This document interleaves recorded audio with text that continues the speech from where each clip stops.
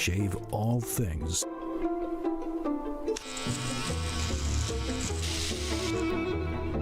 Your style made simple with Philips Norelco One Blade 360.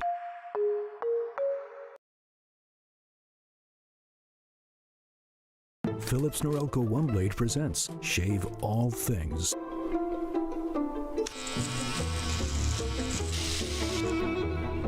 Your style made simple with Philips Norelco One Blade 360.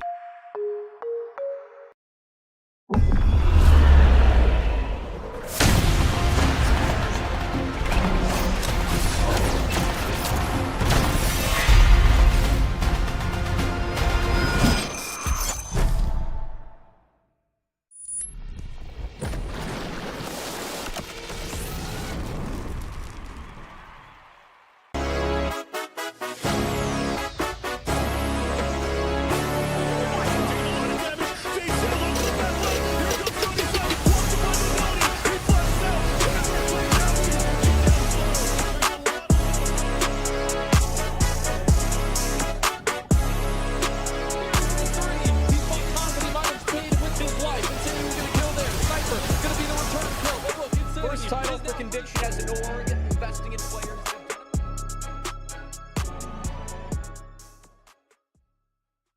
The NACL is presented by Philips Norelco One Blade.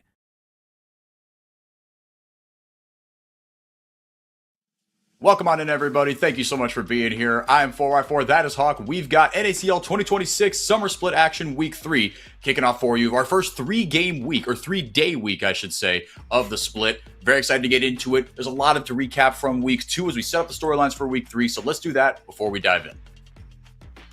What's up, everybody? 4x4 here, bringing you the Week 2 NACL recap. We've got just 3 weeks left until the end of our regular season. So let's get you caught up so you know what to expect for the second half. Yeah.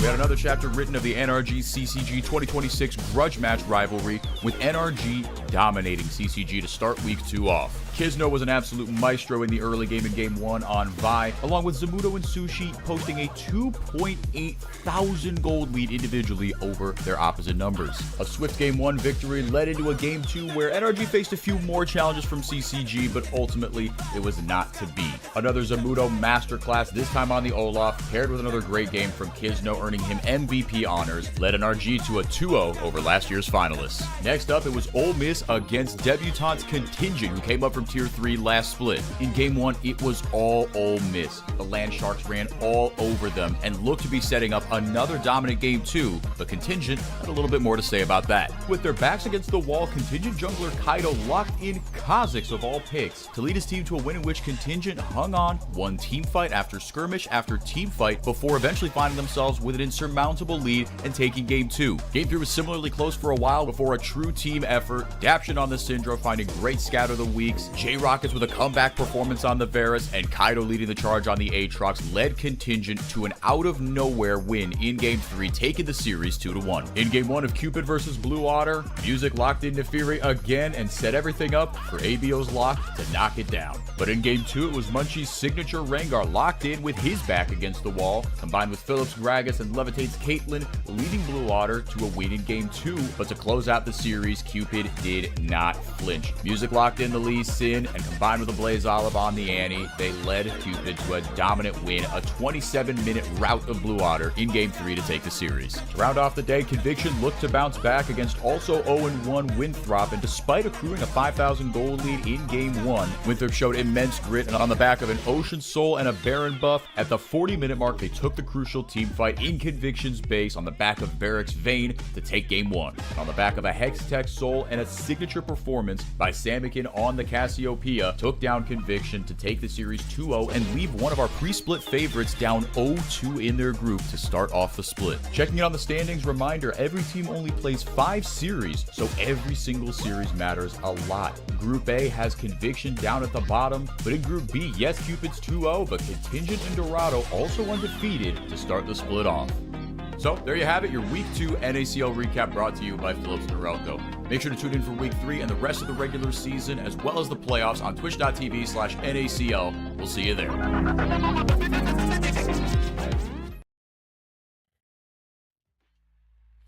So there you have it. A lot to cover there, but we've got actually 3 of the 4 teams that you and I got to cast this time last week coming at it again, starting off with CCG versus Ole Miss. And before we get into that, we have Colliver here for our coach's interview, the head coach of Ole Miss. So we'll slide over to that just whenever we can. It should be a good one. I mean, look, Ole Miss, man. There we go. Out of vamp for a little bit. Colliver, pleasure as always, man. Thank you for being here. How are you? Good, man. How are you doing today? Doing all right. Can't complain. So let's get into it. I mean, look, you came up against Contingent. It was a good win in week 1, and then you came up against Contingent. Things went extremely well in game 1. Then between games 2 and 3, not so much. The wheels started to fall off. Tell me in your words what happened between games 1, 2, and 3. Yeah, I think our drafts were really not great. Obviously, like Mage bot lane and some of the other picks and even other lanes have kind of been different for everyone. I think that we've been pretty slow to adapt, but we've managed to fix that over the last week or so. And then I also think that in a lot of our scrims, we're either really dominant or we're playing really aggressive early. And so we actually didn't get a lot of practice like team fighting. So we made it a goal to really like try to get to the states where it's, 25, 30 minutes in and it was even gold. So that way we could have a bit more practice around like doing objective setups, communicating about like jobs and stuff like that. So I think it was just lack of experience from how scrims have been going, but we feel pretty confident going into this week. You mentioned the team fighting. I think that was something that I was kind of picking up on. And I think, tell me if you agree with this this assessment. It felt like when it was under the Citadel banner, that was kind of it, right? You get into these really good positions in the early game, and then the team fights would either get split up, or like you said, your objective setups weren't quite there. Do you feel like the issue, 1, is that an issue still? And 2, has it changed between last split and this split? Yeah, I think last split, it was just very difficult because we had so many changes where we were really trying to find ourselves. I think Griffin does a really great job of trying to call things where he can. I think last year with keel swapping and everything like that, it was really hard because we have a lot of people with a lot of different ideas. And I think this split Bounty definitely helps a lot. I think even Ariana helps a lot because he has a lot of things that he wants to do. I think a lot of it just does come down to really trying to find out what makes sense. The nice thing about having our roster is that we have so much experience and so many players who know how they want to play the game. And the bad times or bad news sometimes is that we have a lot of players who have their idea of how they want to play the game. So I think a lot of it really is just making sure that we're finding ourselves and agreeing on how we want to approach the game. And I think that we have definitely kind of narrowed that down over the past week or so because it's the only thing we really practice all week. So it definitely was a problem, but I am really happy that I feel like our highs are really high. I think we have probably 3 of the cleanest games of all of any team in NACL so far this split. So, our goal is really just to continue to have those kind of performances. Yeah, I think I'd agree with you. And you talked a little bit about, there we go. All right. We talked a little bit about how you have a bunch of different players with a bunch of different experiences coming from different backgrounds and whatnot. How do you think, with the meta being kind of what it is, how much stock do you guys put into practicing these kind of wonky picks before Riot inevitably puts down, some sort of fix to get the meta back to where it is? Because you have a lot of players that, Bradley comes to mind, obviously, that can play the game in so many different ways. How are you leveraging that? Yeah, I think you have to adapt to the meta. Like if you're a team that just says, oh, I'm only going to play marksman and I'm not going to play any of these early impact supports that want to roam around a lot, you're just inherently going to put yourself at a disadvantage, especially because a lot of the picks like Victor and all these other things can be flex. So you're just putting yourself at a massive draft disadvantage if you aren't willing to play them. I think the nice thing about the players we have is that we have so much flexibility. Ariana used to be a mid laner. Bradley can play both solo lanes. Bounty has a wide champ pool array, already plays basically all the mages that you would ever need for him to play. So we just have so many options, which is really nice. I think a lot of it really comes down to just making sure that we're not overcooking. Because at the end of the day, if we just draft in a way that makes sense and gives us a win condition, I think we're just better than a lot of the teams that we're going to play against. So really a lot of what we're trying to do isn't trying to do a lot of things, but just not do too much. I hear you. Yeah, it's a fine line to walk. Last one for you before I let you go. Before you get up against CCG, if you want to give any sort of update, I think we have some good news on Roberto Stray's condition, so I'll give you your minute or two to talk about that. Yeah, Roberto's stable now, which is good. He's still basically being kept asleep, but they're hopefully going to change that sometime next week. And I think someone just donated $5,000 to his GoFundMe, so I think we hit the goal on that literally 30 minutes ago. So he's doing great. We can't wait for him to rejoin the team, and we hope to have a playoff spot locked up for him to come back to. Hell yeah. All right. Best of luck in the game today, Collimer. Thank you for your time. Thanks, man. So, coming into a matchup, Hawk, against CCG, I mean, he hit the nail right on the head. 'Cause, I mean, Ole Miss in so many ways has been, and Citadel, back to Citadel last split, such a frustrating team if you're a fan, because you see so much good stuff, and you see the moments where he says, like, no, I think we're just better. And sometimes there's like, yeah, they're just leagues ahead of whatever team they play. But, you know, no matter what issue tends to crop up, right, where they overcook, like he said, or whatever. But they've got a tough task ahead of them against a CCG team that themselves are looking to bounce back after a disappointing week 2. Yeah, you know, it really is a tale of two series that we're going to have today. I think it's two teams that are relatively happy with how their week 2s went, and two teams that are very disappointed. CCG absolutely got embarrassed by NRG, a series that we were hoping would be competitive, much to the same degree it was in the playoffs. It was not even remotely. NRG looked absolutely revitalized. CCG maybe still finding some of their own footing, and you already talked at length with Colomer about how Ole Miss just sort of fell flat after what was a game 1 that was brilliant. I mean, they completely destroyed Contingent in that game 1. That was probably the most one-sided game that we've had in the entire split. So to collapse it the way they did, disappointing to me as a perennial Ole Miss fan, disappointed to everyone that is a fan of quality League of Legends here in the NACL, and I'm sure disappointing first and foremost to the players and to the coaching staff on Ole Miss. So no doubts from me that they're going to be motivated coming into this week. I am absolutely sure that the good news that they were able to receive just today is going to have them motivated coming into this week as well. I mean, seriously, all of our thoughts here at the NACL with Stray, and it's so great to see him doing well as we do get a peek at the standings. Enrique, it was expected that Group A would be the team to beat, and it's 6-2 in favor of Group B. Yeah, reminder for those that don't know what's going on here, right? On the left, you've got your kind of 1 through 10, but more important is what's on the right. Group A, you play everybody against Group B, and that's it. And then if you're in the 4-5 of either group, you play a last chance best of 3 against the other team, the other 4 or 5 from your own group to qualify for the 7-8 seed, if you will, in the broader playoffs. But yeah, man, I mean, it's been great if nothing else, because I'm not playing favorites here, but subverting expectations is always fun. It makes for more exciting narratives. So we're really looking forward to seeing if these expectations can continue to be subverted. Today, like I said, we've got 2 series for you. It is CCG versus Ole Miss, but then Blue Water versus Contingent. Hawk, we were talking off air. I think you hit the framing right on the head. CCG and Ole Miss, disappointing week 2s. Blue Water and Contingent. Yes, Blue Water came out loser technically against Cupid, but I think pretty happy with some steps that they've taken. Yeah, definitely. I mean, I think it was an expected loss. To me, Cupid is the scheduled loss for basically every team in Group A on the schedule. On paper, they should be the strongest team in Group B. I think there's no shame in Blue Water's defeat, especially the way that it did go. Game 2, they really looked brilliant. I think it showed us glimpses of what this team can be. Young, and especially Philip, really winding back the clocks with that victory in Game 2. The Gragas was a masterclass. We will certainly talk about that more later. So even though it was a defeat, I think Blue can really come out with a lot of things to hold their head high about, as long as they are able to continue building upon that success. And the same goes for Contingent. A surprise win over Ole Miss is great, but a singular win, in many ways, likely not to be enough this series. You already saw that every team in Group B already does have a win. Yep. So they're going to want to continue building, finding more. Yeah, but if they could get that second win, that you would like to think would not guarantee you a top 3 spot, but at least put you in a situation where it's tiebreaker time, right? As you see our predictions here, we think that this is going to go kind of, we're, those who participated in the predictions are pretty aligned, but I was surprised that Blue Water versus Contingent was as one-sided as it was. I thought I was being a prisoner of the moment. I guess not.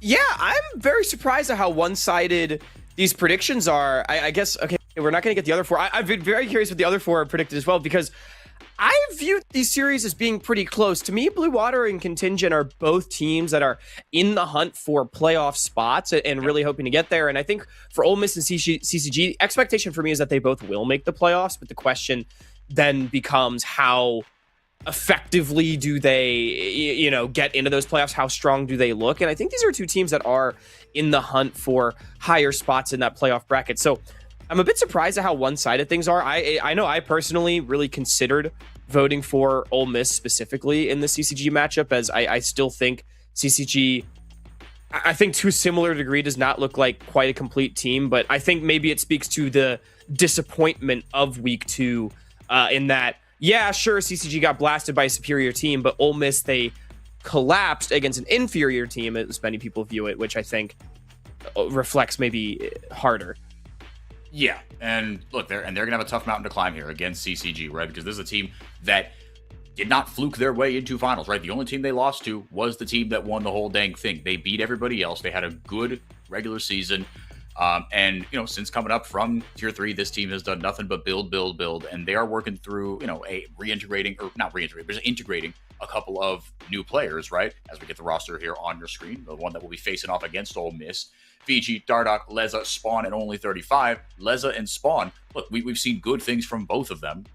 And Spawn has taken nicely to the Ziggs and the Varus. But the fact of the matter is, Hawk, I mean, you're watching back the tape and, you can only draw so much from gold leads, but Fiji and Spawn, in their just individual matchups, the gold lead was absolutely outrageous. It was impossible to come back from. Yeah, as always, the question really remains, can CCG be a team that scales into the team fights? Because we know how great this team can be when they go late, even with the new additions. I think, Lesa, we saw the first lot game in the NACL, got a double kill early, didn't really do much else after that. Yeah. But I think not entirely on him to be that playmaker.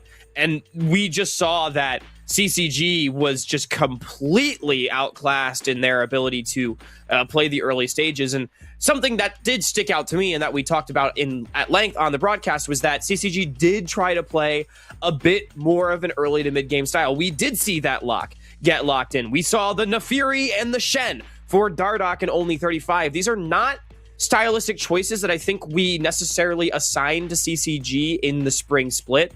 So I'd be very curious if we see that continue here today against Ole Miss, or if we do see them go a bit more towards that scaling team fight style, and how Lesa and Spawn can fit into that. Yeah, and I would say it would be very well, but it's exactly what you said, Hawk. You got to show up there on even footing, especially against a team like Ole Miss, who, if they take care of their fundamentals, can be just as good as anyone, right? But that's been the crutch for them, is getting into that mid-game, overcooking, not doing your fundamentals. Roster you see here for Ole Miss: Ariana, Griffin, Bradley, Array, and Bounty. And Colomer, I mean, look, as someone who got to cast Bounty's games in the CBLOL, as someone who is half Brazilian, I love that Colomer continues to, out of nowhere, just glaze Bounty. Look, and he is like reigning NACL champion. It's not out of nowhere, but it makes me happy as Enrique.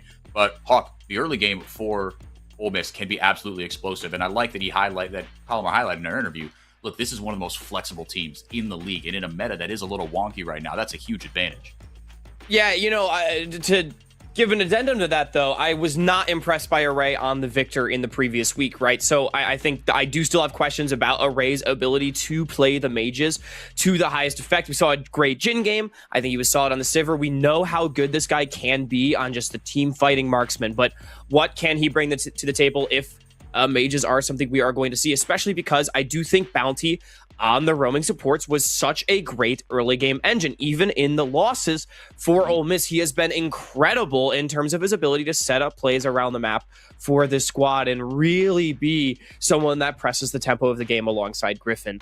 I think the biggest thing for me, and it was highlighted by you, is highlighted by Colomer, is this team just could not stop freaking fighting, and their inability to find an even footing 5v5 in the later stages of their previous series was a bit, it was tilting to watch as a commentator. And so I'm hoping that they're able to clean that one up. I mean, it sounds like that has clearly been identified by the team as well, so I'm sure it's going to be something that we're focusing on, but it has also been a talking point for this relatively the same team for a couple of years now. And as we get into it, we wanted to highlight one matchup specifically for our Phillips Norelco face-to-face matchup. Look, we know who the mascot of CCG is. It's Dardoch. He is, as I like to call him, the mother duckling, with all the little ducklings behind him. His leadership has been, just like spoken of in glowing terms by every single teammate that he's worked with, especially since he's dropped down to Tier 2. And on the other side, Griffin, his role was highlighted by Colomer as well, and what the engine he can be in the early game. And that was the biggest thing to me, Hawk, was that, look, you got to give Kisno his flowers because he was monstrous in that series against CCG, but I had never seen Dardoch be so passive, or at least look so passive in a game. Yeah, Dardoch was really not as able to find his way into the game, and I think that was effective game planning from NRG, but also partially speaking to CCG, showing some of where they need to be able to grow.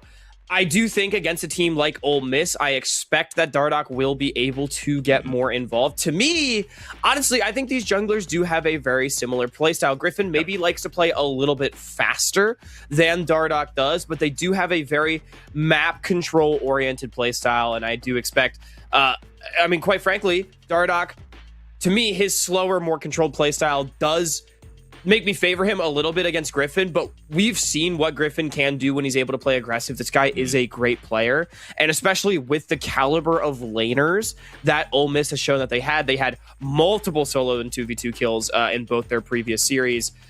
I think that does give Griffin a lot of purchase, and I'm really just looking to these guys and also their supports to be big playmakers in the early stages.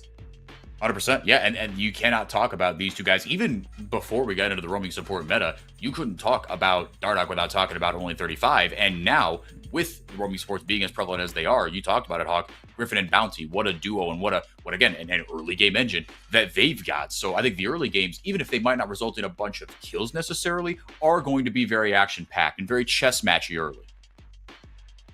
I'm definitely expecting chess match is a great way to describe it. And I mean, what two better junglers to participate in that match? But of course, it's not all just about these junglers and supports, for as important as they are. When I look across at these teams, I really do think these carry roles are going to be such an interesting study as well. I talked about how consistent I believe Array to be. We know what Bradley can do when he gets going and when he gets fed. Ariana, he's been a great role player for this Ole Miss squad. But for CCG, I think there's still a couple more question marks for how those carry pieces are going to fit in. We've seen a couple of good games from Spawn and Leysa.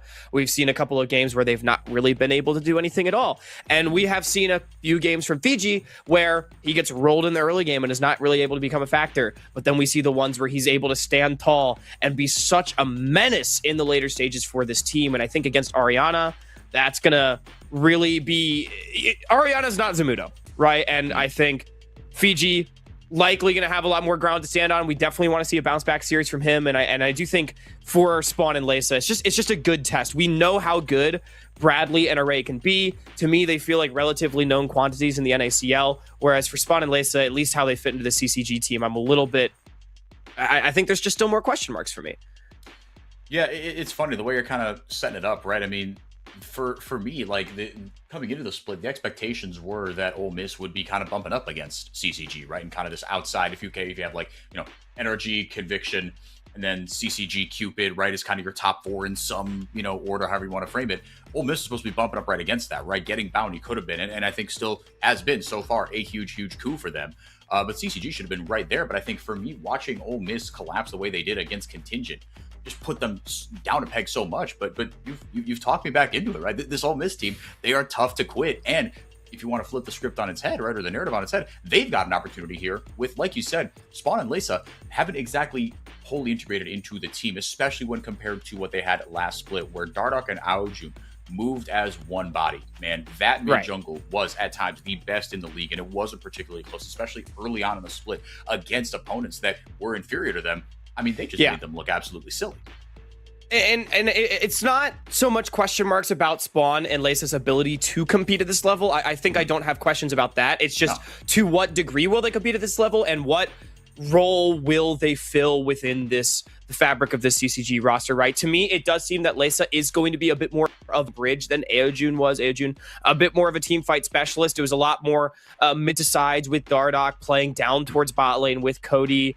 I do expect Dardoch to play more explicitly towards his mid laner, with Leysa playing things, or being willing, I should say, to play things like the lock, and bridge his team into those later stages, which I do think is something that CCG needs. We didn't really see it against NRG, but NRG is a tough test, right? So now against Bradley and Griffin, perhaps a bit more of even footing for them to stand on. Can we see what CCG's presumably been practicing, and can they put it all together to really put themselves in a good position to take those later game team fights where, at least expectation wise, we'll see how well Ole Miss's practice has been going. Expectation wise, we would favor CCG in those instances. I am very curious to see what Ole Miss's practice has looked like, and more importantly, how it's going to pay off here, right? What sort of flexibility are or aren't they going to lean into? Because like you said, right, Array has been good on 80 carries. The midges have been a little hit or miss, right? How much do you lean into that, right? How much of a lane swap do you, lane swap in parentheses, right? How much do you leverage the fact that Bradley is one of the most flexible solo laners, right? He's played both, obviously, at the peak of his powers. And he's got the Akali, right? You put that in the bot lane. I mean, I guess in Klein, I don't know how it works with like the role quest. You have to lock stuff in. But anyway, I'm getting on a tangent. Reeling it back a little bit. Hawk, we do have patch notes coming out today. So one, happy League Classic to all who celebrate. True. But two, was there anything you wanted to hit as far as the champions that are going to be in the meta that have been affected? I mean, I think the biggest thing is that Nefiri got nerfed again. And Locke also did catch a nerf. So I'm actually curious if Locke is still going to continue to be this pick ban champion. We got 2 series of Locke last week out of the 4. I would believe it was just permaban in the other 2 series. So I'd be very curious to see what the presence of that champion looks like. And again, just Nefiri being this big question, because the dog definitely has been barking in the meta over the last month or so. At MSI, here to start the NACL summer split. So expectation to me is that it'll still be relevant. Teams have been practicing it. It's still been strong, but I would be curious to see what happens. And we should be getting into draft pretty soon here. So unless, is there anything you wanted to hit that we've been kind of missing? I feel like we've hit on kind of almost every role, but I think, I wanted to kind of to zoom out a little bit. These 2 teams, right, they're looking to bounce back, and Hawk, with the split being as condensed as it is, just looking ahead and kind of strength of schedule, right? Ole Miss, they actually don't play next week as we do get into draft here. But their next 2 games, Cupid and Dorado, right? So, one winnable, one not. But that's the thing is Ole Miss team. If they beat Cupid, I'd be surprised, but I wouldn't be, floored. Because I think the ceiling of this team is still pretty dang high.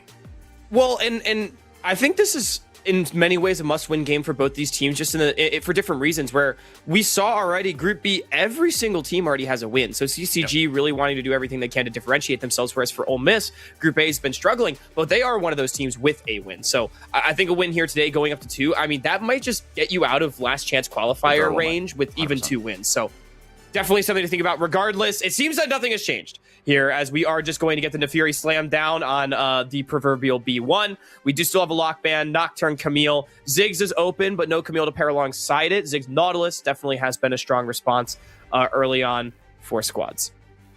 Yeah, this looks very, very last patch coded. I'm looking at these 3, little champ portraits, and I see kind of the same thing. They are taking away the the Yorick from Fiji, right? That is something that he's liked a lot.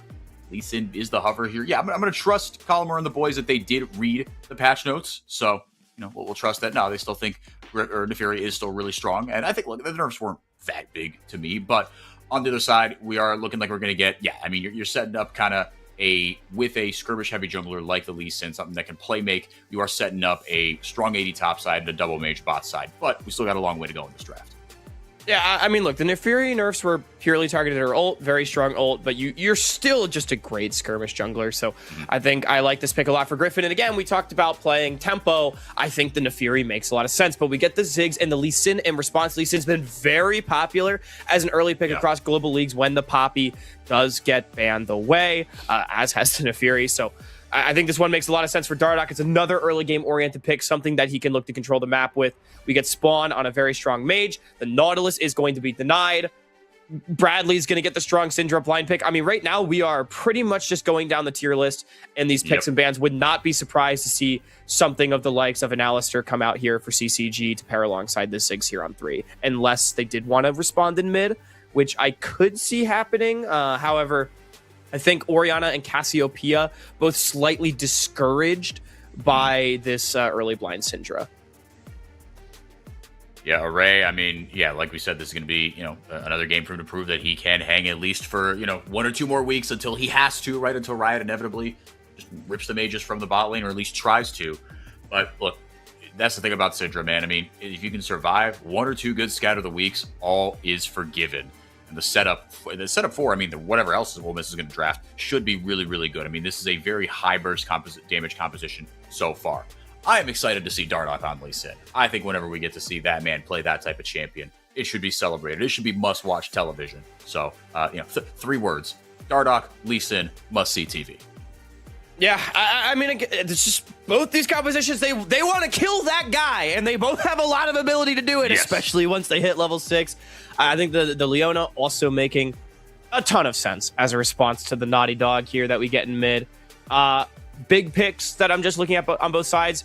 Silas has been nerfed. QMax Silas got nerfed, but it is open. It's a great matchup into the Syndra. I do think if you are looking for one of those mid-game bridge type of champions for Leysa, it could make a lot of sense. Victor, also just a bit more of a strong team fight option that CCG could opt to go for. Ari, still available. And then on the top side, I'm really looking at Renekton. I know that's not really a Fiji champion, but again, when you're playing the mage's bot, you do need some consistent physical damage from somewhere. The Lee Sin can provide a bit of it, but I think outside of like Cassante Renekton, there's not too many options available for CCG, at least that we have seen Fiji play. I don't think this is the style of composition where I want to see another Fiji York game.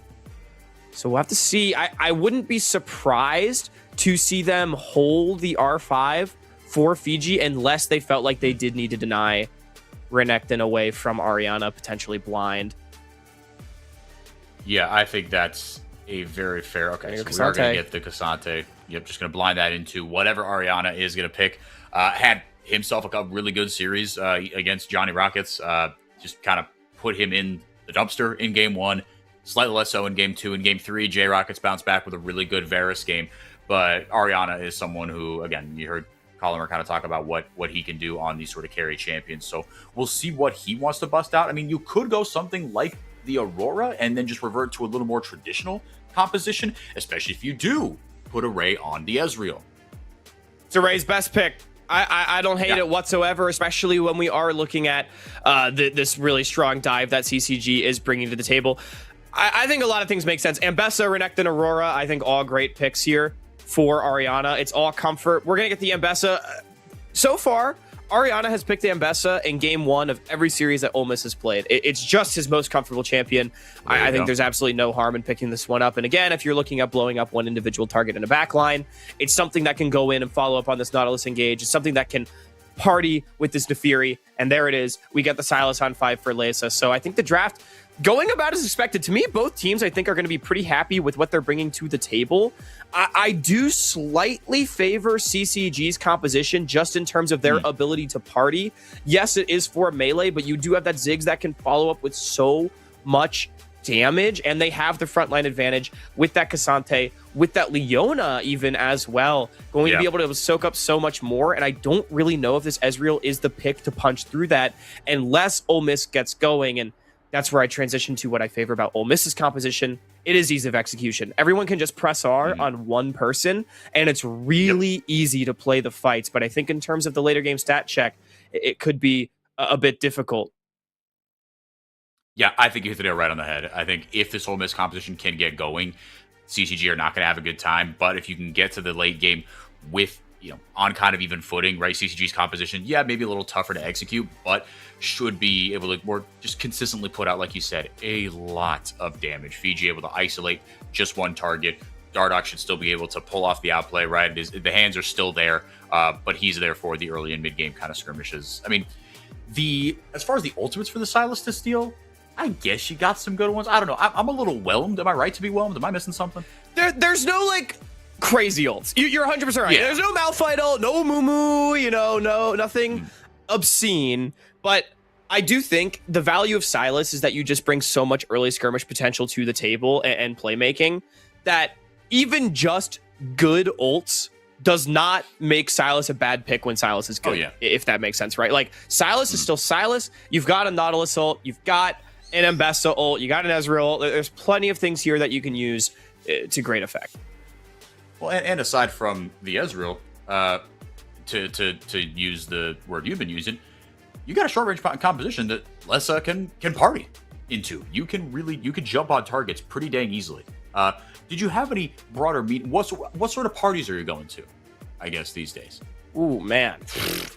I don't know. I feel like CCG, they're going to be partying I don't know, it's a NFL watch party, man. Just a bunch of dudes jumping through tables, and by tables I mean Ole Miss players. That's what they're going to try to be doing. But Ole Miss may be a bit more of maybe it's like a social distancing party. You know, they've got the Ezreal, they've got the Syndra, they got a little bit more cut. Yes, they all want to press R on one person, but I think they want to create some space. They want to make sure that CCG is staying at arm's length until it's time to all show up together to the function. To very you know? much not leave people at arm's length. Yeah. I think that's fair. All right, that's one mediocre extended metaphor for the day. Yeah, I think we've got 2 more in us for the next 5-6 games, however long this series goes. But yeah, Hawk, I'm really excited for this one. I'm looking forward to seeing if Ole Miss can execute on this early game, on this early to mid game composition, and take this lead into the late game and fight well. I mean, I'm excited for CCG to just get again. I want to see CCG team fight again, right? We saw them kind of put Ole Miss in, or excuse me, not Ole Miss, Blue Water in the bag in week 1, and I miss CCG's team fighting, man, because it was such a treat to watch in Split 1. And you've got a lot of good setup from only 35 in Fiji, right? With Dardoch, Ken, Lissa, and Spawn. It's going to come down to them because, like you said, it's not about Lissa and Spawn. They're questioning their ability to play at this level. But if this comp goes how CCG wants it to, if these team fights go how they want it to, they should be served a pretty decent platter to be able to execute on their roles. Yeah, I think so much responsibility on Spawn and Fiji as the game does go later. But at least in these early stages, I want to echo the sentiment that we had at the top of the show. This mid jungle is going to be incredibly important. Can Dardoch and Lessa bridge their team to the 5v5s that they want to get to, or are Griffin and Bradley just going to be able to steamroll? Because something to keep in mind about Ole Miss too, it's not like they get hard outscaled. Killing damage with Ambessa, Syndra, Ezreal is absolutely ridiculous. They just don't quite have the same level of frontline as CCG. So huge responsibilities on Dardoch and Lessa to make sure that damage does not get out of control, does not to start to take over and take space, because with 2 pick-oriented compositions, 2 compositions that like to go forward and blow up targets, 2 compositions that like to be first to the play, you need to make sure you have the ability to do so. Dardoch and Leza, can you keep up with what Ole Miss is certainly going to bring? Should be all gas, no brakes. I mean, look, the roaming supports, they have been a little more, I mean, we've gotten some slower games in the early games, but when these games pop off, man, do they ever pop off. I mean, that is the beauty of it, right? Nautilus, he used to be a jungler, for crying out loud. You asked me what I played back in the day, it was Nautilus jungle. Now, that might have been like season 4, but Nautilus and Amumu is where I really learned how to jungle. You've seen me play Amumu. You've seen that is a little bit hit and miss. I'm here to tell you that Nautilus is more or less the same thing, right? It is hook and hook. Oh, no. Yeah, are you excited to play Amumu right. with only 1 Q in League Classic?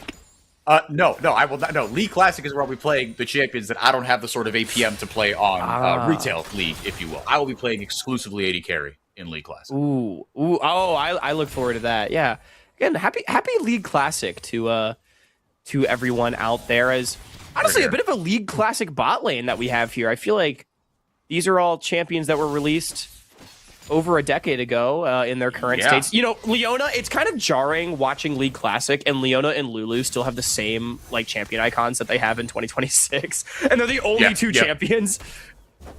Yeah, and then you see like Ezreal's old icon, you're like, why is your face shaped like that? Does it curve? Like what? The worst one is Nasus, bro. The old Nasus icon is like actually unhinged. That is literally my dog. It's so funny. Lisa, movement. To grab the E on Bradley there. Hold on a second. Maybe. Bradley? Ooh, the area not able to do enough to finish it off. You were saying. Level 3 is hit first by Lisa. Only barely. I mean, heavy trading in mid lane. I like the area adaptation for Bradley. Clearly a lane focus adaptation to make sure that he is able to control against Lisa. I think not very many questions about Bradley's proficiency in the early stages of the game. Definitely, even I think through his struggles, has consistently been one of the stronger laners here in the NACL, regardless of which role he is playing. We do have a mismatch clear, though, from our junglers. It's interestingly, Dardoch pathing towards the top side. I would expect Fiji maybe to get left a bit more on an island, but perhaps the read for CCG could be, hey, if we set Orianna behind, this Ambessa is going to be a big problem for us later on. We're 4 melee, late game Ambessa could really just eat us up. So if we can shut this guy down a little bit, it's going to really delay that win condition for Ole Miss. Well, and that's something that hasn't been explored as much in CCG classic to, again, poorly extend the metaphor, is you do leave Fiji on an island, especially on something like a Cassante, right? Your job in the late game, you press R, you isolate someone, and you just kind of out-mechanics them. And Fiji has been left on an island more often than not, right? The attention has been paid to Cody-Sun last split, Spawn and Lesa this split. It might need to pay a little more attention to Lesa as Bradley continues to get the better of him in these trades. He's got the wave in a really good spot as well. Good early laning from Bradley to set that one up. And also, you have to give credit to Bounty. He was first on the roam. So it was Lesa that not only lost on the health trade, but he's just forced to completely give the wave because his support was just a little bit later getting to the play. Credit to Array and Bounty for winning their 2v2 to allow that to happen. So it's just these really small laning advantages for Ole Miss that do get them a bit of map control early on. It's not resulted in anything major up to this point, but I mean, it's just even that little bit of extra control, early TPs being forced on your terms can set you up to potentially find a great play as things progress. You mentioned Ariana and the Ambessa and what this champion can do late game. You mentioned, 4 melee champions, right? And on the other side, 3 melee plus a short range champion. These team fights are going to be very, very scrappy. Lesa comes back. I mean, and the skirmishes in the mid game as well. Lesa going to come back with a Dark Seal to boot.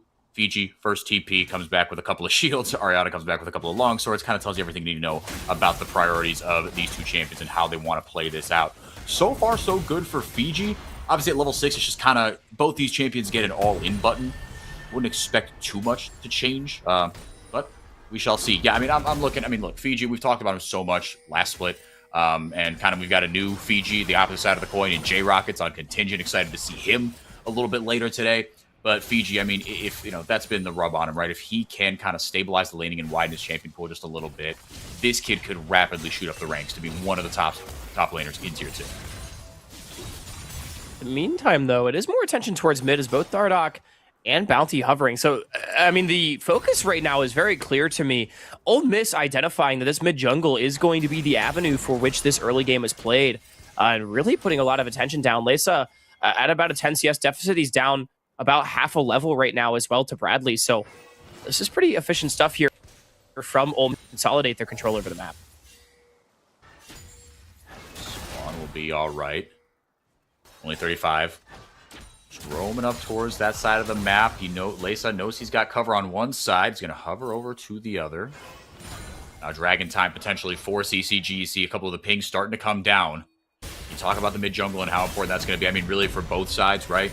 But how much does that result in objective control? Dardoch has been the king of that when CCG have good games. They're so good about it. And again, it starts and ends with Dardoch. Everything this team does starts and ends with Dardoch. What he's been able to do around neutral objectives and controlling those has been massive. We'll see if he is the first one there. Now we are fully into kind of modern League of Legends where the supports are gone. Ezreal and Ziggs are just going to kind of leave themselves. And we're going to get a fight about Raptors? No, we're not. I thought we were going to do the 2026 summer split. Calling.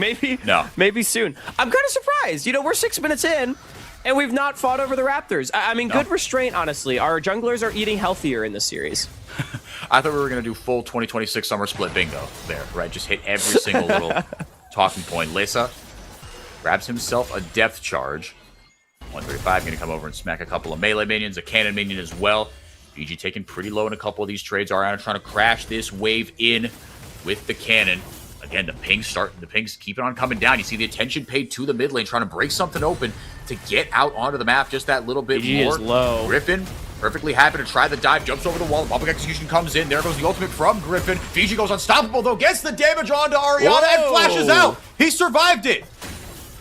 Yeah, that Omnivamp from the Cassante that he gets when he goes all out. Fiji playing that one pretty well, and maybe a misplay. I mean, I'll give credit to Ariana. He does hit the ultimate to force the W out of that Cassante, but it does mean that the Ambessa ends up taking the tower, which I don't think is really what you want on that dive. Ultimately, it is just a big trade of flashes. However, positive play for Fiji to survive. Ooh, and the Scout of the Week does land on a Dardoch. I was going to say, all right, with Griffin kind of wasting his time, in air quotes, on the top side, what does Dardoch do on the opposite side of the map? Tried for it onto Bradley, didn't quite get it completely to go. And then immediately we get another small win here from Ole Miss on the other side of the coin, where Bradley does maintain his flash. Of course, CCG not investing one of those summoners of their own. But now we get the grub swap. Very common that we see the Ziggs teams swap for the grubs at 7:30. CCG does go for it, as they do have a Ray laning 1v1 against Fiji at the moment. Now, this does pose an interesting question that the 4v4 with the Ambessa being top lane could potentially be a little bit scary for CCG. But of course, with their duo lane being top and enemy jungler being bot, I'm not expecting much of a contest here to come through from the Land Sharks. No, Array does have TP, but to your point, maybe not exactly where you want to pop it. Yeah, Dardoch should be taking this one. Easy squeezy. Yeah, Bradley kind of locked in a lane there with Lesa. A couple more minutes left, or a couple minute and change left until he gets his hijack back. We've got a little bit of a pause. First one of the day, hopefully. The last one as well. But Dardoch is neutral objective time for the boy. Yeah, talk to me a little bit more about kind of what you saw in those map movements early. Expand on that a little bit. Yeah, I mean, the biggest thing is that Ole Miss clearly was trying to control through the mid jungle, and I do think they did a really great job of having their support and jungler move towards that direction. But then in the last couple sequences, I think CCG are going to be pretty happy with how everything's gone. They were able to make a positive move towards mid, get Lesa in positions where he's able to take recalls. Hey, you know, go down a little bit of CS. Would you like your Silas to be winning? Yes, but, you know, sometimes you can't always have that luxury when it simply has not been a 1v1 lane. And then I think a good swap from CCG to play for the grubs. Again, very commonly, we do see the Ziggs teams go for the grub swap at 7:30, bring their duo lane up top, really prioritize that objective and the turret taking power of their Ziggs. But Ole Miss opts not to match into it, but no waves dropped from CCG, so they basically get an uncontested objective. Fiji is at zero threat of getting dove on the bottom side of the map. And so the big question to me is going to be whether Ole Miss is able to use their turn to take a delayed dragon, or if CCG is going to be able to reset the map in time to either contest it or play up tempo still on the top side, force Ariana off some waves and pressure the turret. Yeah, it feels like they're in a excuse me, a pretty good spot, like you said, right? Like Fiji, he's not getting dove, and then you got two members up top into Ariana. So Griffin's kind of, it feels like caught a bit between a little bit of a rock and a hard place, just kind of waiting for the next rotation, the next window to find their turn. As you were saying, we're back. We're so back. Two grubs down. Third one should be going down for Dardoch as well. Unless, of course, Bounty comes through, but There's that is nothing an here. ultless Fiji and a flashless Fiji. Ray can kind of pump out the damage. He does have the Sheen, which is the first kind of decent spike you want as the Ezreal, but it is just an Ezreal with a Sheen at the end of the day. Yeah, I mean, a lot of damage does come down. Ray had that fully stacked lethal tempo, so he was able to pepper Fiji. This is going to mean potentially a lost wave. He's going to stay. He's got only 35 on the way to cover this off, and it doesn't look like Griffin's going to be here for a dive. So Fiji should be fine. Likely just a dragon take on the bottom side here for Ole Miss. So it does end up just being that delayed dragon take from Ole Miss. CCG opting to just reset the map. So that is the aforementioned Ole Miss turn. Just lock Fiji under tower. Is Dardoch around? No. Flowchart says dragon time. Ole Miss up to about a 1,000 gold lead here early, but again, CCG did grab themselves the grubs early on. Yeah, slight gold leads for everybody, really. Obviously, you know, but not exactly one-to-one matches for the last couple minutes, but now it looks like after both these turns have been taken around neutral objectives, we will get a bit of a reset back to our defaults. And I think at the end of the day, I might favor Ole Miss on the swap. I think it was a fine swap from CCG. They do get the objective of their choice, but Ole Miss gets to get an advantage on their quests, leaving their laners in their appropriate lanes. And I think most critically, Ariana doesn't drop any farm. And now Spawn's under pressure. Spawn is just toast. The ults come in like heat-seeking missiles. Ole Miss first blood. Yeah, we didn't exactly see the setup, but Griffin did not reset after taking the drag spawn, disrespecting the overstay from Ole Miss. So really nice play from the jungle and support. They get a kill for Griffin. Bounty continues to be in the right place at the right time, like you said. I mean, and that's the thing, right? I feel like you can afford these sorts of overstays and Bounty, you know, and as a support, you just kind of hang out wherever, right? Because with the catch-up XP, man, that's the whole thing, right? You know that only 35, he's not going to be just like running circles around you or just racing ahead in XP. You can be a little greedier with some of these. Yeah, it really just was. Griffin and Bounty just didn't reset after the Drake. Only 35, he takes his reset and kind of on autopilot redeploys towards mid. But it's a nice little mix up there from Ole Miss, and I think a really great find. So it does just mean Ole Miss, they've opened up a pretty nice gold advantage for themselves, really just off of individual laning and that real class little pick that they just found on the bottom side. I think fortunately for CCG, Spawn did have the teleport, so he's able to get back to lane without really too much issue, not missing too much. It's really just a bit of extra gold going the way of Griffin, as Dardoch looks like the answer is going to be some chicken nuggies. And Griffin gonna, take some of his. Gonna yoink it. Yeah, that's a 6-piece that's not gonna be shared with anybody. Bounty not able to find the hook, but the stun does land on only 35 thanks to Bradley. No neutral objectives to fight over. But Ole Miss, like you said, Hawk, ever so slightly out in front. Griffin, the first one of that big item spike. Got the Cyclo Sword. Eclipse in for Ariana on the other side. The Sundered Sky in for Dardoch. I mean, what are you looking to do in these next kind of couple minutes here? Is it just manage things as is, make sure you don't fall too far behind? How's Griffin going to manage these next couple minutes? Yeah, I mean, I do think Ole Miss wants to continue pressuring the advantage that they have in this game. They've had such great river control and ability to make plays. And similar to what we saw against NRG, I just don't really feel like CCG exactly has a plan for how they want to progress the game outside of neutral objectives, which they are, in my opinion, very good at playing for. So I want to give them credit for that, but it seems a bit unclear outside of that, as we are going to give it a bit of a scrap here. We're going to fight in the river. Every single bit of CT from Bounty comes down onto. Now, Dardoch very low, has to flash away. Ariana goes over the wall. Fiji finds him. He's all out. Bounty started the fight, but he's going to be the first one down. World Quest pops for Ariana. Scatter the Week doesn't find its mark from Bradley. CCG turn away just that little bit. They got their kill. Now, Griffin not going to find the catch on the back end. Wow, unfortunate for CCG, as Dardoch was almost one-shot, but somehow it ends up being a 1-0 in favor of CCG, as they had level 6 advantage on the Bounty. I think it was a good idea from Ole Miss to try and force a fight. And again, I was just talking about how do you progress the game outside of neutral objectives. You leverage your river control and you don't let CCG play. It's reactive from CCG, but they managed to outplay in the fight. Bradley at least will be happy to pick up the wave on the backside, so not the worst thing in the world for them, but good play from CCG to stand tall. And now Ole Miss, right? We talked with Collimer just before this broadcast started about how he wants them to be focused on kind of their objective setups and the things leading up to some of these ill-fated team fights that we've seen in that series against Contingent. The good ones against Winthrop, I believe, in week 1. So I just start saying things that I'm not 100% sure about. But point is, the Ole Miss line of scrimmage has already pushed into the CCG bot side jungle. You see the wards down there. It's not that they know exactly where Dardoch is, but as soon as he pokes his head out, unless he goes immediately to the western quadrant of the jungle, which that is what he's going to do.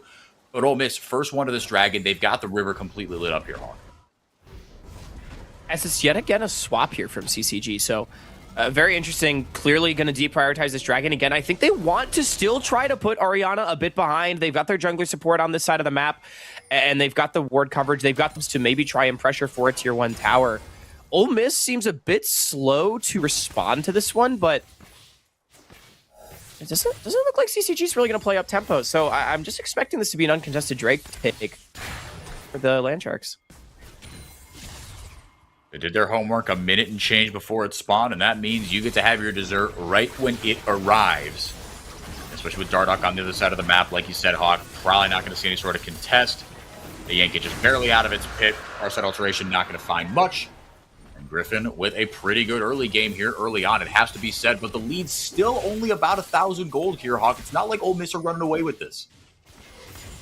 Yeah, I mean, CCG, they do get Ariana to drop a wave to walk for that dragon, so, you know, they do get something out of it. They have priority access up towards this Rift Herald. They did not opt to play up-tempo on the past wave just so they can consolidate their control. This seems to be clear. Void objectives for CCG, and we'll see if Ole Miss wants to play for this. They do have 4 members on the south side. I was going to say, yeah, I mean, Lessa could join the fight. He's got TP, could get it very easily interrupted by Ariana. He does not have teleport. 135 playing bodyguard just a little bit around that banana brush. Ole Miss get into the river and find, well, they find Dardoch, but can they find Dardoch? That is the question. And a W out of the way. Now, hold on a second. We do get a fight here as Ole Miss. CCG, excuse me. 135 was only completely other side of this fight. Herald does go down. Spawned it immediately into the mid lane. Now going way the heck in. Dardoch wants more. Fiji is going to go all out. Only 35 laying down the CC, getting onto Array. and it was Ole Miss that walked into the river, but CCG are walking out of it with 2 kills. What a little fight that one was. Again, CCG win a skirmish on the top side of the map, and they get the gold lead as only 35 came out of Narnia to flank Ole Miss, and he put down a ward for his top laner to arrive. So the angle of the fight just completely collapsed for Ole Miss, and CCG, they managed to find themselves a really nice play. You pointed out about only 35. He was, like you said, in Narnia. He was in the next zip code. And then just dropped the solar flare down as the scout of the week landed onto Dardoch. And I thought that would have spelled, I mean, maybe not certain doom, but a little bit more of a hiccup than CCG would have wanted. But with that, that was the go button they needed. And now the gold lead flips 2,000 gold. Ole Miss had a 1,000 gold lead. CCG, that's now how much they are up by. And again, another couple minutes until the next neutral objectives, but more spikes have started to come through. CCG gonna be able to play a couple of these skirmishes on much more even footing. Griffin and Dardoch, they've got a date down there in the tri-brush by Bottom River.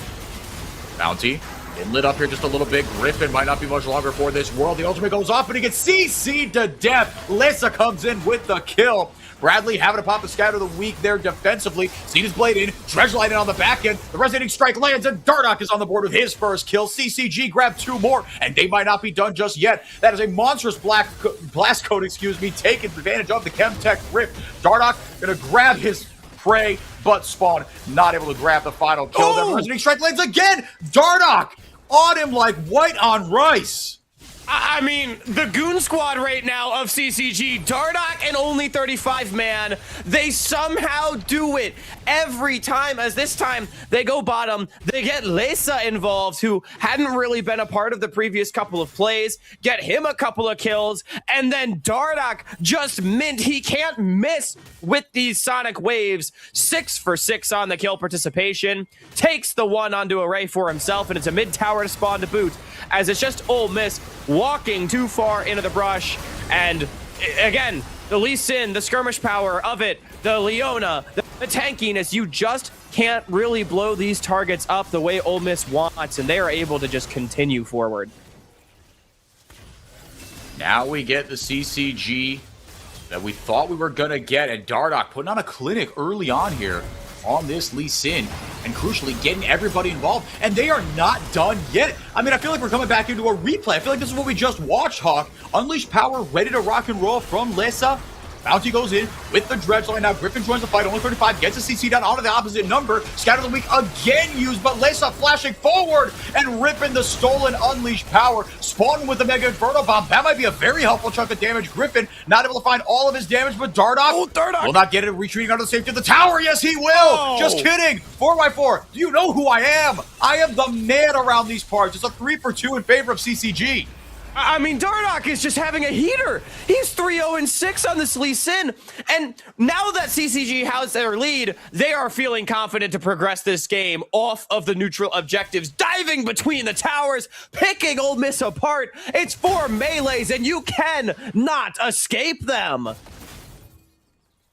I mean, this game exploded so quickly. I mean, in the blink of an eye. And it's just Ole Miss kind of, I almost feel bad for them, right? They're just trying to get back into lane, restart the game, restart, kind of, okay, how do we get back to, oh, wait, there's a Lee Sin in my face. Oh, shoot, here's only 35. Oh, no, I got solar flare. But Dardoch, man, just setting him up so everybody else can knock him down. Oh, the guy's got 100% KP. Yeah, and I really don't feel that the ideas, at least earlier on from Ole Miss, as to where and when to fight were inherently flawed. It's just, no. I think Dardoch and only 35 are just straight up outplaying their opposite numbers in this game, and there's a reason that these two guys were finalists in the previous split for CCG. Ole Miss, they're trying to get some map control back for themselves, but look at how much this gold lead has exploded. It went from being, like 5 minutes ago, a 1K gold lead in favor of Ole Miss to now 4K to CCG. Make it 5! Oh my goodness, by the skin of, just kidding. Spawn, step from the logo, not letting Array play the game at all. No, Hawk, it's exactly what you said. It's not that Ole Miss are doing anything egregious here. CCG are just not letting them breathe. This is suffocating gameplay by who else? Dardoch and only 35. The 2 puppet masters for this team. Now Bounty actually gets decent CC down. Could lock up only 35, but with that W, that extra magic resistant armor, it's so tough to chew through the Leona. Ariana's got to be careful he doesn't get caught by Fiji. He will be careful to do just that. And now with the Baron up and Ole Miss just kind of with their heads spinning. We'll see actually where they started. Yeah, maybe not actually the best move as I was thinking about it. Yeah, and this is just kind of part of the problem I have with Ole Miss's draft is, again, their damage, it does spike pretty hard in the mid game, but you need to get to those spikes. Array only just now has that Trinity Force Murabana spike, right? Bradley, he's still working on a second item. Griffin also only just now getting to 2. It just feels like they don't really have the ability to punch through this Cassante, punch through this Leona, and I think CCG with these 4 melees, they are just diving so aggressively, understanding that, as I said, they really just win those stat checks. So I think really great stuff from the dive squad here of CCG, and only 35 in particular. He's having a great game. These Zenith Blade connections have been brilliant. Dardoch still yet to miss with Sonic Wave Resonating Strikes. With their 5,000 gold lead, they're going to start up a Baron. Now, this one's going to be slow, but I mean, Lee Sin and Cassante can take this forever, and Ole Miss has 0 vision on this part of the map, and Bounty's the only one that can face check. I was going to say, it doesn't mean they're not going to try. They could just face check True Shot Barrage. Dardoch's staying on. But, wait. Yeah, CCG wait, that was really smart. So Dardoch walked away when the True Shot Barrage came through to make it look like they were getting off of it, but he had it still tagged with the Resonating Strike, so the Baron never actually reset. I don't think Ole Miss knows that the Baron is still as low as it is. Dardoch is playing 5D chess, it seems like. I think you're very wise to point that out. That could very well have been it. Like you said, right? True Shot Barrage comes through. Yeah. Oh, no, it's only at half HP. They caught us. This Baron take is really slow. Psych. If we could get a replay from production with only Ole Miss's Fog of War, I would be really curious to see that, because True Shot Barrage reveals the Baron, and you can see, okay, it's Ben Leash is getting low, but they're getting off of it. The Cassante walked away. The Lee Sin looked like he was walking away. But Dardoch with the Q back, I think Ole Miss did not realize that the Baron would still be that low on that specific timer. And I mean, credit to CCG in the first place for a great call. Yeah. And I don't think Ole Miss's ability to walk into that space was very good anyway, but potentially a real heads-up play from Dardoch right there, and really just, I mean, showing he's having a phenomenal game. Yeah, and the setup, right, kind of like you were alluding to from CCG was fantastic, right? Only 35, native CC on that Leona, man, right? He's playing bodyguard, and having Liz up on the top side, right? Just pushing that wave, making it so that if the fight does break out, if it does go to pot, you could send the Silas in, who himself quietly having a really good game. Les, again, it's been Dardoch at only 35 setting everything up. But what did we talk about, TP right? behind. These two are going to be the ones to set it up. Let's see if Lesa can knock him down. Only 35, or excuse me, Ariana not able to land the public execution. Now the CC comes down only 35, pops the W, gives himself a little bit more resistances. Dardoch looking for a way in with the Sonic Wave. He can land it onto Griffin. He lands it onto a dog. Not going to be good enough. Lesa does have the depth charge if he wants to start this fight off, but they're very, very close to this Ole Miss tower.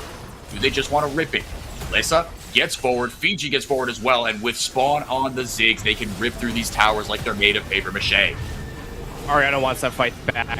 TP's behind, and me, man. you either need to instantly ult that Silas. Yeah, you either need to instantly ult that Silas, or you just need to get involved, start the fight, and then ult later. He kind of does neither, misses the ult, and just has to walk away. That's really the first time we've seen this Ambessa get into this game, and it is a swing and a miss. To me, that felt like the Hail Mary for Ole Miss, and instead, the gold lead just continues to balloon in favor of CCG. Dragon spawning now in 30 as the redeploy comes through.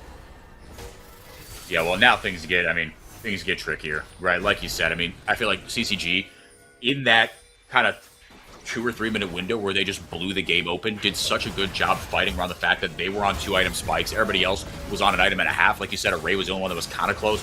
Only 35 just kind of doesn't die. Question mark? What the heck is going on? Throws a solar flare out, then the Mega Inferno Bomb over the top. Big old blast cone. I swear these things have gotten bouncier since I last played on a Chemtech Rift, but maybe not. No fight will break out at the end of the day. Can't afford to lose too many people with this Baron buff. Hasn't been a tremendous Baron power play. It has to be said. Still kind of sit at that 1,500. They didn't get that one tower down on the bot side. But Ole Miss have bent, but they haven't broken just yet. But Hawk, it does feel like the game is in the balance right now. We did get the pip replay of that Baron. As, yeah, Ole Miss, they just weren't really able to take any of this space. And I think it's just a really nice play from Dardoch really playing with the vision there. So, I mean, this has just been a great game from CCG. I think we got to see in that last fight a bit of why Leona is so good into Nautilus, because yes, while Nautilus might have the more consistent pick setup with the dredge line and the depth charge, he is so... He's made of paper compared to this Leona. The Leona is so tanky. You can see only 35, just able to provide a lot of stats to these fights. So even when Bounty does find him, doesn't really have anything to fear. Is okay. That was a little okay. All right, little I see you were spicy, right. but no concern. It all worked out. So now you're stacking a couple more of those Chemtech Dragons. 12% tenacity. They'll scatter the weeks. All of a sudden, who cares? Maybe not so bad if you do get hit by that, right? And all the crowd control that comes in. I mean, Bounty, look, yes, the knockups aren't affected by it, but the roots absolutely are. Griffin yoinks himself a Serpent's Fang here third. Into, I guess, does it affect the magic resist shield on the Koenig Rookern? What am I looking at here? Sterix. I mean, I guess Lee Sin. Yeah, I'm a bit surprised by Serpent's Fang as well. I don't feel like...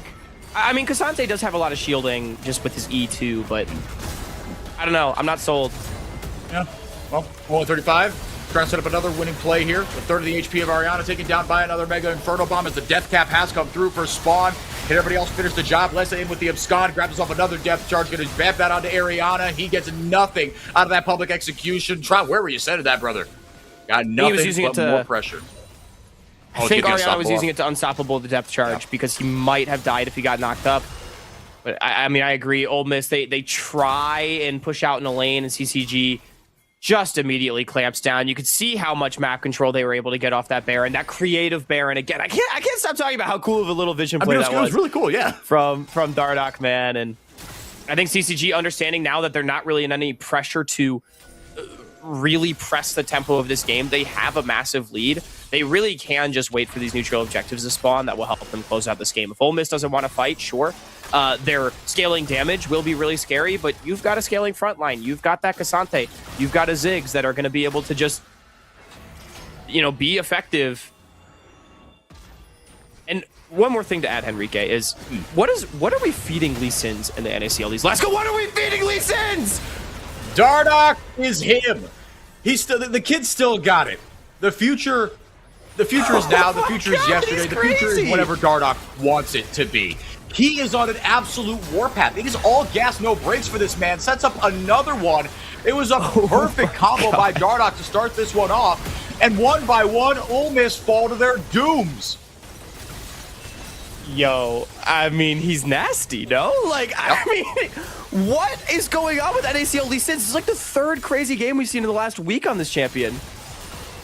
Yeah, I mean, look, Lee Sin is sort of like the Yankees.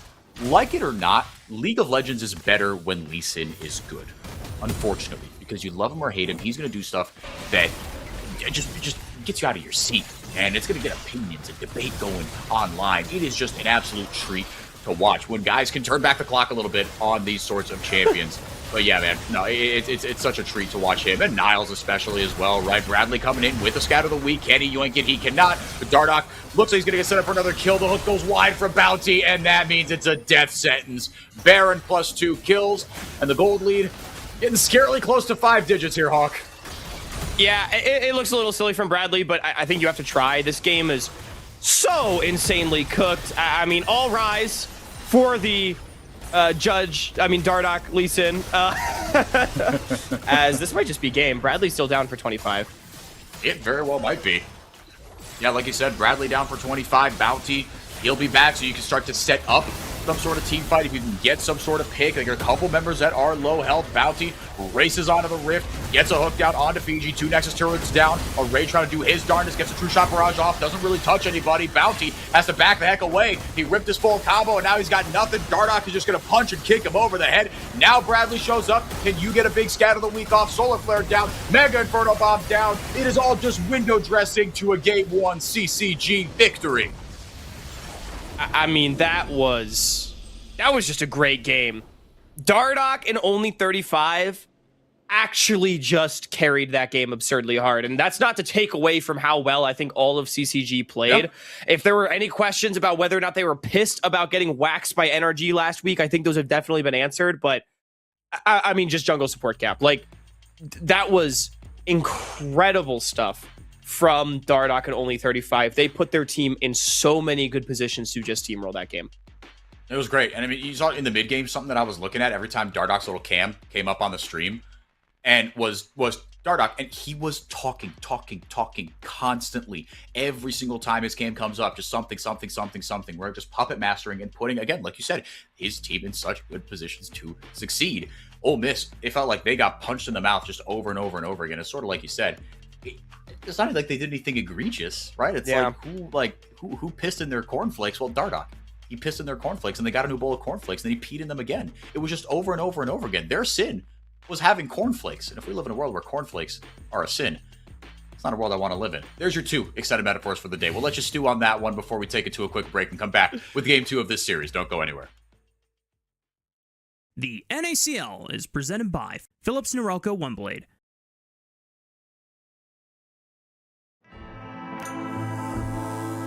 Trim. Edge. Shave. Trim, edge, and shave with Philips Norelco One Blade. One tool for all you need. Philips Norelco One Blade presents Shave All Things.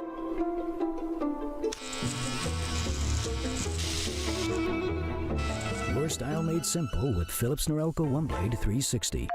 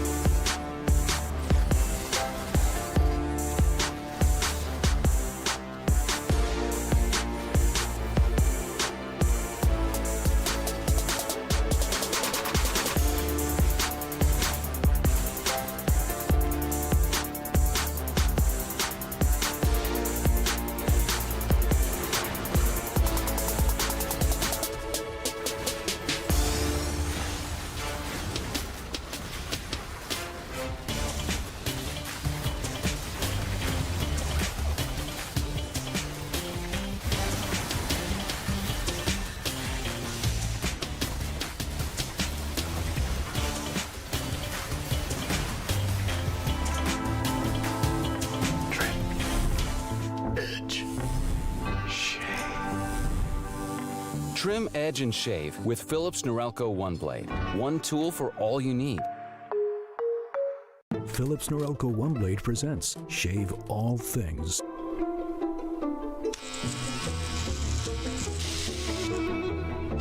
Your style made simple with Philips Norelco One Blade 360. The NACL is presented by Philips Norelco One Blade.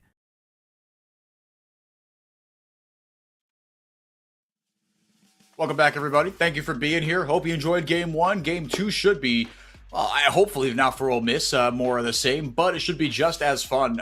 We got another Dardoch masterclass, man. Turn back the clock, and him at only 35. It's exactly what you want if you're a CCG fan, right? I mean, it was these two guys that were sort of, GMing a little bit, the roster retool from Split 1 to Split 2, and they showed up, and A+ from both these guys, man.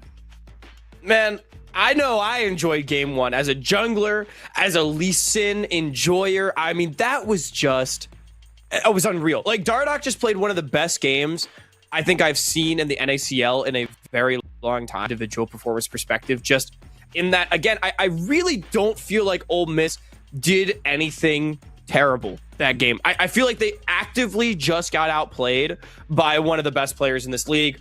Dardoch's Lee Sin was unreal. Only 35, as ever, was right alongside him to set up all the plays. And I think Spawn and the rest of the supporting cast did a great job of getting their own gold, threading through the damage, and just playing a really sound game from start to finish, falling a bit behind in the early individual laning. But once they got even the semblance of a lead, they didn't look back. I mean, look at that. Look at that. Yeah, it's exactly what you said. Hey, Siri, put that picture into words. There you go. That is what you got. My phone just lit up. I should have known better to do that.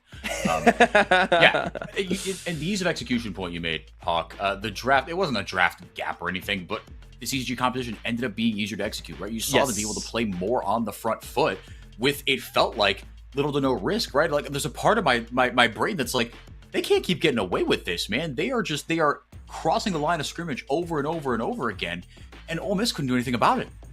Yeah, as we identified in the draft, Ole Miss, they have this really great ability to everyone just press R on that guy, and they have good scaling damage, but if you don't kill the guy that everybody press R on, it's a little tough. And that was the first fight that broke open the game, was Dardoch survives on like 5% HP and got a pretty big kickback, and CCG ended up taking a kill away from it.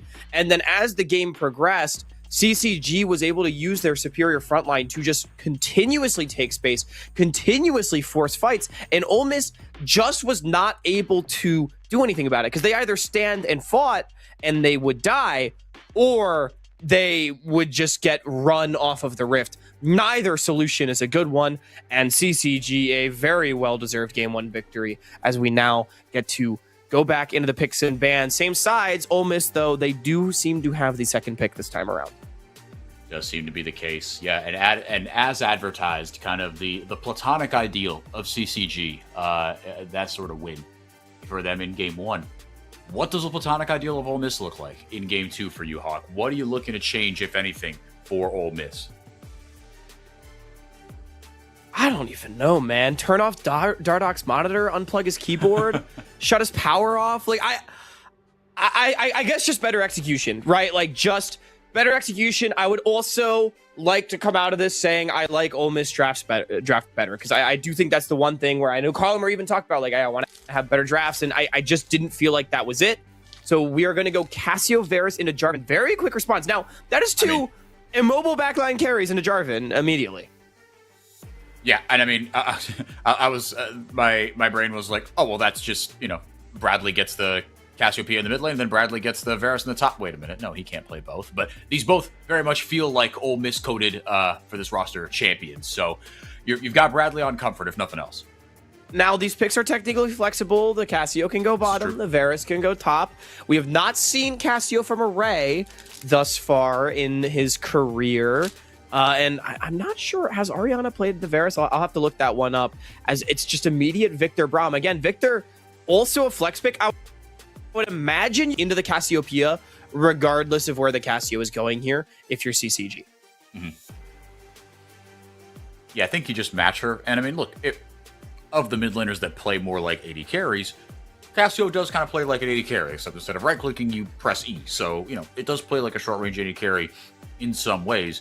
But, Hawk, what I'm loving about the CCG composition is that it feels like you're getting more of the same as you got from Game 1. You are getting Dardoch on a kind of, a bridgy mid-game sort of champion, 135 on something that can just press buttons and go forward.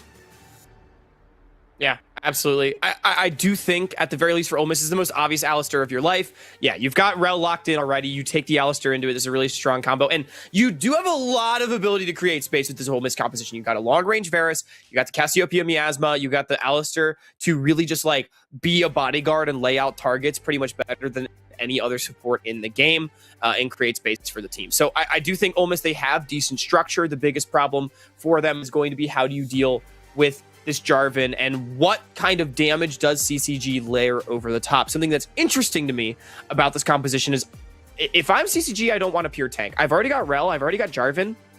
I don't feel like it needs an Ornn or something to that effect for Fiji. So what is the choice going to be in the top lane? We already saw preference towards the Cassante over the for this player in Game 1. And just to throw out another little nugget, I did look it up. Ariana has 0 Varus games in his career, so this would be a first if that one does go to top lane. Would be interesting.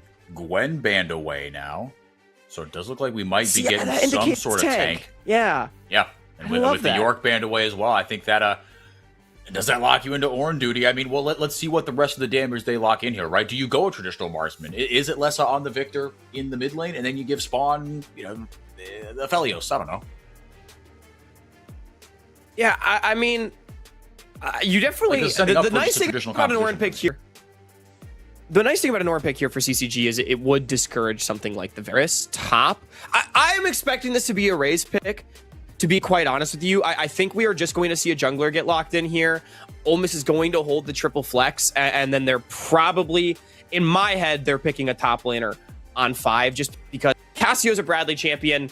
It doesn't read like an array champion to me, and Varus doesn't really read like an Ariana champ. And okay, we're getting a Trundle. So OME is daring Fiji to go 10. Yeah. They are saying, pick Ornn, buddy. Yep. We dare you. Exactly. So lock in the Trundle, like you said, still holding their flexibility. Also, like you said, you got to slam both picks here. So you're blinding at least one thing. And I mean, technically, you could be blinding both these picks. It could be both your solo laners, right? With this Victor has priors for going bottom lane. You get Spawn to go in there. The Gragas, in all likelihood, on the top side there. We'll see what sort of mid laner, or just, I mean, well, let's see. I gotta stop yapping. It's my... Should be an 80. I think you want your Victor to go into the Cassio. You need a traditional marksman. And if I'm CCG, I am saying Cassio's going mid. I am calling that bluff. Very bottom. I don't think this is an unethical Jhin pick. This is not. I don't love it for Spawn. I'm gonna be honest. Well, I mean, the Tristana. Speaking of all these Bradley picks, I mean, Bradley, he's got priors for, all 3 of these. Shoot, Trundle used to be a top laner. He's probably played Trundle back in the day. This is Bradley Miss Esports on the draft on the right side of your screen right now. It will be the Tristana. So, wow, this is a lot of damage from Ole Miss, man. Can Varus top play the game against Jarvan Gragas? This is illegal. Again, first career game of Varus for Ariana. We saw a lot of flexes come through from Ole Miss in their series against Contingent. I mean, Collimer talked about it in the interview. So they're trying to put themselves in a dominant laning position. This is something that they did to find that massive Game 1 victory against Contingent. It's just putting Bradley and Ariana in a position where they can play Unleashed. But okay, maybe it's Cassiopeia mid. I would expect to see Bradley on the Cassio. Yeah, if nothing else for comfort, look, right, you're down 1-0. Give yourself something that you know your way around with your back against the wall here, right? Otherwise, it would be 4 straight losses for Ole Miss if they were to drop this game. So the Victor does, obviously settle into the mid lane. Victor, Cassio on the top side. Yeah, look, you talked about it. Into the Varus, this is a lot of dive and a lot of crowd control. You talked about the Gragas Jarvan. with the Rel over the top, I mean, you even get tickled. Jhin puts the Deadly Flourish on you, and this could be really, really ugly. Like you said, two very immobile carries. And Hawk, it feels like to me this Ole Miss composition could struggle with the same sort of things that it struggled with in Game 1. It is very similar, I think, the fabric of these compositions, but I do like what Ole Miss has better, if only for the fact that I think if CCG's composition doesn't get ahead, it doesn't do damage. You have a Jhin, a Gragas, and a Victor, and you're against Trundle and Alistair. Like, I think this game is so hard to play for CCG if they're not able to get going in the same way that they did last game. So that is, to me, the saving grace of Ole Miss, but I very much agree with you. There's a lot of playmaking on the side of CCG. You have Ariana not necessarily on a comfort pick, and I'm not convinced that this is really the greatest matchup of all time for the Varus into this Gragas. Obviously, yes, you are range versus Bailey, but Gragas has a lot of sustain and a lot to pressure you, especially if the flash does get burned at any point. It's like you said, it just gets on you and does a sneaky amount of damage, right? I mean, that might be the other part of it is, right, you talked about the lack of damage in the CCG composition. How does Fiji's build fit into this, right? How much damage is he going to index into? You see from his build over there, it looks like it will be a little bit more of that, right? You could go a hybrid, right? But we did see a Gragas from Fiji last week, and he did go more of that AP route. So I'm expecting this is not going to be like a pure tank Gragas, but still, it's not like he's going to be doing tons of damage on this Gragas either. No. Level 2 hit first, spawn, bust out the Deadly Flourish. Doesn't get really much there onto Bounty, who's on the Alistar. And I mean, my first kind of impression and memory of Bounty in Split 2 here on Ole Miss was on the Alistar. Some of the stuff that he was able to do against some of the roams that he was able to get off, and we'll be heading towards that just after level 3. That's when the role quest switch flips. But spawn at only 35. Having a field day up 2 waves so far on this Ole Miss bottom lane. Not that that's, necessarily a harbinger of things to come, but Orianna not having too bad of a time up on the top side as well. Once Fiji gets a couple more levels into him, a couple more items into him, then like you said, you can expect for the gap closers and the burst damage to come in. But so far, so good for Ariana up top.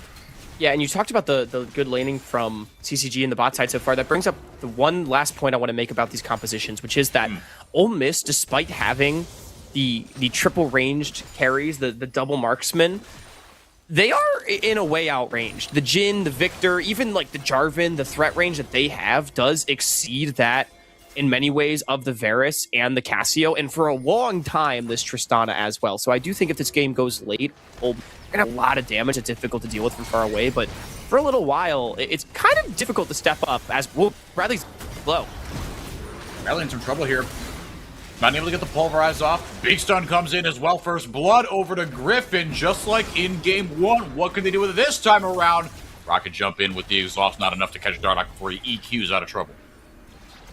There are 3 exhausts in this game, as it was the initial play from CCG on the Bradley in the mid lane, trying to continue with much the same game plan that they had last time, but Bradley, he does survive, and Ole Miss is able to collapse so effectively as a grouped up squad as Bounty. Ooh. I like that look. Doesn't get Lesa, but they do still get the first blood. They do still force the Victor out, and the kill going to their Trundle does put Griffin in try and box Dardoch out of this game and get Ole Miss to that point where they can just burn down the CCG comp that doesn't really bring much damage. Yeah, I like you pointed that out. I mean, it kind of, yeah, I mean, we'll see how it plays out. I've been thinking about it ever since you said it, right? Does the damage, or maybe it's not even like it doesn't do that much damage, but compared to Ole Miss, I think that's where I kind of land on it, right? Is Varus is going to be a demon in the late game. Cassio is Cassio. Trist is Trist, and Ariana is dead. Dardoch able to help out his top laner, doing what we sort of expected in game 1, but definitely relieving the pressure from this top laner in this Gragas into Varus matchup. Yep, when I asked if the pick was legal, that is exactly what I was talking about. That is unplayable for Ariana if he gets ganked. I think, there's a world where you can flash the Gragas body slam flash on instinct. Because Dardoch did commit to the flag and drag early. Regardless, that doesn't end up being what happens. Ariana's die. He is still up a lot of CS, though, so I think ultimately not the end of the world. It really just gets Fiji back into the game. Yeah, exactly. I do think... Griffin. Yeah, Bradley he's aware that supports and jugglers have enjoyed being mid in this. But now maybe you could collapse here.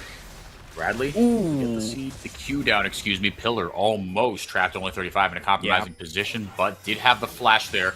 Should things have gone the worst case scenario, Dragon has spawned. We talked about the neutral objective control and how strong it was for CCG early, prioritizing the top side of the map and then moving it into, well, the massacre that ensued in the mid game. But again, all started off by Dardox and a part of the one kill on the other side of the map as well. Both supports blew down into their bot lane, but both junglers shadowing down there as well for now. Neither team has really pushed their line of vision so far. OME, though, do have superior ward coverage of the river. Clearly a dragon control focus for them in this series. CCG, they've been a lot more interested in the Void Grubs. We saw it in their previous couple series as well. They do seem to want to contest it, so OME wanting to play a little bit more up-tempo than the previous game, where they didn't take the dragon until after the Grubs went down. Solar is the only one with their ultimates. Array going in and just helping lay down the damage on a Dardoch. Was isolated and ripped apart. This should be free drag for OME now. Bounty having a really nice game on this Alistair, and a great find on a Dardoch. It's for the second fight in the row. OME is just a bit connected on their engage as Dardoch, he gets interrupted out of the flag and dropped. This dragon set to fall. OME, they have more rapidly than in game one found the same advantage, about 1k up early. Yep, and then, like we said, all hell broke loose for them, but so far so good. They grabbed themselves the first dragon. So far the script has gone to plan. And even though it's a little bit tough for this competition to play out, let's see what happened here. Yeah, Dardoch just got locked up. The OME just pounced. Yeah. I think that's just a mistake from Dardoch. I don't feel like you can position that far forward between the Cassio and the rest of OME when you're not connected with your team like that. I mean, it's just a really great commit from the OME squad. I think a great find and well-deserved kill that critically goes into Array's pockets again. I think the more you can do to get this Tristana going, that late-game damage from this champion is going to be absolutely immense. Yeah, I mean, on a few of these, right? That's the beauty of this OME composition. For the flaws that it does have, you have a three-headed monster in this composition. Let's see how many shots he can hit if Array just wants to head for the exit. Oh, my goodness. DFG? That is not by much. It's ticking down to 34. If that Deadly Flourish lands, he might have been toast. But horseshoes and hand grenades, my friend. Array walks away with his life. Okay, Spawn hits 3 of 4. That's a passing grade on the ultimates. He's get degrees. Obviously would have liked it 100, but difficult to expect that, as Array did also have the flash if it really got dicey. Regardless, it does mean that Spawn was able to force the enemy AD carry out, and we are going to see a full swap. 10 members coming towards these grubs as Dardoch is on the crab. Level 6 for both junglers. Dardoch smites it away. Griffin going to start up the grubs. Do they have the stones, the vision, the foresight, the vision to collapse? EQ and onto Bounty, able to get something down, but he gets stunned and locked up. Bradley can't do much about it. Big bomba from Fiji spreads OME to the wings. Kill goes in. Dardoch flashes forward, but can't get in range for what I assume want to be the Cataclysm or the EQ. But either way, yeah, Dardoch now getting really punished damage-wise for it. He's going to start up the grubs now. Do OME have a way back in this one? Only 35. Mounts up and gets out of trouble. Bounty's back. We're done just yet, though. Bradley not near the fight, but neither is Lesa. Both these chains, if they come in, can do a lot here. Sauce comes down, Deadly Flourish down as well. Bounty not in the fight, but trapped in the Cataclysm are the members of OME. And Dardoch again send them up for the rest of the team to knock them down, but Ariana and Bradley survive. And that means that this could be a dub for OME. Now CCG spread all over the map. Lesa trying to get anything off the back end. Array flashes away. Dardoch with the EQ in, gets nothing. Spawn with the fourth shot. Might be able to do it. Bouncing grenade, maybe? Are you kidding me? OME playing by the skin of their teeth. Surely they don't all survive this. Hawk, what a win on the margins for the Land Sharks. Oh my goodness. CCG gets picked apart. It's a 4-0 as Griffin is ultimately going to be able to pick up these last couple of grubs. That is a massive win for OME on the top side. If you really want to get extended, it's a 4-for-1. Bounty was the first casualty, but we can take a look. This is well into the re-engage. So critically, Bounty was able to respawn. And you mentioned it eloquently in the initial play. Dardoch flashed to try to extend the play earlier when Bounty was still down, but he didn't get the Cataclysm. And so he took a lot of damage. CCG felt pressure gauge. They are not able to one-shot anybody. And in the extension, Ole Miss, they just have so much consistent DPS. And I mean, Ariana survived on like 1 HP. Bradley survived on like 1 HP. That fight was so close, but it ultimately is a enormous Ole Miss victory. Hawk, this could now start to get out of control really quickly for CCG. Ole Miss are in a fantastic spot. Hex Optics are completed for Array 3-0-2, 5 out of 6 KP. Also a 5 out of 6 KP for Griffin and Bradley, crucially as well. Bradley hyper accelerated. Well, maybe not hyper. The kills would have been hyper accelerated, but well ahead of the curve in terms of getting that Rod of Ages going and completely, I mean, more or less skipping the early game damage problems that the Casio has. Yeah. I mean, what's the answer here? From CCG, you've got the ability to get picks, but I mean, is that it? And if you want to talk about hyper accelerated, I'm looking at Array.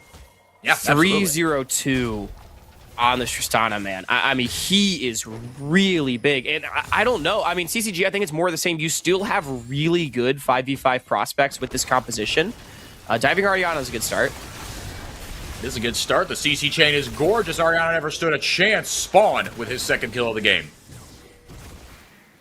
Whoa. Ooh, and Laser got found on rotation. So he does ultimately survive, which is important. It's a positive play for CCG. And again, it's more of the same. Your game plan has not changed. You're a composition that wants to group up. You want a death ball, and you want to use your beefiness and your playmaking to get advantages over Ole Miss early and try to shut down some of this gold generation. The problem is, even though, yes, they are shutting down Ariana, I think this Varus is the least of all evils on this Ole Miss composition. Even aside from the fact that Array and Bradley have the kills, I think just champion-wise, I am much more afraid of this Cassiopeia against the dive and this Tristana and her range and consistent DPS later on. I mean, it's going to have to be a lot of resources committed as Griffin is going to start up Dragon number 2.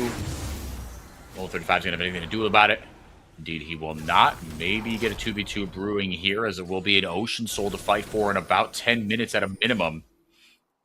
But that's the other part of this, Hawk. Like you said, yeah, you can team fight as 5. That's all well and good. But as Array's range gets longer and longer, team fighting is only one side of the equation. You've got to figure out how to get onto that darn Yordle.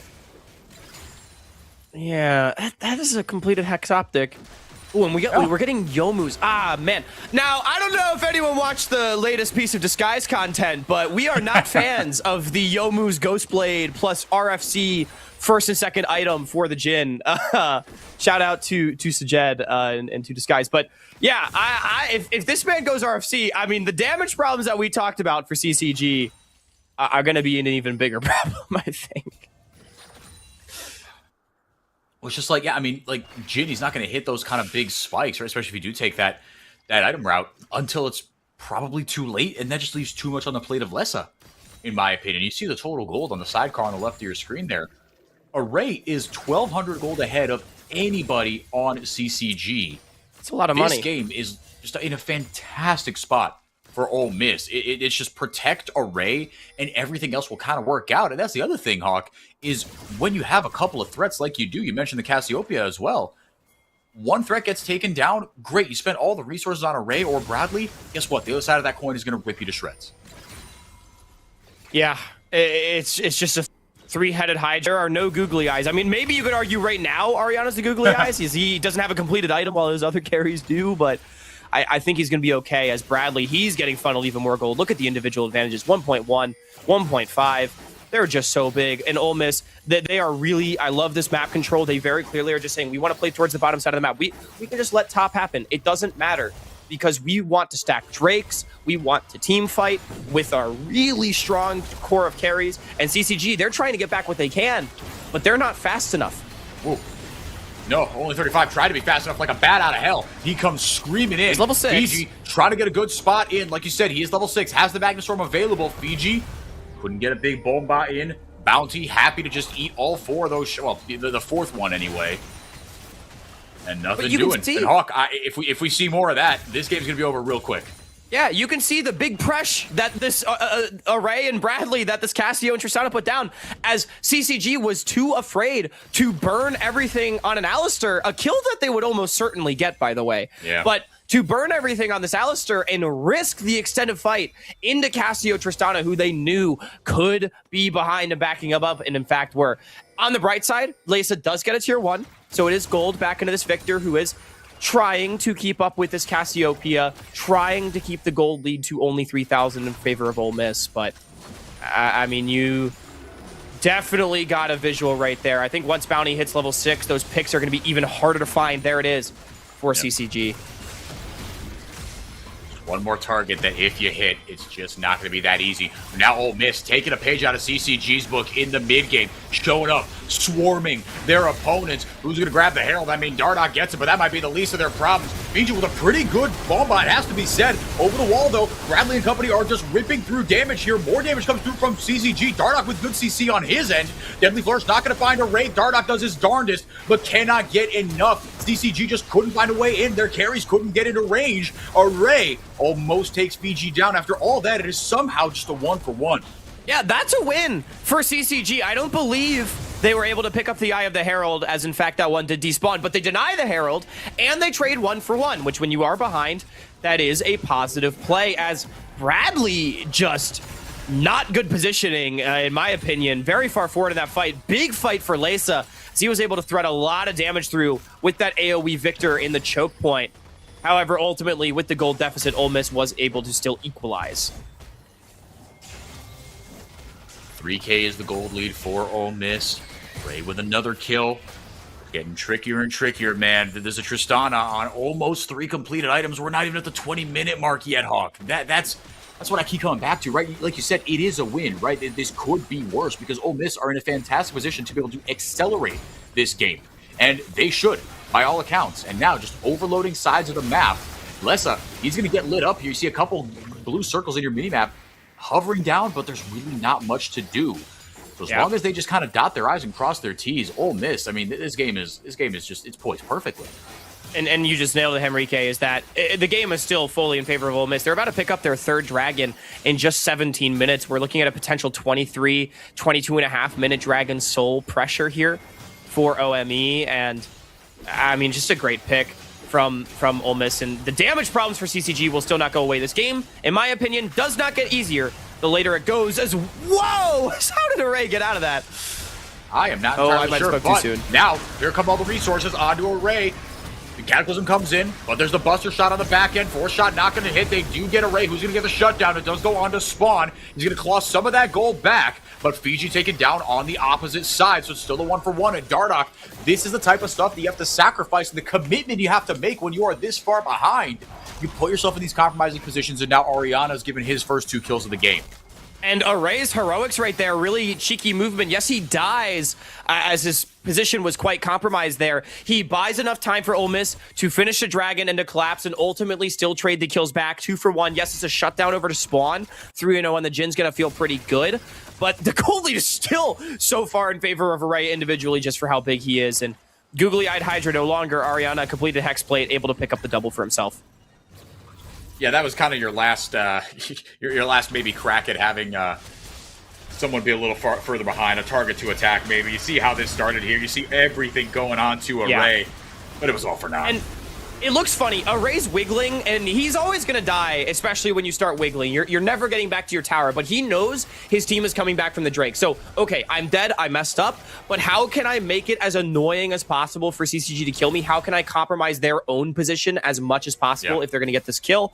And ultimately, he's able to do so very effectively. Ole Miss does end up getting that double. Does lose the flash, which is a nice boon for CCG to potentially make a play onto him later. They get the flash off the Varus as well, so still some positives to come out of the play for CCG, but ultimately, I think Ole Miss is going to be pretty happy games going. So drops the gravity field down. Arcane Storm onto Bradley. Does all right damage, but once Bounty gets in and gets the CC down, it wasn't much more left to play for. Nice explosive cast gets Bounty into range of the tower, and that'll be a 1-for-1. Nice return kill from Fiji. Quietly having himself a pretty good game. 100% KP. The boys 3-2-3. Leysa's really getting picked on this side lane. Bradley is just calling Bounty down to his lane 24 and saying, hey, we can kill this Victor. He's so far behind me. This Cassio, a lot of consistent DPS. 2 items completed. That's Seraph's online, which did take a bit of that explosive cask damage for him. And that row about a... I will give credit, you know, Fiji, again, I think CCG is doing a really great job keeping this gold lead stagnant. It's been 3K for like 10 minutes now, but Yeah. again, and it's Ole Miss still, in my opinion, just progressing the game favorably for themselves, even if the gold is ultimately staying about the same. It certainly feels like it, right? I mean, but then you look up at certain things. It's like, okay, well, the towers are still 1-1. Yes, the dragons are 3-0. That's good. But the nature of the composition, I mean, I should say the nature of the champions that they are piloting, right? A lead like this, if it was Jhin versus Tristana, if the matchup was flipped, you'd be looking at that very, very differently, right? I mean, I think that's what's sticking in my craw, if you will, is that Bradley and Array on these two champions. The longer this goes on, even with an equal game state, I don't know, I'm not as worried as I would be about the gold stagnating. I will say, Henrique, it's possible Spawn may have watched the Sajed video, as he does have a best friend sorted his inventory, which means no RFC second. So perhaps a slightly more ethical Jhin pick. I'm still not sold, as he does have half of his team's kills, and they are very far behind. But it is at least making the best of a bad situation, as it looks like it's going to be Infinity Edge second here, or Spawn. Now, it's like you said, you got to do the best you can with what you got, but I think it was a pretty self-aware thing to be like, look, we just need the damage. I've got to be better right now. Explosive Cast going to lock Bradley into the wall, but the tower does go down. Dardoch locked in his own Cataclysm. Good night, sweet prince. Piercing Arrow goes in onto Fiji. Now Bounty is in trouble here as the Arcane Storm goes down. Only 35 with a really good Magnet Storm. Fiji, and he does great damage. Array goes down, and Spawn is raining shots from downtown. Oriana not able to get the kill. A shutdown comes in for Lessa, and 1,000 gold is wiped off the map from Ole Miss's lead. It's happening, Hawk. It's a triple kill for Lessa.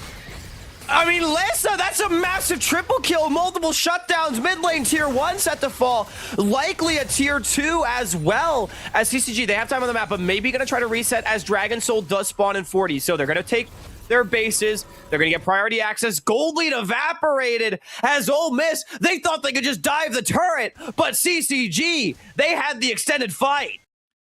They played that backwards so well. There's a precision play brought to you by Phillips Norelco. Yeah, and it started with a good explosive cast from Fiji and Dardoch just laying down his life. Yeah, I mean, I thought the initial dive from Obis was good, but they're just not able to get away, and this is such a big play. It's Fiji at only 35. Both of them investing their flashes to find the engage onto 4. And once you're on top of this Ole Miss comp, that was the scary part, right, Henrique? They got all this damage, and they like to create space, but once you're able to get into their space, it's a bunch of immobile carries. They lock them down. They're not able to kite it out, and while the damage is immense, it's not big enough. CCG, that is such a big fight. Now 2 items on everybody, relatively even footing ahead of this dragon. I think this is the best possible time to fight for CCG. I mean, to try to deny this soul. I mean, you gotta, like you said, it's about denying the soul. Dardoch goes in with the flash Cataclysm. Bounty pops the unstoppable. The Alistar ultimate able to get decent survivability off, but Lessa is so huge to get him back on the board. It's a 1-for-1. Supports are traded. Arcane Storm can't really find a foothold. Fiji goes forward. Bradley with a gorgeous flash, petrifying gaze, and now Ole Miss might have the fight turned. Ole Miss, led by Bradley's Cassiopeia, led Fiji in like a fish tied to a hook. It was gorgeous. It's a triple kill for Bradley, and how the turntables. Oh my goodness. And just like that, Ole Miss, you thought they might have thrown again, but no, that's almost certainly the game as it's soul secured. Baron set to follow, as yes, they lose bounty, but they end up getting a delayed ace. They end up getting everything. And Bradley, I have never seen such commitment to just trying to outplay, as he really was on a knife's edge in that one. That was hot. That was hot, man. Bradley flashing over the wall like that. I thought Fiji was going to pin him up against a wall. Instead, he just flashed one side of the cursor, and then you fling your cursor to the other side, you press R, and that wins the fight for you. You come slithering around the corner and help your team mop it up. Like you said, Hawk, that might be game. The gold lead explodes. Dragon Soul, Baron, and all of a sudden, everybody's on 3 items, and crucially, your 2 big carries are on 3 items. Man, it was so close. I mean, Lessa, I was going to put it out before that fight broke out. Getting him back into the game was so huge. And now you're right back where you started. Yeah, I mean, that was the angle, right? Your damage hasn't really become a problem yet as CCG. You just had a huge fight. You get to even item spikes with Ole Miss. Like, this is the time to fight and maybe really break open the game in your favor. But now, I think when you're down Ocean Soul, you're down Baron, you're down this much gold, Tristana, Cassio, Varus, these champions are really just going to be online. It's already 3 items for both Bradley and Array. I think CCG, they're going to find that they're out of gas for these future fights. It well might be. It very well might be. Imperial Mandate, second item for Fiji to take a bit of a detour as Ole Miss continue their Baron push here, now shifting their attention to the top side of the map. I know this item is strong. It's just the CDR on your crowd control abilities. That's the rub, is it not? Yeah, you get the CDR. You also, get the bonus damage. It is less of a support item now. It is a little bit more selfish. It's good on things like the Galio, like the Gragas, but it's not the highest damage option, right? It is more still slightly a utility option, sort of a hybrid, really. Top lane tier 2 goes down, and now Ole Miss have really started to break the map open. CCG somehow only behind 1 as far as towers are concerned. They've taken down all of the outers. But you see on the western quadrant of the mini-map so much red. Like the Playboy Cardiatum, whole lot of red, as it were. Their line of scrimmage is pushed up so far, but crucially, you got a little bit of purge on the bottom side of your map, and Hawk, for me, that's where CCG got to keep it. The only hope in hell you have right now is to keep an Elder Flip alive. I know back in the CBLOL, Rude Dude was always a fan of the give 4 dragons and a Steel Elder true combo. Yep. So, if there's a will, there's most certainly a way here for CCG, but it's looking difficult as Ole Miss. They're just going to deathball. They know that they can siege these towers. They've got the triple range carries. They've got the Cassiopeia and the Alistair to create space for the rest of the squad. Nice engage.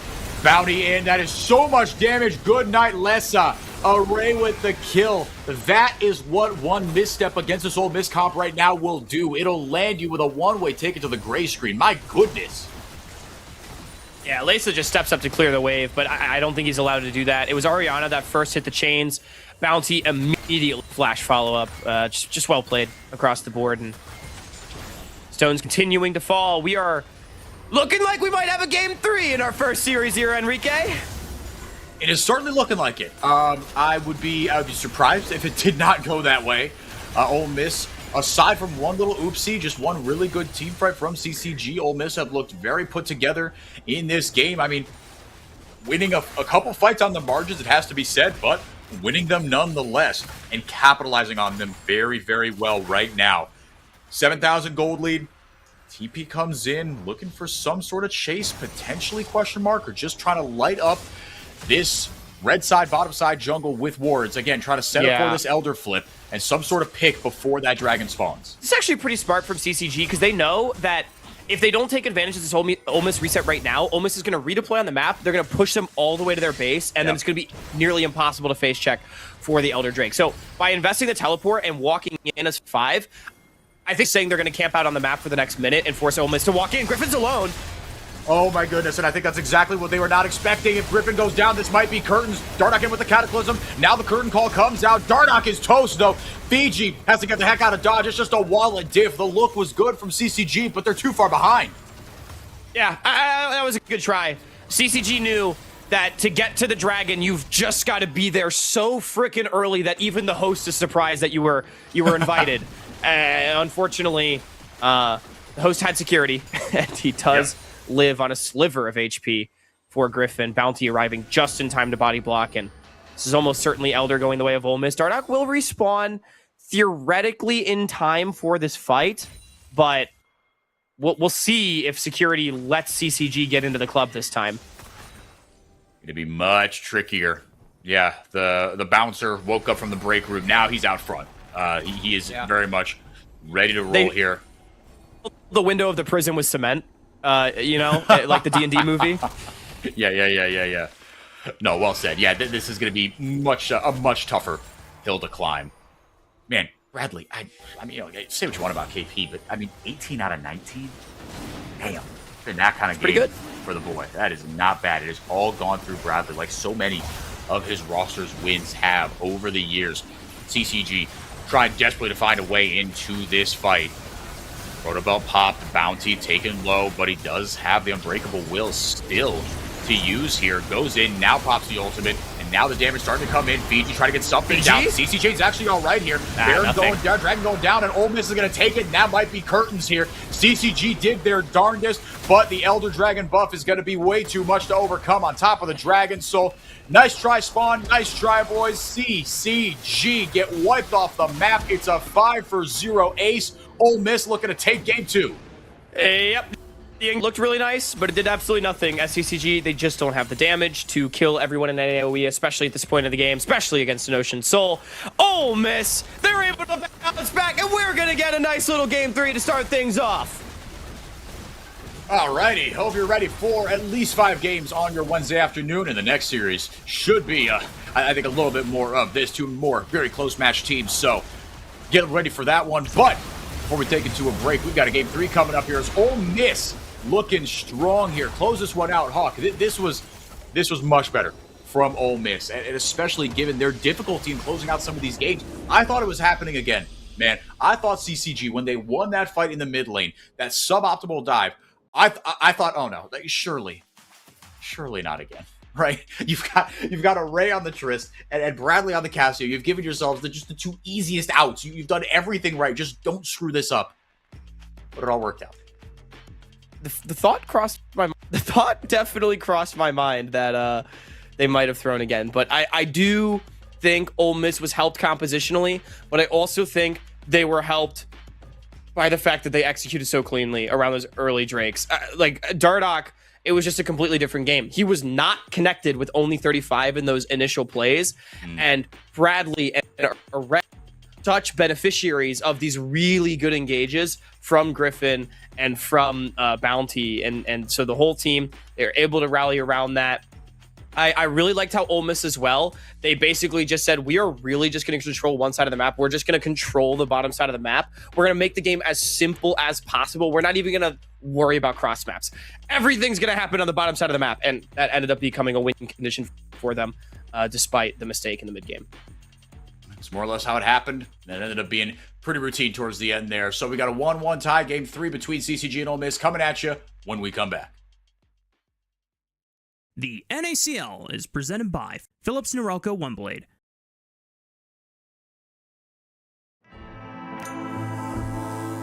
Trim. Edge. Shave. Trim, edge, and shave with Philips Norelco OneBlade. One tool for all you need. Philips Norelco OneBlade presents Shave All Things.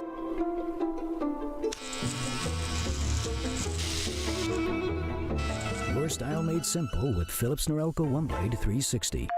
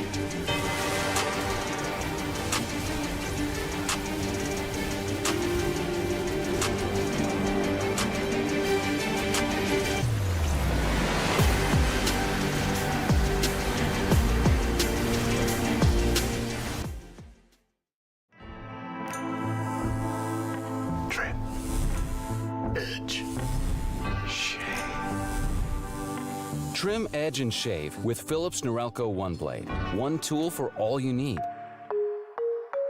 Philips Norelco One Blade presents Shave All Things.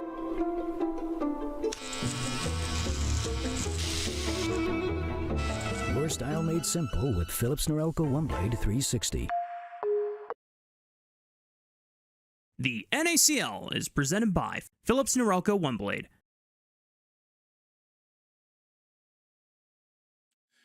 Welcome back, everybody. 4x4 and Hawk with you for Game 3 of CCG versus Ole Miss.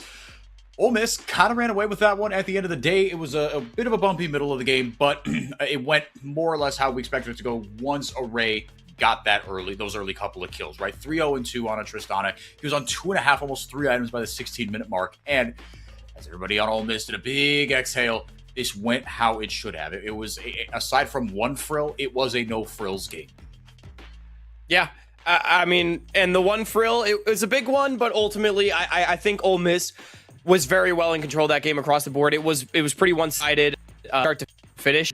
Man, we have a really close series on our hands, honestly, because I think on a overall level, on a macro level, I feel like these two teams are on very, very similar footing. Ole Miss, I do favor the stages. I do think CCG, I favor them slightly in the 5 versus 5 still. But we are seeing a lot of back and forth in this series. And to me, the two things that have really stood out the most are the drafts and the just execution, raw button pressing in the 5 versus 5s. We saw some massive outplays individually from Ole Miss members in Game 2 that got them that win. We saw massive outplays from Dardoch in Game 1 that got CCG that win. And in both games, at least to my eye, the draft that I have liked better has won.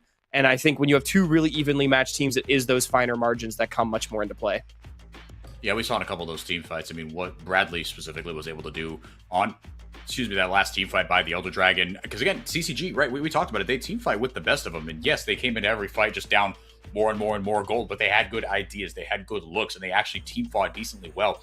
But you saw some of the fourth shots from Spawn and some of the barrels from Fiji. They weren't hitting as hard as they needed to. You saw the health go down just that little bit. And you go, oh, this is going to be tricky. That did not do as much damage as it was supposed to. And I think that while that ended up being the difference, it's not to take away from what Ole Miss did, which is, again, do something that we know they can do, which is team fight very, very well. But again, it just comes back to what we kind of said at the beginning of the series.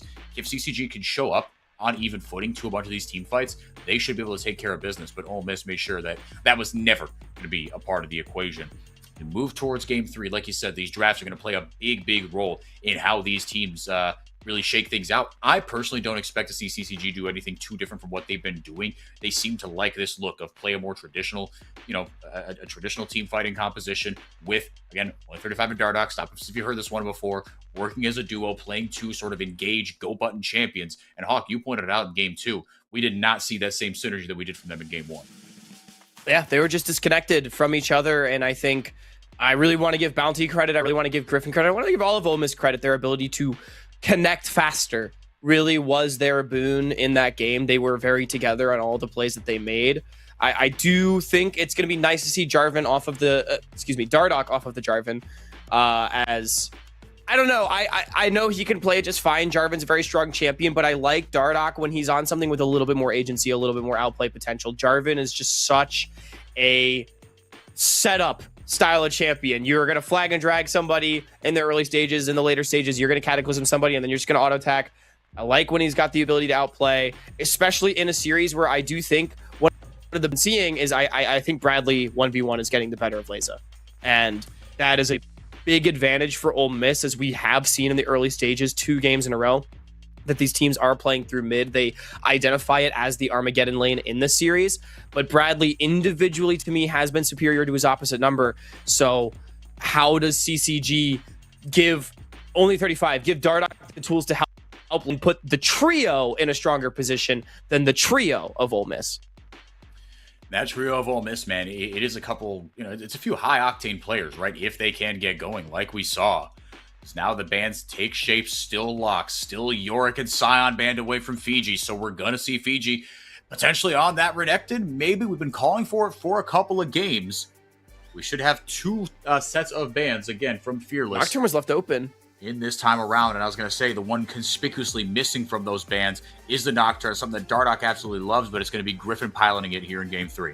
So expectation for me is that we're going to see Orianna in response here for Bradley, unless you're willing to give over the Ori Nocturne, which we have seen teams at times do, but definitely can be a scary prospect to give that one up. As far as other jungle champions that I'm looking at, we've still been seeing Pantheon, Wukong, another really strong one, but better individually into the Nocturne. Will be the Wukong. We'll see what's paired with it. 'Cause I think, Wukong is fantastic, but it can only be sometimes as strong as what you pair with it. Something like a Galio is, is where my mind goes. Something like a Galio. I mean, Camille banned away, so you're probably not going to see the Shen on top of it, but we have seen these compositions where it's sort of send one person in, and then everybody just kind of clown car in. But Orianna, of course, if you can just get the ball on top of the Wukong, you can make hay in your own right. Yeah, and so this is expected. Laysa going to deny away that Orianna, but you're opening up Bradley for a counterpick. I think it's a really good position for Ole Miss to be in, because you get Bradley to where he can choose his matchup, where I think this player really thrives is in any game where he is just kind of given the ball and it's like, all right, go hit a three-pointer. He's just going to slam down the Azir. Wow, this is, we've not seen too much Azir recently. It is a very strong team fight pick, though, and I mean, almost certainly comfort for Bradley. And Shen to pair with this Nocturne, technically a flex between Bounty and Orianna, though I do expect it to be a Bounty Shen at the end of the day.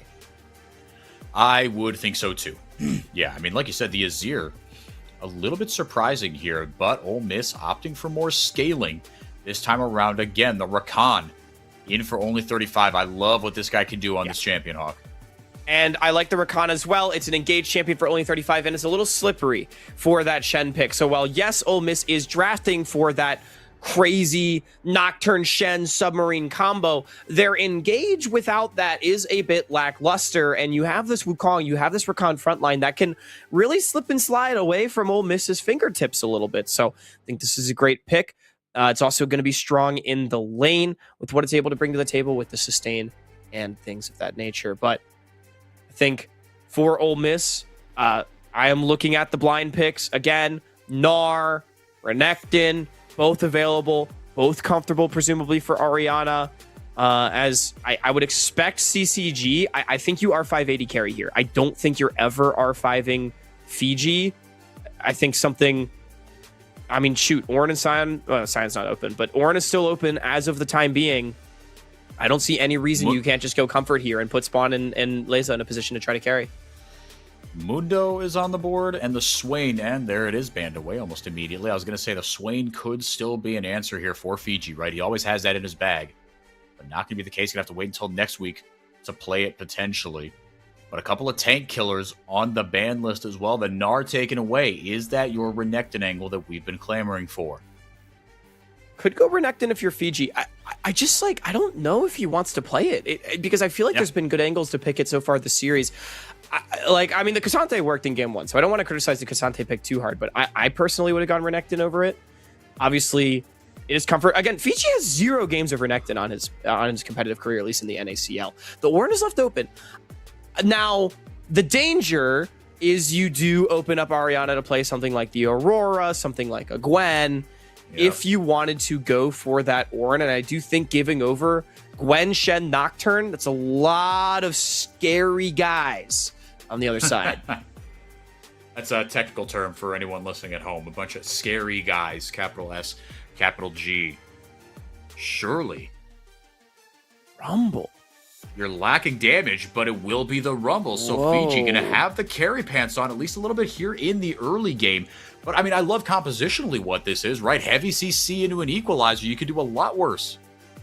Yeah, I mean, this is CCG. Okay, they've tipped their hand. They want to go forward. They want to be first to the play, because I think CCG before this pick had a lot of flexibility, whether they wanted to play for counter initiation or whether they wanted to be first. I think this Rumble really does indicate wanting to be first. It is durable enough to at times evade the one shot. It's going to be, okay, shoe on the other foot. That's hilarious. Orianna's going to go for the Ornn. That was actually for me, psych.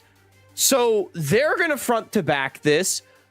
Array, what do you got? Zeri, Jinx, Aphelios, Sivir.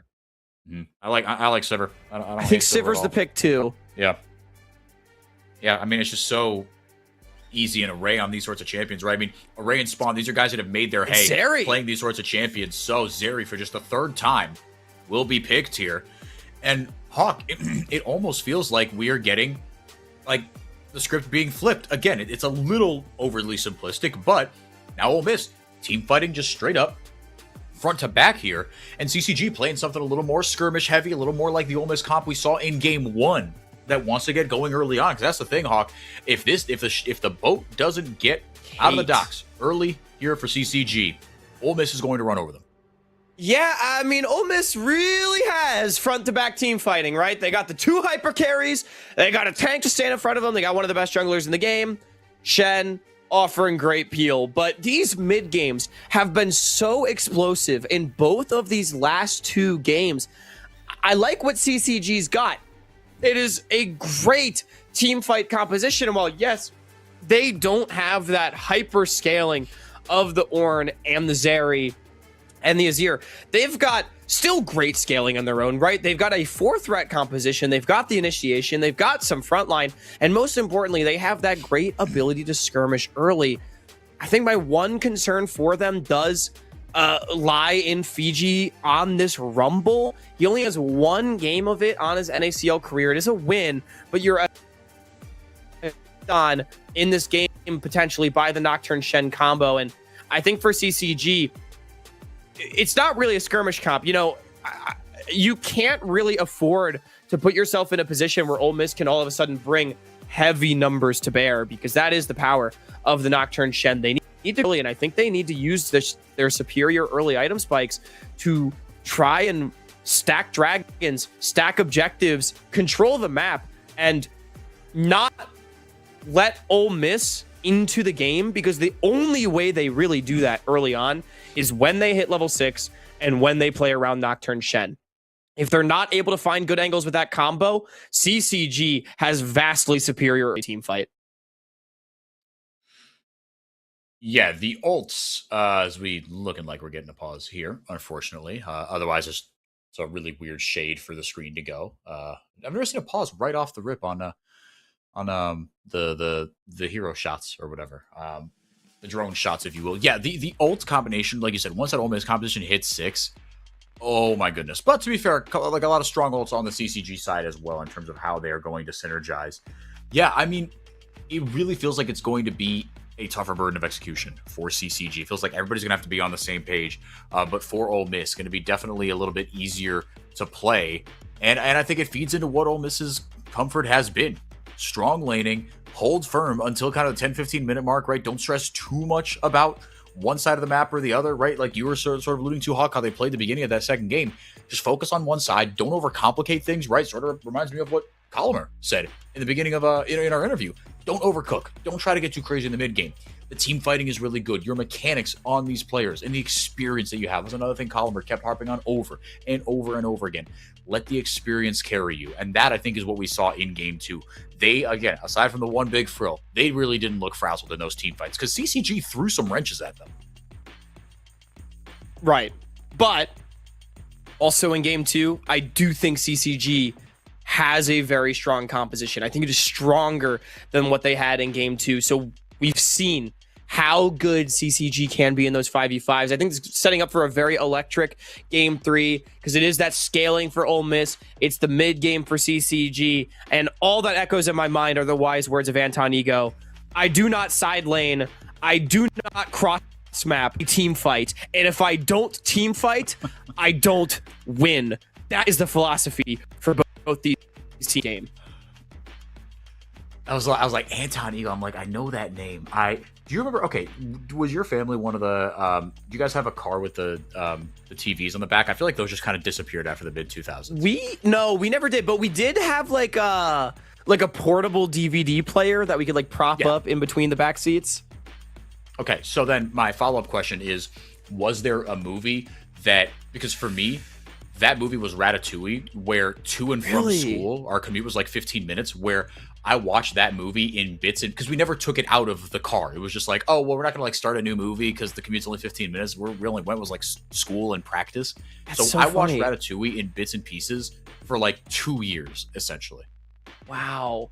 You know, I'm gonna be honest. Like, we kind of got the portable DVD player while the like movie in the car fad was a thing, but we didn't use it. Only really use it on long road trips. And I think me and my this big like movie in the car people. I think I don't know. We were like play music with the whole family and kind of crowd.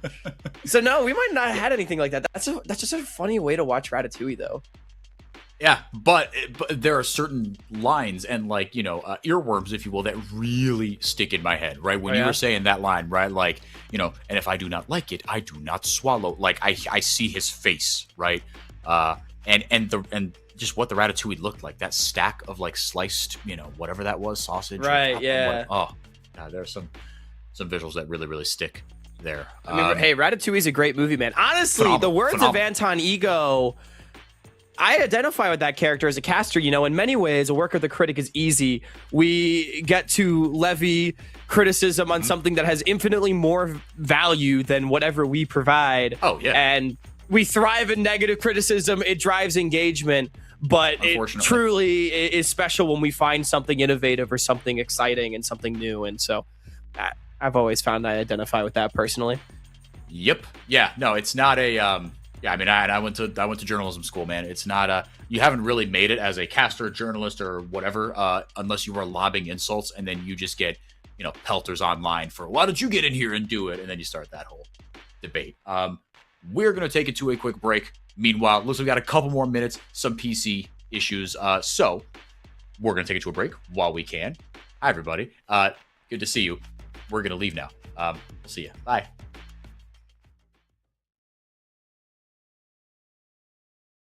The NACL is presented by Philips Norelco OneBlade.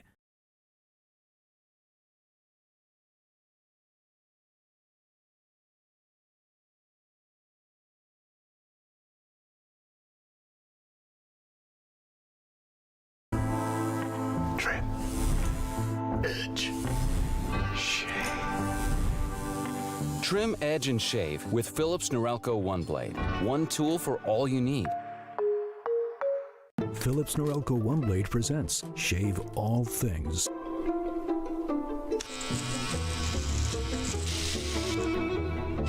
Your style made simple with Philips Norelco OneBlade 360.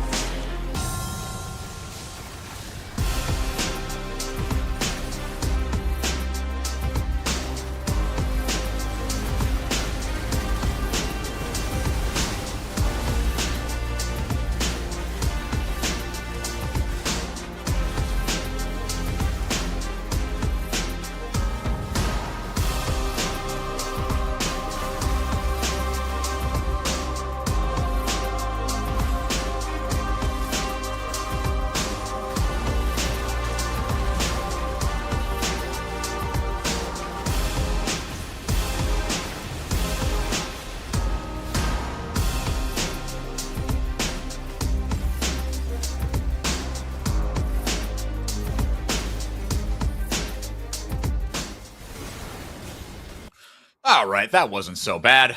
Ole Miss and CCG doing battle in Game 3 here to decide who goes to 2-1. And in all likelihood, 2 wins does get you out of that 4-5. At worst, I think 2-3 gets you into like a terrible tiebreaker. But yeah, with just 1 win, then things get a little bit dicey. Then everything becomes kind of must win. You need to get that top 3. Otherwise, 1 best of 3, and you could go relegation, which is not a spot you want to find yourself. Most certainly not. Both these games most certainly motivated in this series, and we've seen it on display as heavy trading in bot lane. A reminder for everyone, team fighting on both sides. CCG wanting to go a little bit earlier, a little bit harder, but Ole Miss a lot of counterplay on the board once they get their double global setup around level 6. My eyes still on this mid jungle to really be where the series is decided. But there's a lot of League of Legends yet still to play as it's early push in both bot and mid for CCG. Yeah, in the mid lane, it's as you said, Lessa in a pretty good spot here on the Orianna early on, as I guess would be expected into the Azir. But Fiji on this Rumble, man, we talked about it, but I think it is absolutely a subplot worth highlighting. If you would have took the nameplates off, I almost certainly would have thought that this would have that Ole Miss's comp is CCG's and vice versa. Like you said, Hawk, he does have an NACL Rumble game under his belt. It was a win. Now you gotta do it again. You gotta repeat the trick, right? You can't just you can't just do it once. I was gonna use the word fluke, but that is not correct. But we'll see if Fiji can find his way into this. And again, just kind of continue the narrative that we've been pushing for him is, look, if this dude can become a little more well-rounded, his game sense and his team fighting are top-notch, can you get yourself into better positions and just put your team in better positions with your champ pool? And as Ariana gonna proxy a wave a little bit. Not really, just get ahead of things. But Spawn actually doing decent damage on a bounty. Went around the brush there.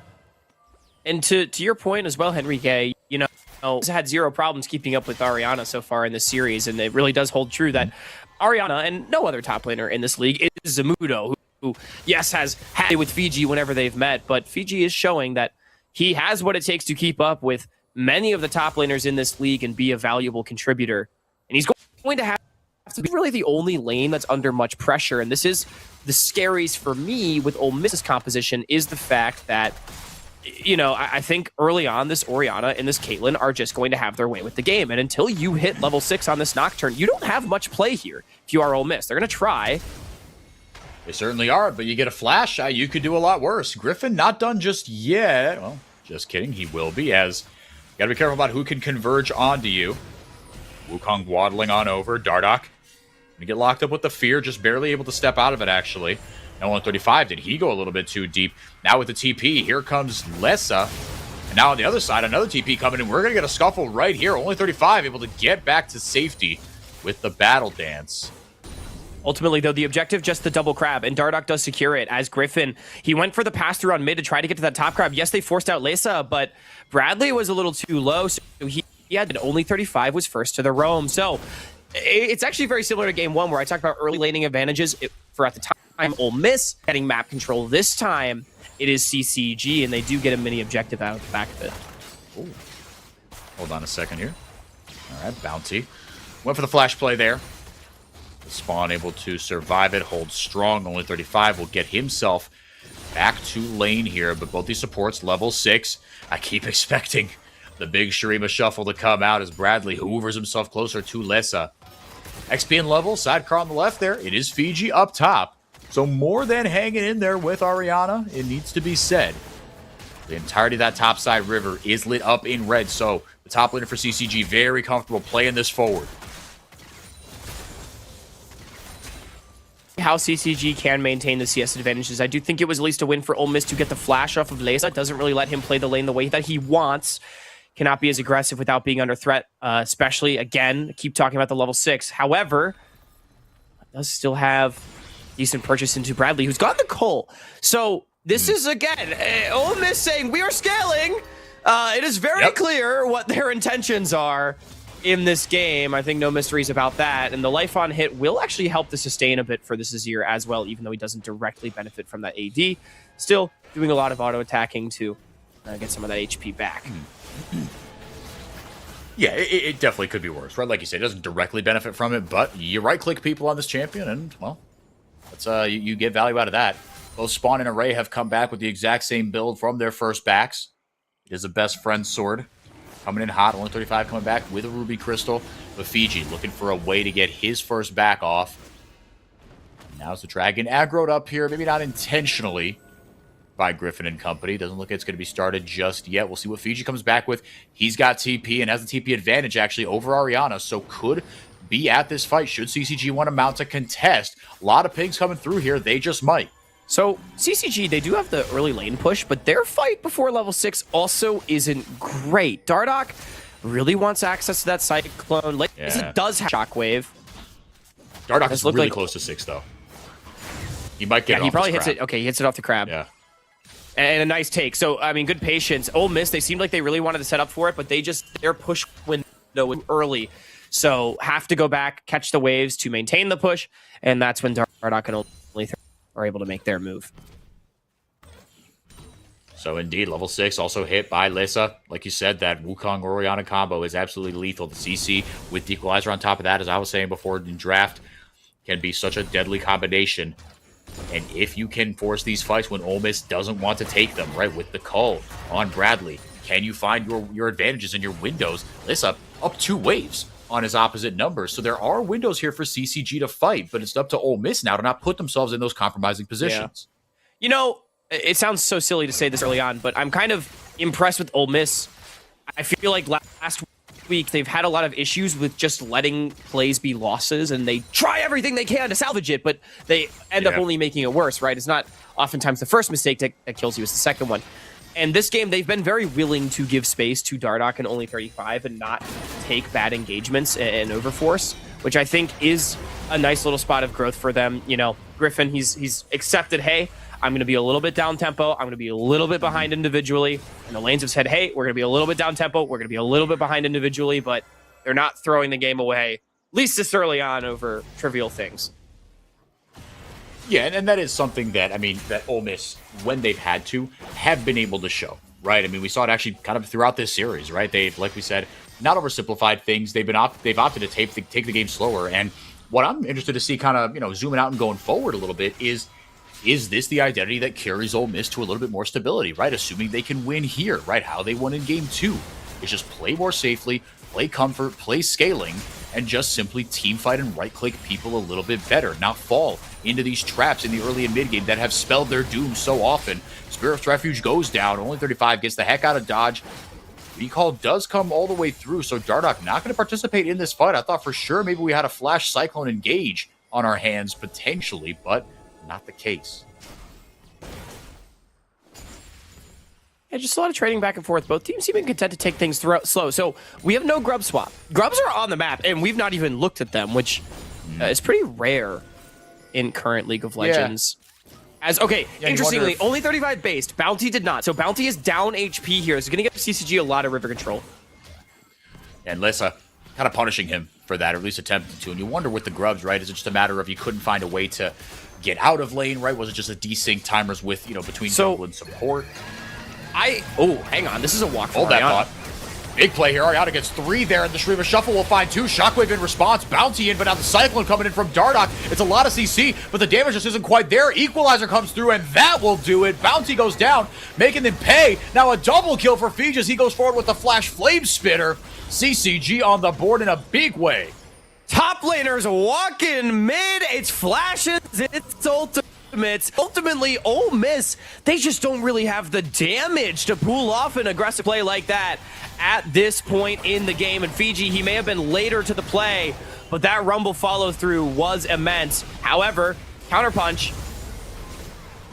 Now just barely getting out of dodge. Fiji might be not much longer for this world, unfortunately. Yeah, he is toast. TP comes in. The shutdown goes on to Array, crucially. That is big to getting him going. A little bit of shades of last game, right? He's a strong AD carry on these traditional marksmen. If you can get him that early gold, he usually will pay it off. Yeah, slight overstay there from CCG does let Ole Miss get back into the game just that little bit. However, it is still 2 grubs to 1. It is also 2 kills to 1 as Fiji, this big mid-game rumble, going to be the biggest beneficiary. As I will say for Ole Miss, I don't think they're going to be too upset about Array getting a massive injection of gold in his own right. The scaling Zeri regardless. Surprised, because I was about to say before that fight started, I don't think grubs matter in this game. I would have liked to have seen show more preference towards the dragon should they have wanted to take any neutral objective. It's also easier for them to play for the dragon as the red side team. Instead, they do grubs.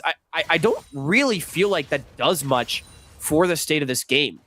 I'm looking at 5v5s this entire time. I don't think anyone's going to silent them. No, I agree with you. I mean, grubs have always been a bit of a win more objective, and in their lesser state have gotten even more to just, no, this is just, if you're winning, great. If not, doesn't matter. And in this game, I completely agree with you. There's no real kind of champion you're looking at and saying, ooh, this is what you're getting the grubs for. It just kind of felt like, look, we don't have a great opportunity on the other side of the map. Let's just get a little bit of borrowed power here, because why the heck not?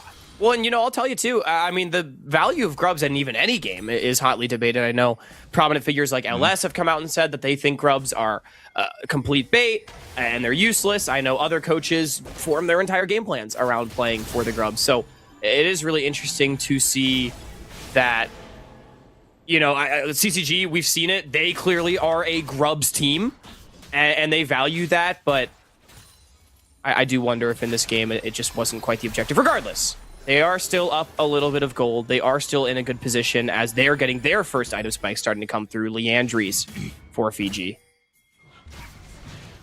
Yeah, that's big, right? And into an Ornn, and into some of these higher health targets, bounty. Yeah, supports are always balling on a budget, but especially nowadays, operating on even less of an economy. Bradley should be able to be just fine here. Lights get turned off. Bounty is toast. Dardoch in with the Cyclone to clean that one up. Now third kill of the game for CCG. Griffin goes right in there with the Nocturne, but gets right back out. Array kind of providing some cover fire, but he's pretty low as well. OME not willing to commit. OME just not strong enough early.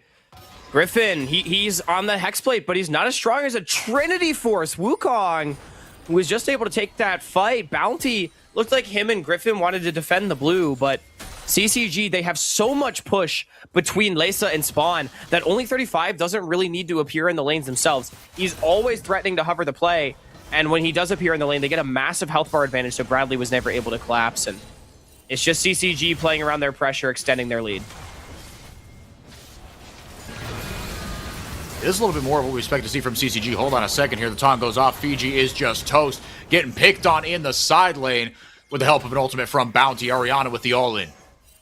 That's a nice little play. That's why I said the anti-decon quote. You can't side lane against Nocturne and Shen, because that can just happen. This Rumble, yes, he may be strong. He's extremely vulnerable in these later stages. Can afford some tankiness to not just get one shot, but he will always get walked down by this OME composition if he doesn't have the support of his team to try to create space for him. And that's going to get harder as the game progresses, as OME gets tankier, as they get stronger, and as they can take more space for themselves. So a nice look there just to get something back anywhere on the map. Of course, CCG now is a chess game. They're going to use their turn to take a dragon, continue progressing the game in their favor. And I think ultimately, this game is going about as expected. I think OME is supposed to fall behind with the compositions that we do see on our screen. However, they are not that far behind, and they are scaling up nicely to a position where they might be able to take some of these team fights. Oh, yeah. No, and I mean, right now, I mean, Ariana, I think also with the Kane at Rookern first buy, Chef's Kiss, I don't think he could have structured that any better, right? What are you dealing with? Getting shockwaved or met with a solo lane by Fiji, or met in a solo lane by Fiji and Lissa. I think that's a great first pick, and then you really got to start worrying about Spawn, right? So that armor can come a little bit later. Once that LDR comes in, once that 3-item ADC spike comes in. So wherever Ariana is, you're going to have a really tough time, I think, if you're CCG, unless you just get that perfect fight. Because we talked about it, right? CCG, the burden of execution, I mean, it's a little tougher in terms of just executing the team fight. In terms of you don't have like a big body there. Array might just be toast here. Excuse me, Spawn, apologies. Array getting the kill onto Spawn. Bounty gets in there, but he gets him out immediately. Now Array gets traded right back as Dardoch at only 35 come flying in off the top rope. Griffin will be going down to the equalizer. Very nicely done. Fiji back on the board. And, you know, you're talking about how Right now we're itemizing for Rumble and for Orianna, but I think Dardoch is the strongest member on Summoner's Rift. 2-0-3 on this Wukong. That Trinity Force spike so big, now level 11 as well. As Ole Miss thought they had a freebie, they saw a cookie, aka a lonely AD carry on a mid wave, and they go for the ult. But CCG, they have the backup. Even though spawn falls, they're able to collapse and take the play and ultimately trade up 2 for 1. Little by little, CCG accruing their advantages. Stop me if you've heard this one before. And Dardoch with 100% kill participation. Again, please stop me if you've heard this one before. This is just kind of how they do things. But again, Ole Miss should outscale them. But CCG operating with it in a very nice rhythm. Man, this feels like very familiar territory for last year's finalists.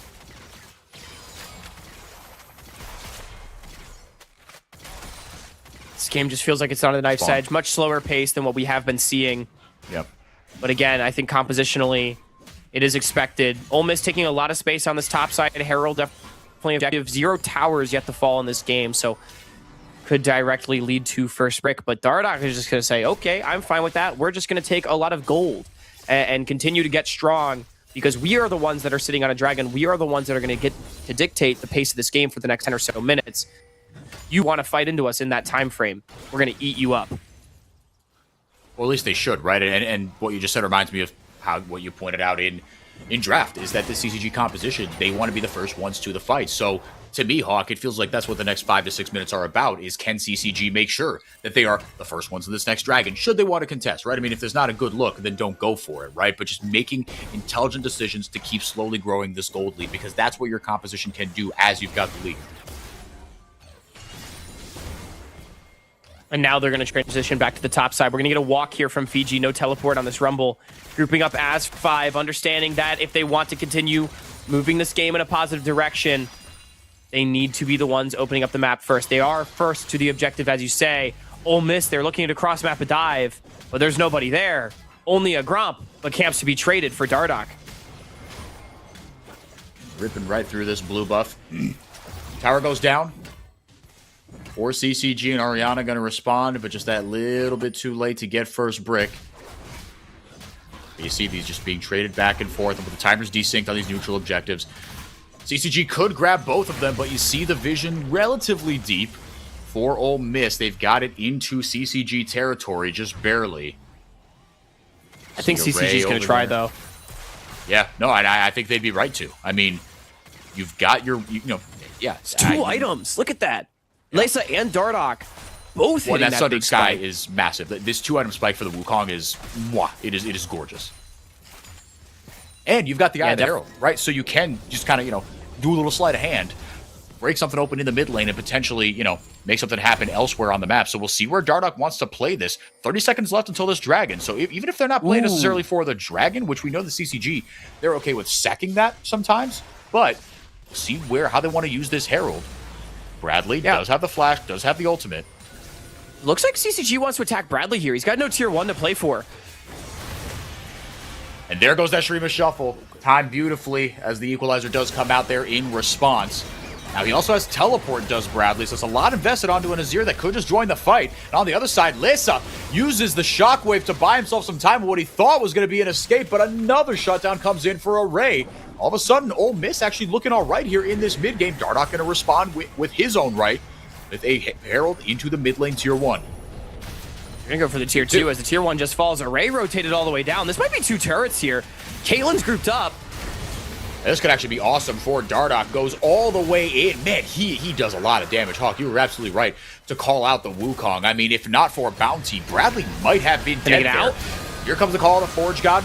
Orianna going to throw that into the back line. Lightning Crash comes down. The lights are off. Dardoch. 1 down as Ole Miss look to punch back. Orianna goes forward, gets Volcanic Rupture off. Spawn, he will be separated from the rest of his team. He might be the sacrificial lamb in this one. Indeed, he will be. Array gets himself another kill. Hawk, this could start to be scary hours. This Zeri is getting a lot of gold. Yeah, and Ole Miss, that's 2 sequences in a row where they're the reactive team, and it works out better for them. So frequently, we see Ole Miss as the aggressors, but it's CCG. They make the play on top, and it's back-to-back misplays across the extended sequence.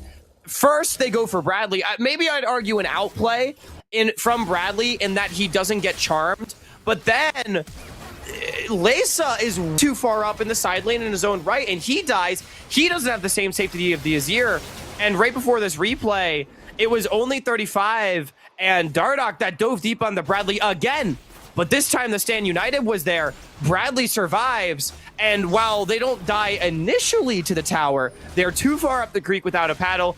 Orianna arrives with the call of the Forge God, and the gold has now been equalized despite CCG's tower pressure.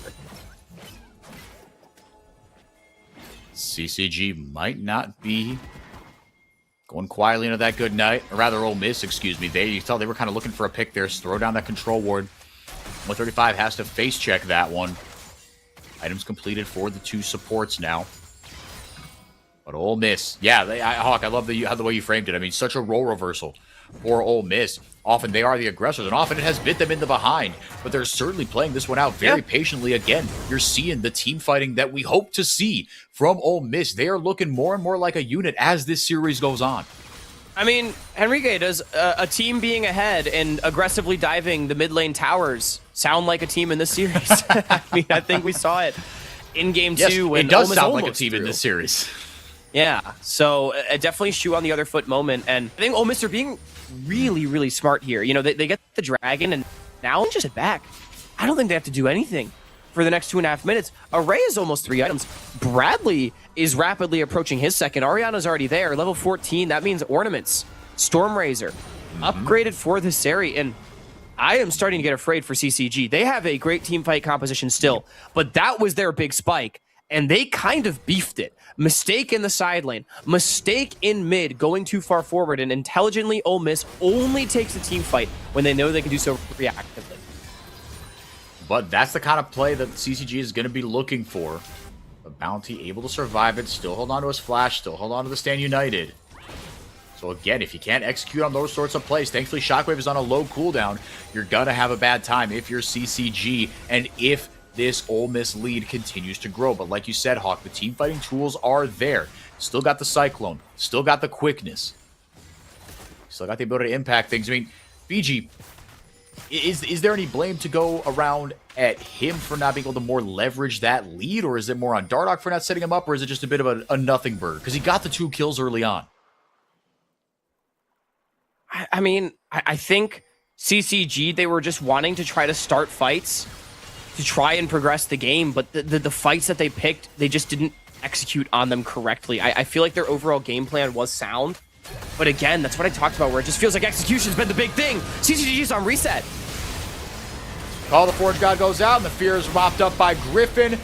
Down goes Ray. Spawn. Dardoch might be next on the menu. He buys a decent amount of time. To be fair, did Bounty and company stick their neck out too far? It's a double kill for Leysa. He needs to get back into the game in a big way. Ariana, good night, sweet prince. Dardoch gonna grab himself the kill now. Griffin in some trouble. He's on the wrong side of the train tracks. Blows the flash. And, I mean, he's probably gonna die. Maybe, actually, the flash, maybe it saves him here. But Leysa and only 35 will pincer the poor boy. Maybe only 35 goes down in the process. But that's 3 kills for Leysa. And aggressively overdiving a mid tower seems to be the new chickens of week 1. Stop diving mid towers! I mean, they think, which they were right, CCG's on reset. Okay, we can make a fast play. Go get spawn. And they do. But the teleport comes through, and the cavalry of CCG was just in time, as this is a really great angle on the collapse here, as Dardoch gets below them with Fiji, and then Leysa gets a massive shockwave here. They just completely cut off the escape from Ole Miss, who had gone so deep under that tier 1. Ends up becoming a 3-for-1 on the play. Bradley does get that tier 1 tower, actually a 4-for-1, as Griffin did eventually get chased down. Bradley does get the tower, however, so the play is still okay. The gold is still close, but most certainly CCG favored. So CCG up 1,000 gold now. Again, Array's still on 3 items, now 3.5 items, as that IE has come in. The Fiend Hunter bolts do a lot on this champion. He's up a full item on his opposite number, though. But if these fights keep being sloppy and one-sided, it will not matter. You gotta set Array up to succeed. If you do, you're going to have a much better time. This CCG composition is pretty short range outside of the Caitlyn. You saw when they want to fight as 5, especially for Fiji and Dardoch to have an outsized impact, they got to get up close and personal. And now Array's just dead. 80 carries on mid waves, man. It's a tough place to be. Honestly, that was a crazy commit from CCG. They go real deep as it was flash from Dardoch, and now they're going to rip Baron. Array is all the gold. Without him, CCG's up like 5K. Yeah. No, you are 100% correct. Yeah, this is a huge gold swing with Array not there and not able to contest in a fight. CCG, I mean, talk about value on one play. That might be the play of the series just through that lens. It might not be horrible for Ole Miss, though, getting Drake, if they can weather this Baron. So now it's ball in CCG's court, right? They have the Baron. 100%. How much gold can you get? You have a tier 1 at bottom, and you have 2 tier 2s in bottom and top. If you can collect a lot of that standing gold and really open up a lead, this was absolutely a great play. But Bradley got a tier 2 tower. It's a lot of gold for this Azir. And they take Drake, which does, again, just delay, put themselves in a position where they can take those later game team fights. So I'm really looking at CCG to get money and map control for themselves right here, as they do pick Griffin. It's also Stand United mid. Into the mid lane, like you said, but the lights do turn off. Not for much, though. Nice knock up there. Generous hitbox onto only 35, but will not matter all that much. Like you said, that second dragon of the game went over to Ole Miss. Gonna be a few minutes until we get another neutral objective here. CCG.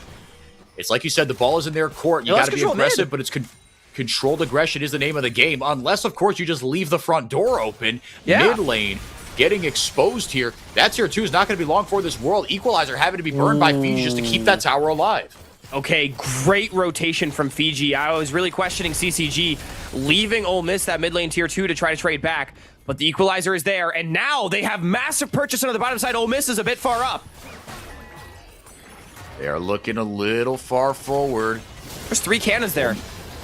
On the other side, Griffin is on the other side of the map, so with no paranoia available regardless, though, Ariana gets the call to Forge God off onto Lisa. Can't do much. Like you said, these Baron up cannon minions with the range of spawn as well, just laying siege to these towers.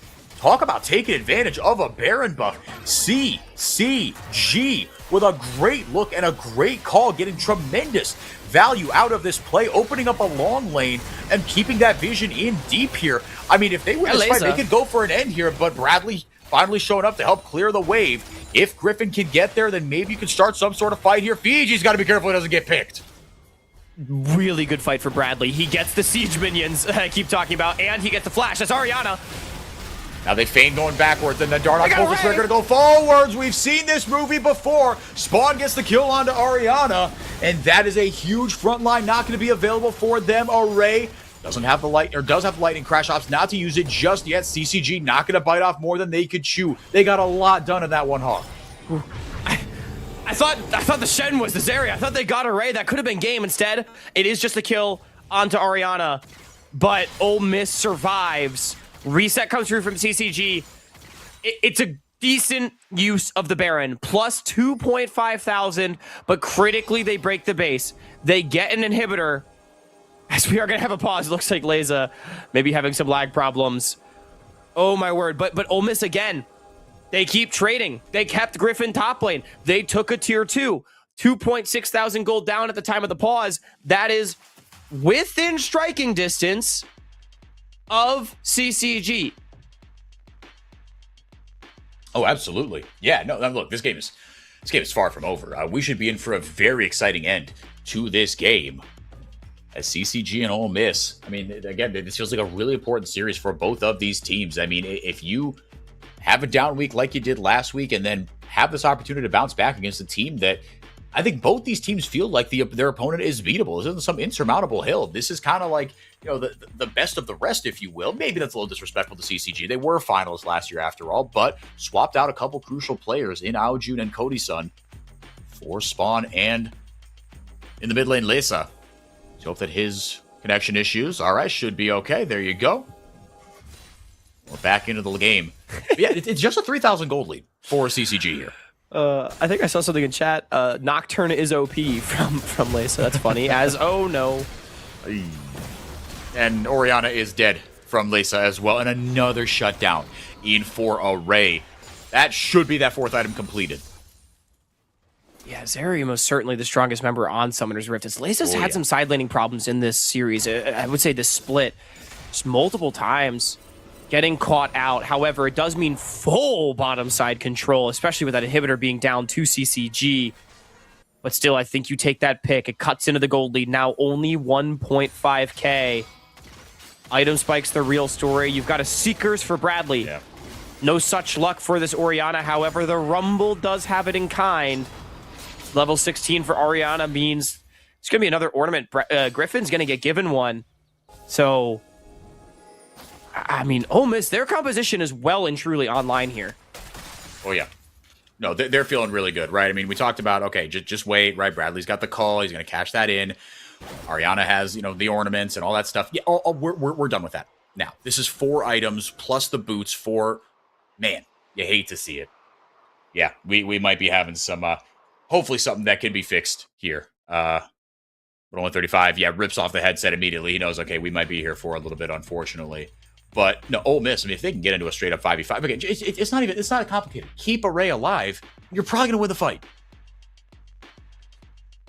Easier said than done, as we've seen this series. But you are 100% right. Responsibility on Array, responsibility on the squad. I feel like this game, we have yet to see a true 5v5. It has all been side lane picks. It has all been cross-mapping, playing for waves. I think OME has been avoiding those big protracted engagements. But now that they're online, when does it come? Or does CCG now just become the team that avoids those big engagements? That really becomes the question. 30 minutes into this game, yet to see a true team fight, though. Really something spectacular. Both these teams. It's been a very maneuvering game. Hawk, would a result either way drastically change your opinion on either of these teams? Or, because to me, and maybe it's just recency bias for how Game 3 has gone, that has been so close, and it feels like both these teams have shown, they've had their identities for sure, but have leaned in, a little bit of stylistic differences. Does it swing the pendulum one way or the other for you? I feel like for CCG, this is in line with what we've been seeing from them throughout the split, but I will say for OME, a little bit more so. Yeah, I mean, this is pure scaling, pure team fight composition. And while they haven't been able to find that team fight, I really do want to praise them for how well it seems like they have understood their need to cross map to avoid this Fed Wukong. And it's not been a perfect game. I think they've made some mistakes, but I mean, they've kept it close. And that's really all you can ask for when you're the Ornn Azir Zeri composition. So, as we get towards hopefully more quickly figuring out, who's going to win this Game 3, we're going to take it to a quick break. CCG and OME will wrap up their series in just a couple minutes. Don't go anywhere. We'll be right back. The NACL is presented by Philips Norelco OneBlade.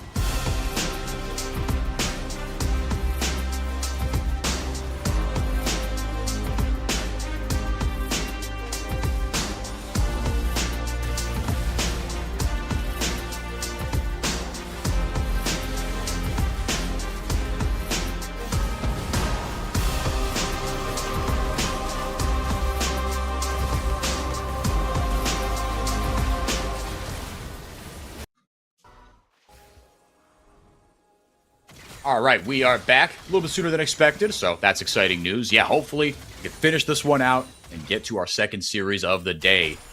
Blue Otter going to take on Contingent. That one should be very, very fun. Both those teams came up through promotion. Technically, one, did the U-shaped path down there as Blue Otter survived relegation, but Contingent looking to build on a positive week 2. And an upset over this very Ole Miss squad. And Ole Miss trying to make sure that all their efforts are not for naught here, but CCG are the ones that are holding a 1,000 gold lead. It's been chipped away at ever since their Baron power play. An interesting itemization choice comes through here for Griffin, as it is the Death Stance for this Nocturne. Would have expected the Guardian Angel. That's typically what we see. I think I would prefer it as such. Going for a little bit more individual combat power, but also less ability to just throw himself away for the initiations, as this is not going to be sold for anyone. I mean, we are in for the long haul here. Dardoch taking an uncontested dragon with Baron spawning in 30, Ole Miss opting to control on the top side of the map, but still no team fight.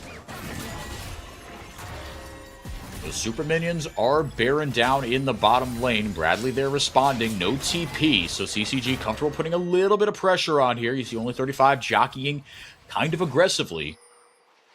He's looking to just make his presence felt, inch himself forward. Baron does spawn. CCG are the first ones there. Ole Miss are completely blind. Yeah, this is going to go down fast, too. Rumble, Orianna, I was going to say. Wukong, Caitlyn. I think this Baron's gone. Ole Miss caught sleeping.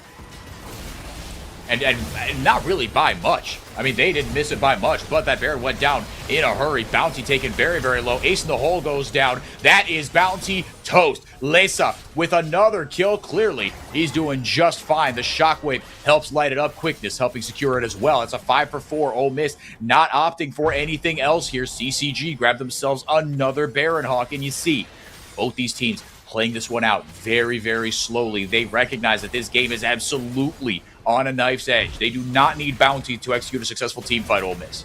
Yeah, that was just a great play from CCG, as, I mean, Ole Miss, they take their reset, they send Bradley bottom, and CCG says, wait a minute, we don't have to reset. We can just hit the Baron. We're going to do this so fast. And I think similar to the previous one, it's how much can CCG get? There's an inhibitor in bottom lane. There's still a tier 2 in top. They got Lesa escorting up the wave, as well as full vision control with Dardoch and only 35 and Fiji, all leaning to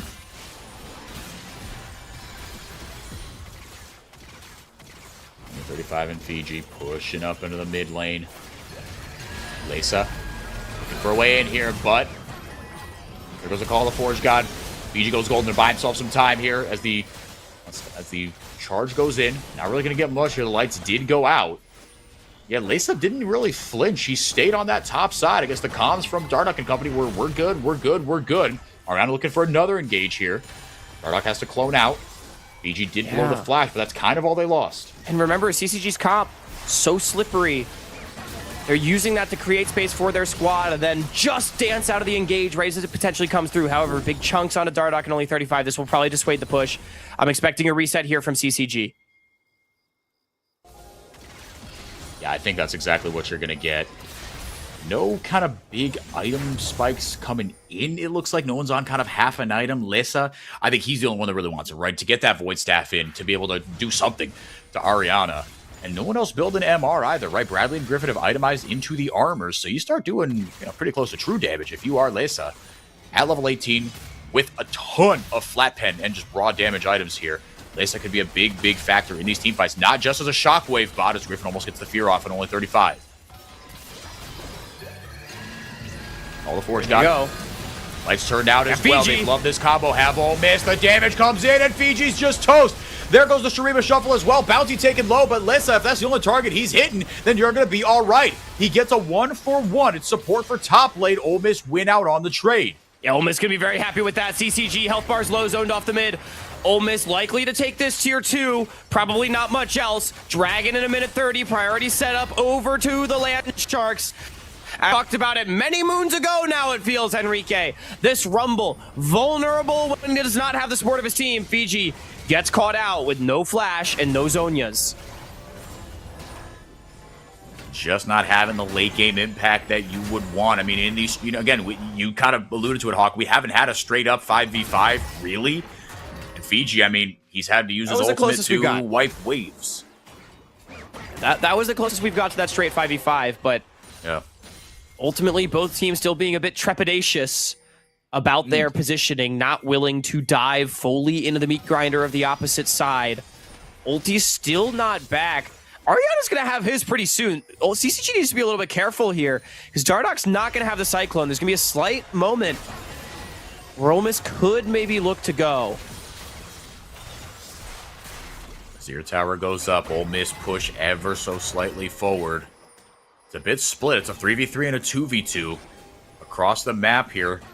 Dragon going to be up in 30 seconds, but again, still not soul for anybody. Would be soul point for whoever grabs it, but not the highest importance placed on the Dragon itself.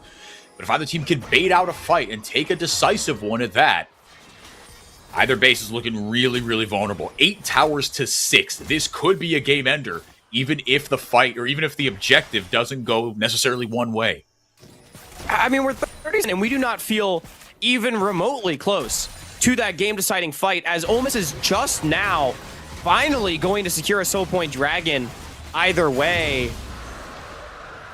I mean, like, both these teams are just very content to not give the other side a win condition, and that seems to really only be the name of the game. Neither one willing to make that aggressive move to potentially seize a win condition for themselves. Deny, deny, deny seems to really be it.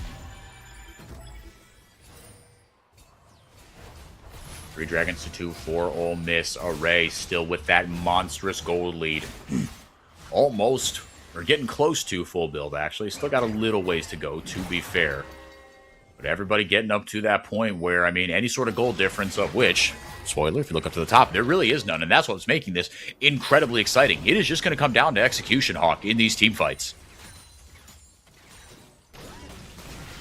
With OME, certainly the compositional advantage. That is a full build Bradley. Yep. Similarly, 4 items for Array, 3 for the rest of the squad. But again, CCG, great team fighting their own right. A chunk taken off of Array, even through the locket of Bounty. And it's really all about the engage. Both really want to be first to play. They want to be the ones pressing the buttons moving forward. And the Call of the Forge God Paranoia combo that OME have used to start things off. And the Shockwave in response, that's usually the order of operations. Griffin is kind of far away, but he can join from another zip code by virtue of the ultimate here. Again, no Guardian Angel for him. But the Guardian Angel active and ready to roll for Dardoch. He's on 4 items as well. Aaron started up here. Again, this one melts. So if you're CCG, it's going down very, very fast. Ariana is just straight up in the back line with that Call of the Forge God. Only 35 taken away. Now in with the Paranoia. Lissa is down. GA popped as well. If Array can stay safe, he gets charmed up. But if he just keeps autoing, they should be all right. Shreema Shuffle plus the stopwatch buys great time. Dardoch gets resurrected, but it is all for naught. OME takes the crucial team fight. Yeah, I think this is going to be it. That's 4 members down. 50-second death timers for CCG as OME, they find the fight, the only one of the game, the only one that matters. It's exactly as you said. You just got to be the last one standing with these death timers. It's not about the objectives. It's not about anything else. Just don't be dead. And they should be able to just walk it down here. CCG, they bent and they finally broke. OME take a extremely hard-fought series. This felt like so much longer than 3 games. This felt like a best-of-5 knockdown drag-out series, but it's OME that come out on top. Yeah, I mean, the pauses and the long game 3, what a journey it was to get here. And what a weird game. I mean, really, in the NACL, it's very rare that we get such a positional maneuvering game that is so much about waves and how we're playing the map. And I got to give both teams credit for how they approached this game. But I have very big question marks about CCG's final team fight there. They let Ariana walk up and knock up both of their carries while they had everything up. And I really have to question the positioning from Spawn and Lisa. I have to I mean, props to Ariana. You know, you got to give credit where it's due. Found the engage that does end up winning the game, but I just don't understand how CCG allows that to happen. And good for Ole Miss. They wanted to play a nice and controlled team fight game, and now they have now done so. Yeah, really nicely. Yeah, I mean, it's like you said, if you're an Ole Miss fan, it's just comforting because you executed what you set out to do. And with CCG, maybe I'm reading into yeah, actually, I am. I answered my own question. But it's what you said, Hawk. The when it mattered, the team fight execution wasn't there. I mean, BG got caught a couple of times and just Sharima shuffled into the gray screen. Ariana just got things really, really easy to start things off, right? You turn off the lights, you send Ariana in, and just bought so much time and space on a couple of immobile carries, right? Fiji, like you said, susceptible in side lanes, but susceptible to a fight starting as well. And then Lessa having to use the shockwaves defensively. But if Ariana's just up in your guts, it doesn't matter. That Ornn pick, man. We talked about the Ornn pick all series, and it suddenly falls for Ariana of all people, and he performs on it to flying colors. CCG just not quite able to convert their advantage. But again, I cannot give enough credit to Ole Miss for how they cross-mapped. Their entire game plan seems to be not int. And honestly, that's a pretty good game plan to have. Look at that gold graph. Yeah. It's a funny one, right? I mean, it just felt like, again, and credit to Ole Miss, right? Because they, I think, there's so much data to say that they are this team that can accrue an early game gold lead and then just not close games out. But through this series against a team in CCG that I would say would be very difficult to shed that label against because they play such fundamentally sound League of Legends and team fight better as well as anybody in the league. This was a tough task for Ole Miss. This is not to sound patronizing. They should be very proud of what they did here. CCG is a tough nut to crack. Ole Miss had to be on their P's and Q's, but to your point, Hawk, it seems like they found a style that works for them. And they executed it in games 2 and 3 very, very nicely. And between Bradley and Array, you've got two bona fide carries on this squad. Yeah, you really do. And that is such a great point to round out Ole Miss with, I think, is that, you know, even when this team is playing slow, they are confident in their hands and they're willing to hands check you and to believe in their ability to just play the fights better than you. Doesn't always work, but, you know, it did in this series. I think back to the Bradley ult flash backwards over the wall on Cassiopeia in game 2. I look at how Ariana played in this fight. I mean, even when Ole Miss first dug into that gold graph of CCG, it was Bradley twice getting attacked, and it was Bradley twice outplaying just mechanically, even in, you could argue he wasn't positioned where he was supposed to be, but he had the hands to slip out of the engage, to goad CCG into bad fights, and to ultimately convert advantages for his team. So really cool stuff across the board. And I do think Ole Miss, this was a really good bounce back for them. CCG, they are clearly a competitive team, but I do think questions about their ability to just convert games and fully follow through on advantages that they get. I think we can see that they have a good idea of how they're supposed to play the game on a high level, but it's the little things, right? How do we continue progressing the game? How do we consistently outplay our opponents in fights? Those are questions we're going to have to answer for them in the playoffs. Yeah, and look, they've done it in the past, right? They have priors for it, but the roster churn is going to need to be, you know, kind of settled here, right? You've got to be able to make sure that Lesa and I think Lesa having him in person starting, I guess, next week or the week after should help things out as well.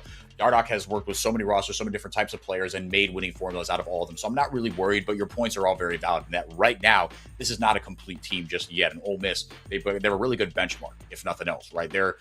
When they are at their best, they will be able to overcome any team kind of around them. As far as an MVP, I think you got a couple good candidates, right? But Bradley, especially off the back of that game 2, I think is what sealed it, certainly for you, and I think for me as well. Yeah, absolutely. I mean, I said it at the start of game 3. I did feel like Bradley was just the X factor for this Ole Miss team, as he so often is. But it really was a team effort for me from Ole Miss in this series. It's hard to like nominate a single MVP. You know, Array was so monstrous. He got all the gold in game 3. Ariana was great on the tank in game 3.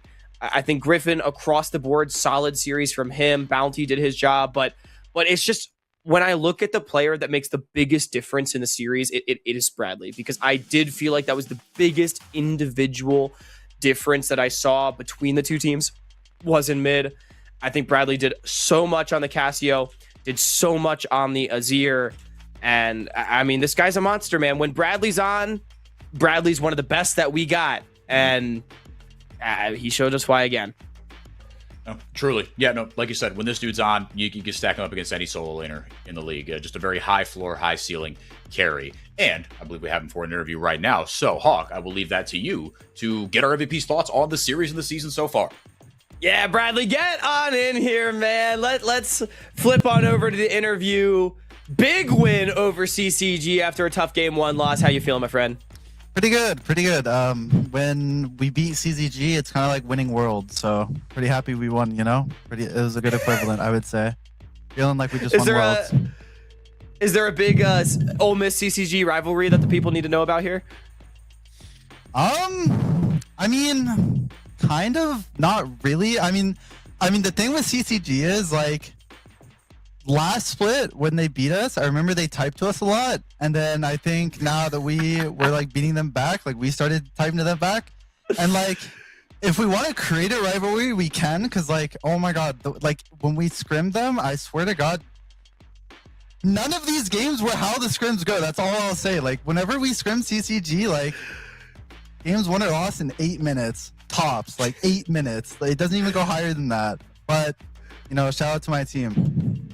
Well, you know, I will say, first of all, I am very down to create the CCG Ole Miss rivalry. I'm here for the beef. I like it. But also, you know, we had Colimer on for the interview before the series, and he actually also talked about how your guys' scrims had been rather volatile, maybe, you know, won or lost in 8 minutes, to put it in your words. But, you know, he's trying to restrain you guys a bit. Do you feel like that was on display here on stage? I think as much as he is trying to restrain us, we're also trying to restrain ourselves in a way. But I think with our team, like we have enough experience behind us to know, like, hey, like we know enough about the basics to where it really just becomes like, when should we fight versus like when can we fight? Because I think in scrims a lot of the time it's like, instead of like when should we fight, it's just can. And then you're not really learning anything other than like, oh, well, like maybe I should have flashed here, or maybe I should have done the skill order differently when we scrim CCG. So I think like for us as a team, taking a step back and then actually discussing like when we can or versus when we should was like really important. I think we did it well today, especially too, because I think in game 3, we picked like a pretty disciplined team comp, and I think we actually did it pretty well. Yeah, absolutely. The discipline was on full display, especially in game 3, as you mentioned. And hey, it takes a big man to not just ask whether or not they could, but whether they should. So impressive stuff from you guys. And especially, I do have to ask, you know, last week, super stomping game 1, and then definitely not the result you guys were hoping for. Now being able to bounce back this week, how do you feel this speaks to the growth of the team throughout the split and where you guys are going? It's a bit interesting because the split isn't necessarily as long as, you know, everybody I'm sure would have hoped for. So I don't want to speak just in terms of like, oh, we won, therefore, oh, we're so much better now. I think we should have won game 2, and if we did win game 2, everyone probably would have been like, oh my god, like this team is probably so good. But like, realistically changing, like, well, personally, I kind of take responsibility for game 2. I think I trolled a lot on the J screen, but regardless, I think even if we'd won, I don't think anything of our team would have been that much different. I think we are more of a stage team than we are a scrim team, and I think it's just about reflecting how well we can actually practice and then actually be able to translate that. Because if we played every game a scrim, like if we played every scrim how we play on stage, we would, like, our growth would be exponential. It's just about getting that, because it's pretty hard to do that, you know. Scrims have all sorts of variety you can't really control, but so far I would say, you know, growing good though overall. Yeah, just a little of that consistency. And I mean, shoot, we saw some really good stuff, some good resilience on display from you guys. Last question I have for you is, we did get some good news about Roberto today. I just wanted to give you the floor to to talk about Stray or anything you wanted to say about that. Oh, I mean, the situation obviously sucks, right? And I'm sure everyone here kind of is like aware of his situation for the most part, right? But I do kind of want to say on behalf of Ole Miss, we are very, very, very appreciative that the environment that everyone is giving him and the support that everyone's giving him, because it's not like something that's very easy to go through, right? And especially for him, I'm sure like everyone could understand how, you might feel alone during this time because like, even your team kind of is spinning this without you. So it could be hard for Roberto, but we're all here for him, and he very much appreciates all of our support. So I just want to say thank you to everyone who's kind of updating or keeping themselves updated with him and that kind of thing. Yeah, absolutely. Always keeping your teammate in our hearts. And I mean, hey, Colomer said you guys got to go get a playoff spot for him. A win today, definitely going to help with that. Bradley, any shout outs, anything else you want to say before I let you go? I'll just do my shout outs. I mean, obviously I had said like winning this game versus CCG was like winning worlds for us. So, we're very happy with that. But more of a shout outs now. I want to shout out my team first.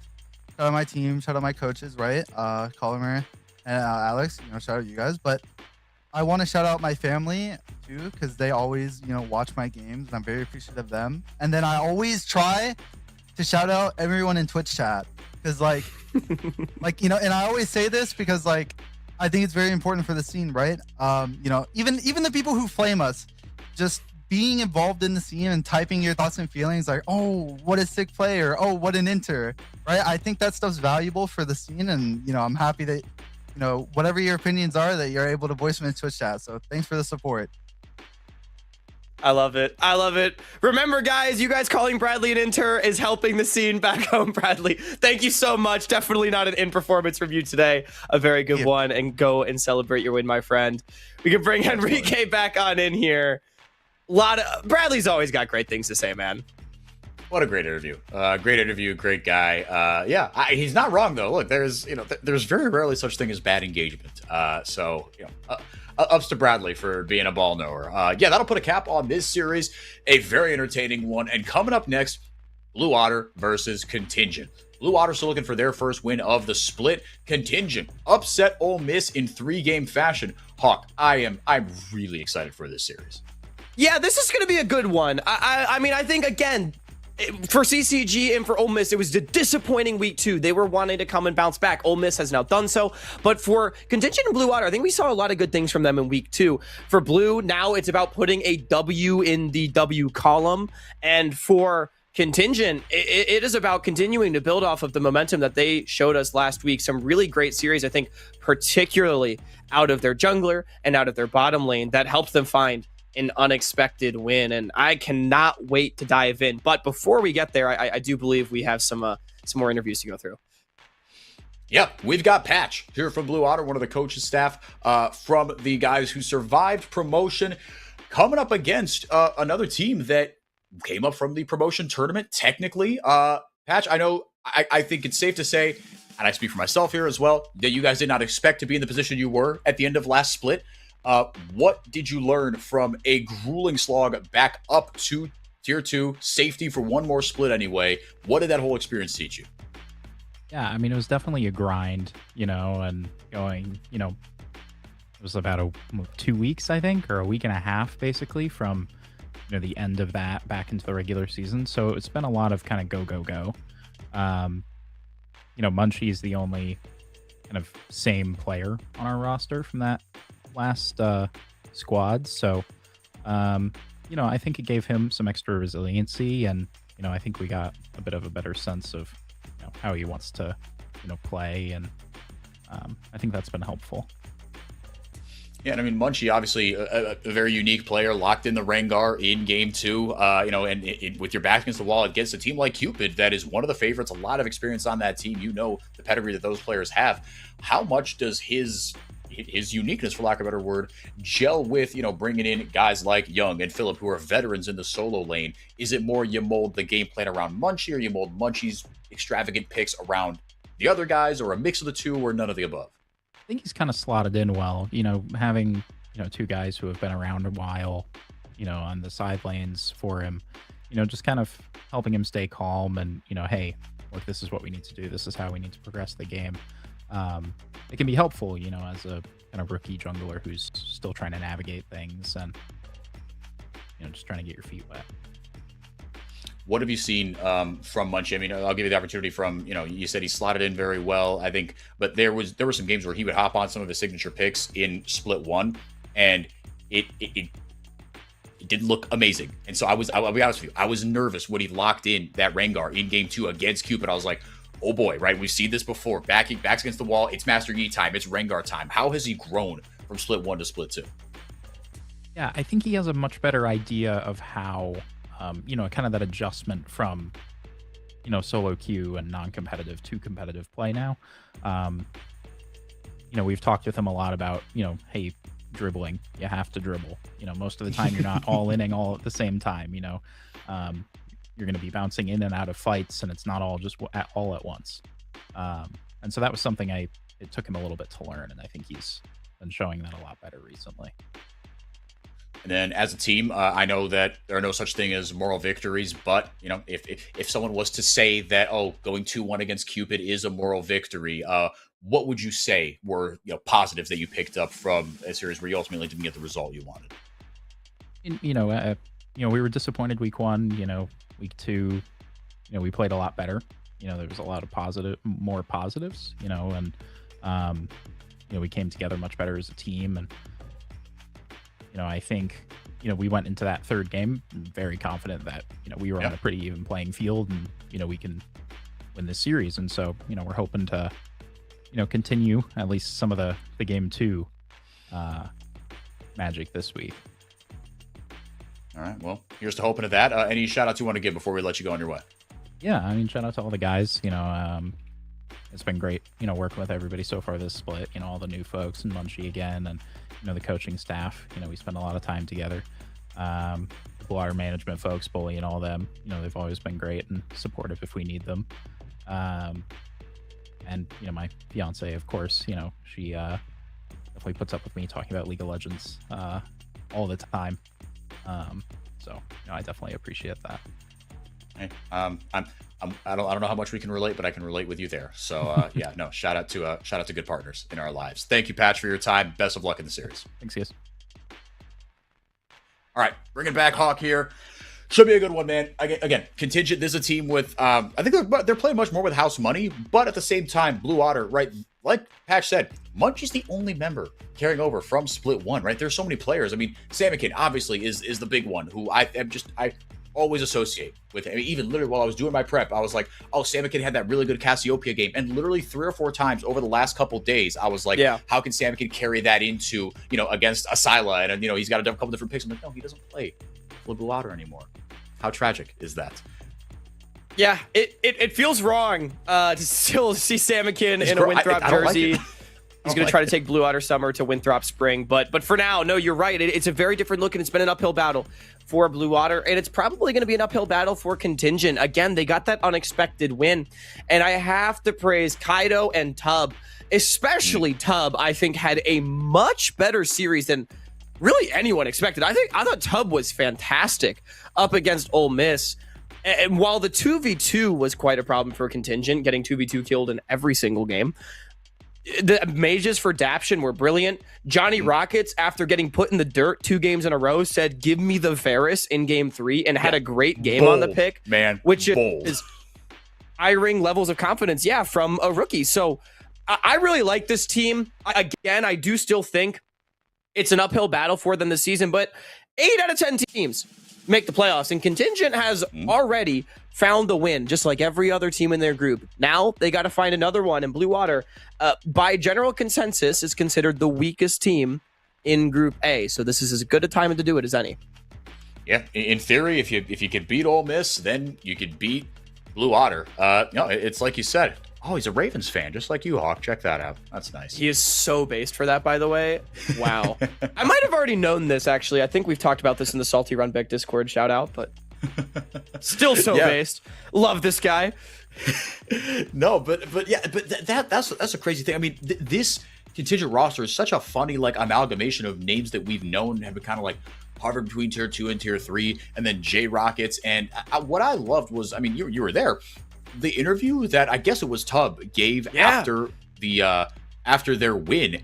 It gave me warm fuzzies, man. Right? He's like, shout out this team, man. Like, we have so much fun. Like, I love playing with these guys, right? Which is so cool when it seems like a mishmash of a roster. You don't know even how much time these guys have spent together in the grand scheme of things, but clearly they're making the most of it. Clearly, the off the rip vibes are as good as they could get. Now, when you're winning and you're covered up through tier 3, right? It's easy to be good friends when everyone is winning, but they are going to come up against some adversity. But for now, like you said, Hawk, Blue Water, this is a beatable team. For all the good that Munchie has done and for all the progress that they've made week 1 into week 2, this is I think a series that is very, very evenly poised. It is, and this is a must-win series for Blue Water. You have got to beat Contingent. There's no other way to square it. I think if they lose this series, I will be quite confident that Blue Water is going to find themselves in the LCQ. And while that is not, you do still get that last chance to qualify, it is a dangerous prospect. And I know Blue Water wants to reignite that hype of Blue Water Summer. And I know they had that going into people's minds when they took a game off of Cupid. I mean, man, the guy on your screen, Philip, went crazy in that series on the Gragas in game 2. His game 1 was also very strong, even in the defeat. They have got to keep building because it's a short season to be able to do so. And this is a fan favorite team. I think no one really wants to see them going back to the relegation tournament. So they have got to rally around their pieces. I think by and large, the biggest question marks, at least still for me, do remain in the mid jungle. Munchie got a win on his signature Rengar, but then very quickly the wheels did fall right back off the bus for Blue Water, as Munchie went 0-6 in the following game on Wukong, right? And it's just about finding that consistency for Blue Water to play together as a team. They've shown us some good individual prowess. They've shown us some better team fighting in that game 2 than we really saw from them at any other point in the previous split, but they need to keep doing it, and they need to do it multiple games in a row here. And this leads us beautifully into our Phillips Norelco face-to-face matchup, highlighting our two junglers, two guys that we affectionately referred to off-air before the series started as psychopaths. If nothing else, Hawk, I want this series to go 3 games because then we're going to see some spicy stuff from one, if not both of these guys. Yeah, it's going to be really interesting. You know, this is the first time we're going to get to see Munchie play against Kaido at the tier 2 level. And they both like to play carries. They both like to be leaders for their team, but I do think in slightly different ways. And, you know, one thing I will give in the side of Kaido, you got that MVP last week for a reason, because he does know how to be a leader for his team. I don't feel like Munchie has quite developed that same skill set. And Kaido has quite a bit more experience than Munchie, so it's not to be surprised. But Munchie, you know, if you're going to be an NACL jungler, you have got to show you have some of that in you. And I think we've seen glimpses of games where he can really lead his team to victory, where he can be a solid initiator that picks good plays, good fights, and makes things happen. But it's been inconsistent. And I think we got to see from Kaido 3 straight games in Contingent's debut just last week, where he really was on the front foot, keeping up with Griffin, finding intelligent angles, even in their crushing defeat. You could at least see that Kaido was always cooking on ways to make plays. Yeah, no, you can count on him to be a floor setter, 100%. And to talk about the bot lane as well, right? I mean, I'm interested to see this one. I mean, Levitate and Minui, right? These are guys that, again, have been around the block. Levitate, a former Blue Water player, now back on the roster where he, you know, not made his name, but where a lot of people might remember him from. And I hope that we see violence, to be blunt. I hope we see blood in this 2v2, because it could get really, really swingy down there. It definitely could. Kha'Zix, by the way, drawing a ban here in game 1. Is a lot of power picks available. I'm immediately looking at Ziggs, Nautilus. We saw early pick Nefiri still in the previous series, which has slipped through the ban phase. Orianna, Syndra, Cassiopeia, Wukong. I could keep going. A lot of power picks still available for these guys to trade back and forth. Contingent having a bit of a think. and they're going to go for the most obvious, in my opinion, assuming this gets locked in, Ziggs. Yep, if it's open, don't overcomplicate it. And Daption, like we were alluding to, good on the mages, good on the traditional lady carries as well. He's shown good versatility through one series. Again, the maximum number of games played against Ole Miss. We'll see how they want to get this composition going around it. But if the Neferi is locked in, I would not be surprised at all for Munchie. Something a bit of a, I mean, it feels like a stylistic fit for the boy, but also something that is more meta. So I think it's a great pick for game one here.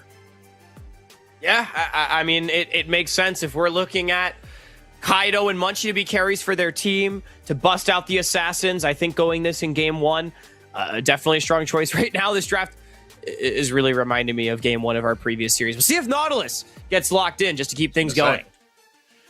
Yeah, well, Nautilus and then the Leona. Like you said, I mean, if we do in fact get the Kaisa, wouldn't hate seeing the Nautilus as well, right? I mean, you could just, I mean, yeah, you can just slam the Leona right here. Then you say, okay, you're going to play Nautilus into the Leona. That's suboptimal. With Locke being open, though, I knew I was missing something. I'm like, what did the Kazakhs replace? What did the Galio replace here? With Locke open, would be surprised to see Asila play. And I was impressed with Asila as well, and what he was able to do on a few different picks in the first series as well. Again, talk about a fearless mid jungle. Kaido will lock in for his mid laner, the Locke, who last patch was an absolute terror. Now he did receive some nerfs, the movement speed down on his W, the damage down on both the Q and the W, but outside of that, his kit remains unchanged. We'll see if they take the hits to the early game that it wants. Nautilus locked in here, though, so you could just pair the Leona with the Kaisa. It's a similar flavor of lane. Kaisa Leona, Kaisa Alistair. No, they're going to go with Kali.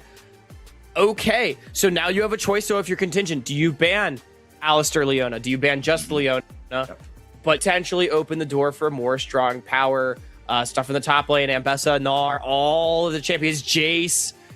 Available for everybody to lock in should they want to go for it. It's Assassin v Assassin in the mid lane. We also have an Assassin in the jungle. This is going to be a very explosive game. I mean, shoot, you could argue there's 3 Assassins for Blue Water, depending on how you feel about Kaisa. Was buffed on the current patch. Not the most popular response into the Ziggs, though. Weak early laning. To me, this is Blue Water saying they want to attack with this comp. Well, and I think you're going to have to, right? And I think you might have to over-index on this kind of 2v2, right? If you don't get the Kaisa Nautilus, okay, you get the Kaisa Leona, right? Like you said, the Kaisa Alistar. And, I mean, it's not like you can just, you can make Tub stay in lane, but like you said, you're going to need to attack and take advantage of the strengths of your composition where you can. Rel going to be banned away here. Like the look of that. But it will be Levitate in the bottom lane on the Kaisa and Young in the mid lane on the Assassin. Like you said, Hawk, it will be Assassin versus Assassin. And in the top lane, still a couple of picks to go here. J-Rockets, one of the most ballyhooed rookies that we've had come up from Tier 3 in a while.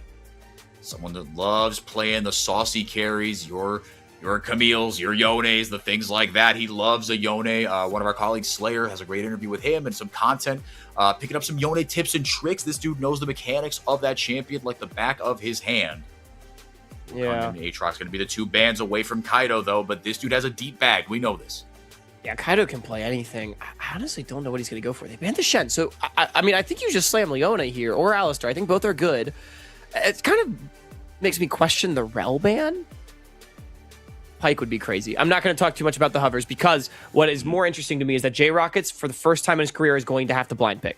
He got counter pick all 3 games against Ole Miss in that previous series. 2 of the games it went well. One of the games it went well. 2 of them it did not. What is the blind pick for this guy? So will be the Leona on the other side. Yeah, like you said, Hawk. He will have that blind pick. And so will Kaido. But again, this dude can play just about anything. For those that don't know, this is City Witty. Name change. So, if you're thinking, oh, this dude's been around the block, or what are they talking about? Never heard of a guy named Kaido. I think there's another pro player named Kaido, actually, because when I looked him up on Leaguepedia. There's Kai Duo, who was one of the players that played for TSM during the Peter Sang era. That was an interesting time. I do remember that. But it will be Kindred for Kaido / City Witty. Locked in here. And again, we haven't seen Kindred much. We've seen it banned a couple of times, I believe, this split. But what will J-Rockets pop up with here in the top lane? And this has the chance, Hawk, to zero in on the Kindred pick a little bit. Yeah. To be a lethal mid-jungle duo.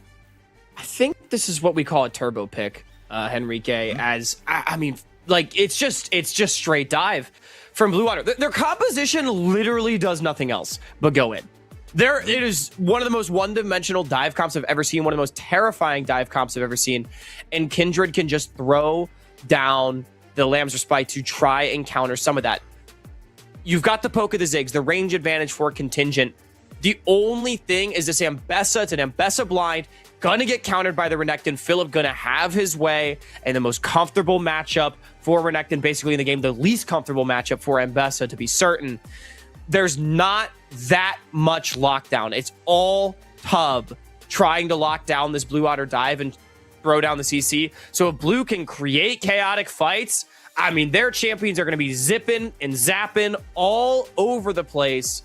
And the Ziggs, a bit of an outlier. While the Kindred, the Lock, and the Ambessa can scrap, the Ziggs really cannot. If Blue Water gets on top of him and he's not able to survive, he will die very, very quickly. But my eyes immediately on Kaido in this game, on the Kindred. Can he get himself going? He can absolutely carry with the utility of that ultimate and the damage he will provide alongside the Lock of Asyla. If he cannot, though, I do think Blue Water, their composition, it does one thing, and it does one thing damned well. They've got a lot of buttons to press, and Contingent is going to have to be very aware of where those buttons are coming from. Well, it's like you said. I mean, the Lamb's Respite kind of changes the game, right? But obviously on a very, very long cooldown, that ultimate. So there are windows that Blue Water are going to have to play around, and they're going to have so many of their key ultimates and key abilities. I mean, I'm looking at Minui, especially on the Leona. The ability to just start fights and rip engages much more often than that Lamb's Respite is going to be up. So it's going to be about picking your windows for Contingent. But Kaido and Asyla on the Kindred and the Lock could be extremely deadly. There's a lot of damage in both compositions. In both comps, yeah. Yes. There are 4 threats and 2 tank supports, 8 threats and 2 tank supports, let's say, in this game, man. I mean, it's a lot of comfort, too. This is going to be explosive.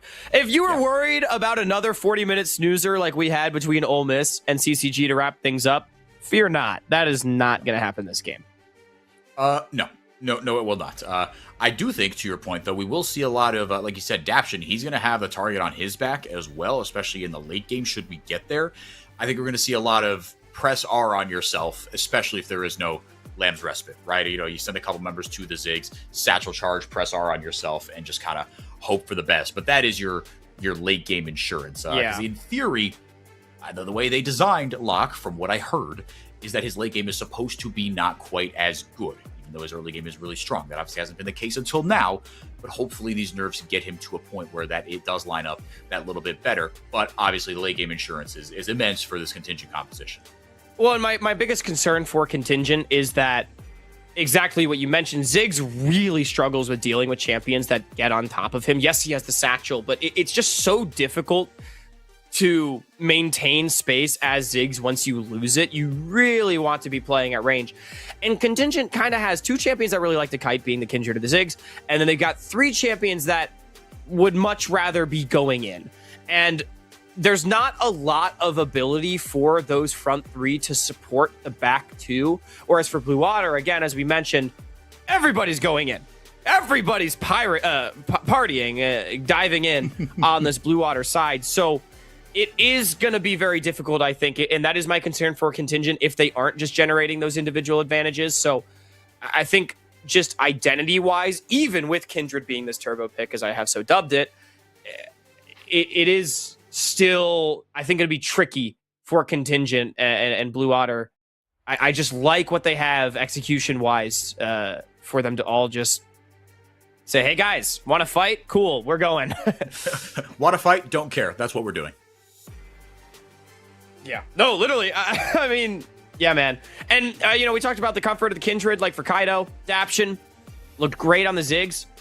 How about Levitate on the Kai'Sa? We've barely talked about this Blue Water bottom lane. A lot of hype for Minui coming back into the NACL as a support after a great split with Contingent last year.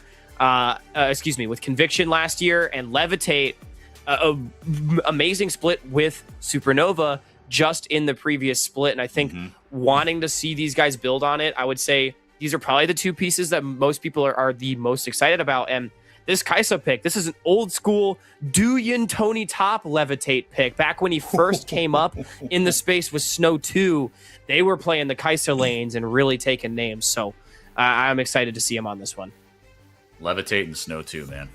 Wow. That's good stuff. That's an old school duo. That is some modern day League classic. Honestly, man. Dude, this composition is a Duyin Tony Top composition. Like, just lock in 4 carries and a tank support and like just go for it. Like, that was what they did, and they like almost, or they did promote to the NACL off of it. Like, it's a shame we never got to see that team play, but yeah, I mean, man, this is a throwback for me. For Young too on the Akali, like, come on, he always had the melee mids in his bag. That was his thing. Aurelia, Akali. Yeah, he was electric to watch, and still very much can be. And Philip up in the top lane, obviously another veteran. On this Renekton, I mean, what a bounce back performance from him in game 2. In game 1, there were some, I'm not even like, it looked probably worse than it was, but he was left high and dry on a couple of places. And again, you know, whether that's on him, whether that's on the comms, whatever, but the mistakes were loud. In game 2, chef's kiss. Really, really good stuff from him. So we'll see how he and the rest of Blue Water can stack up into this contingent roster. Both these compositions going to be scrappy. It's going to be an explosive game 1. We're going to take it to a quick break. When we come back, we'll have that for you. Don't go anywhere. The NACL is presented by Philips Norelco OneBlade.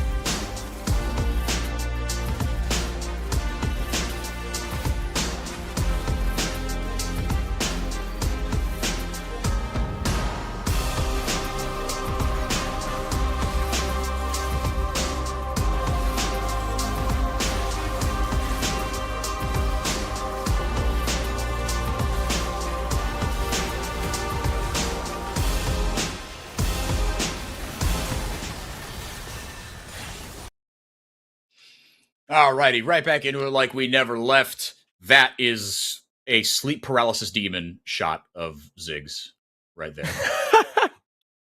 That is mortifying. Have you ever had sleep paralysis? I've not.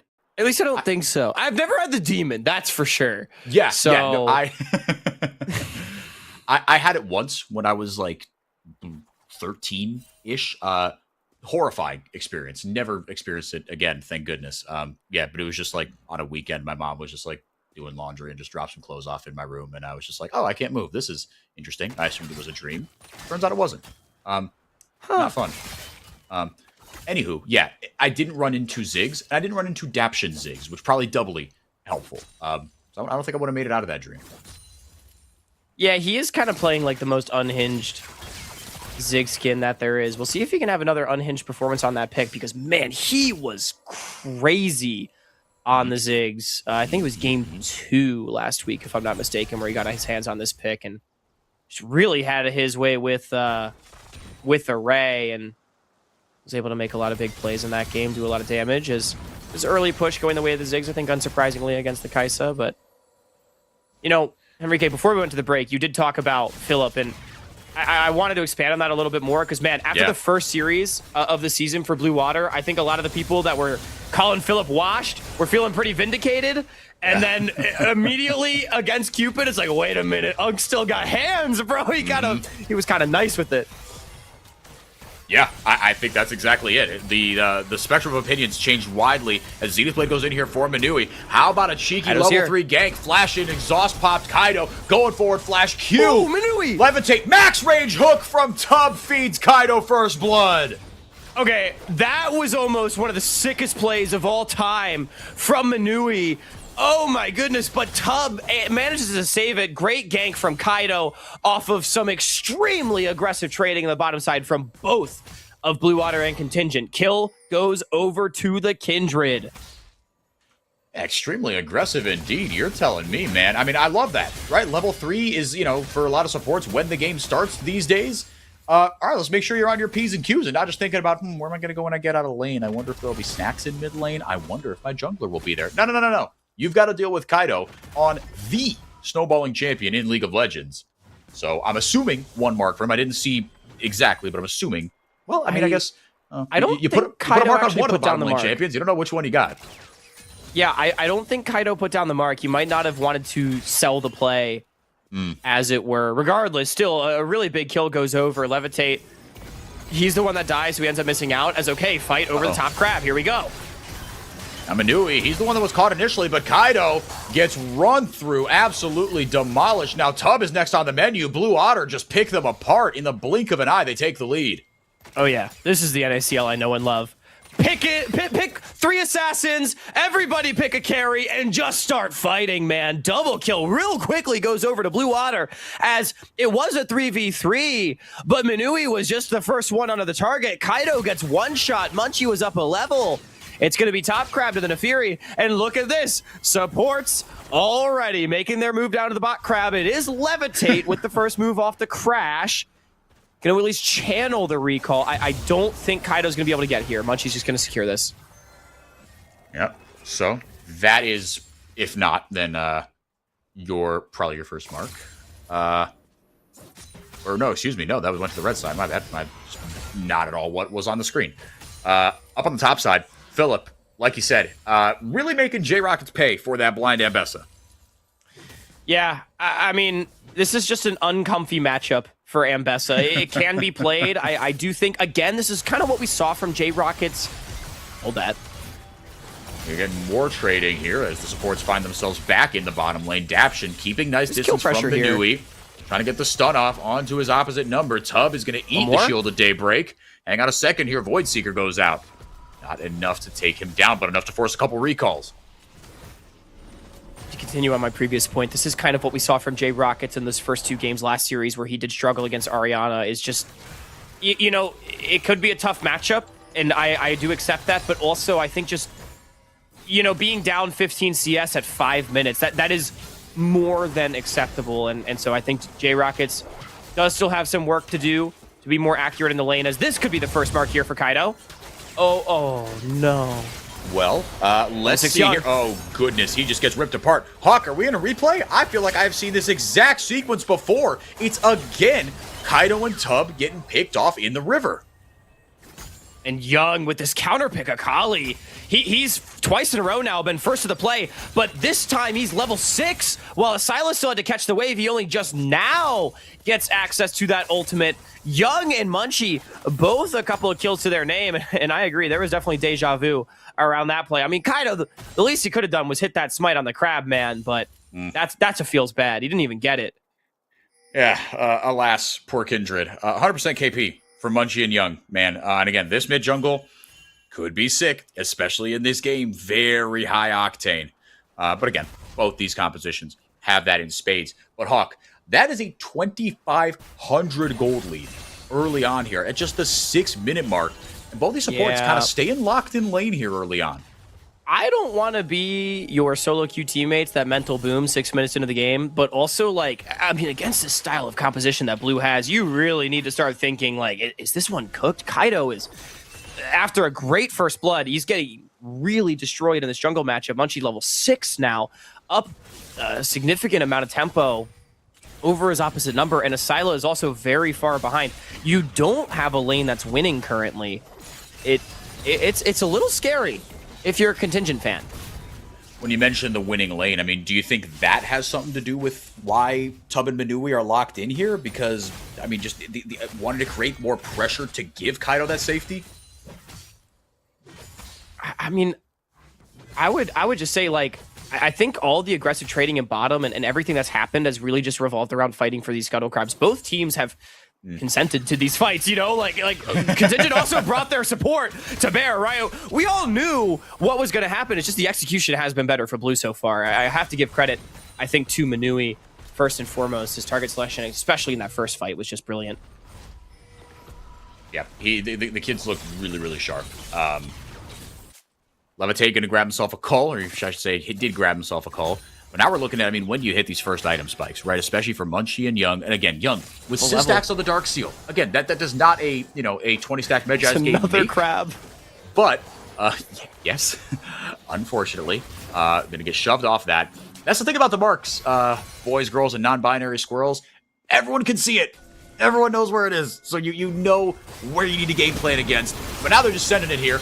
Kaido gonna get hit with the exhaust immediately, and Manui just gets ripped through Asila. Gonna grab himself a kill again. Kaido is level 6, does have Lamb's Respite. Gonna pop it to save his mid laner. They can lay down a little more damage. Munchie goes untargetable to avoid, the super mega death bomb. That's not that one. Nice public execution by J Rocket. Shows up at the right time, and Contingent are right back in it. Oh, wow, what a weird little fight that one was. And okay, Pendulum swings right back. Blue Water's still going to maintain a slight gold advantage, but that is, what is that, 4-3 kills over to Contingent, and they don't give over any. The Lamb's Respite value was massive, and immediately they're able to parlay that one into the grubs. It also does look like Kindred finally got a mark. Yeah, and thank goodness, man. But hey, again, 100% KP for Kaido. So look, he's not completely dead in the water, but the marks, obviously, I mean, it cannot be understated. Cannot be overstated, I should say, the importance of those. That is the whole kit and caboodle. That is everything for Kaido in this game. Now, again, luckily, you have a lot of damage in the rest of this composition. The team fights, we'll see, right? There's a lot of dive for Blue Otter, so we'll see how this composition plays out. But we did get a little bit of a preview of that. Again, it was a weird little fight, but crucially also, Huck, J Rockets with 2 kills, and he's the first one out of that first item. And that is the point that I want to make. He is by far the biggest beneficiary of that play, is that not only did he get 2 kills, it was a shutdown onto Munchie. So this Ambessa is now in a really good position in this game after a difficult early lane. And I think critically for Contingent, they had the numbers first. Tub, great hook on the Manui, while the Leona, yes, can try to stat check the Nautilus comps, not when he's only level 4. So Manui gets 1 shot, and then it was also Daption first to the play amongst the bot laners on each side. And it looked like Blue Water might have wanted to re-engage with their Renekton, but Munchie got Z-axised by that Ambessa ult, and that really was a game changer, I think, for that fight. As if that one misses, I do think Blue Water had some play to still try and re-engage that. That Lamb's Respite actually pretty close to being back up off cooldown. My internal clock is a little surprised by that, but it's famously been very wrong a lot. If you ever played League of Legends with me, you know that my internal clock is it's not exactly quartz synced to Greenwich Mean Time or whatever. Daption just kind of ripped Mega Inferno Bomb there. Oh man. Levitate not exactly having fun. Chapter Ziggs. Oh, that is a nasty spot. hook. Crazy that hit. We're going to actually go for everything here. Going to get the flash out of Young.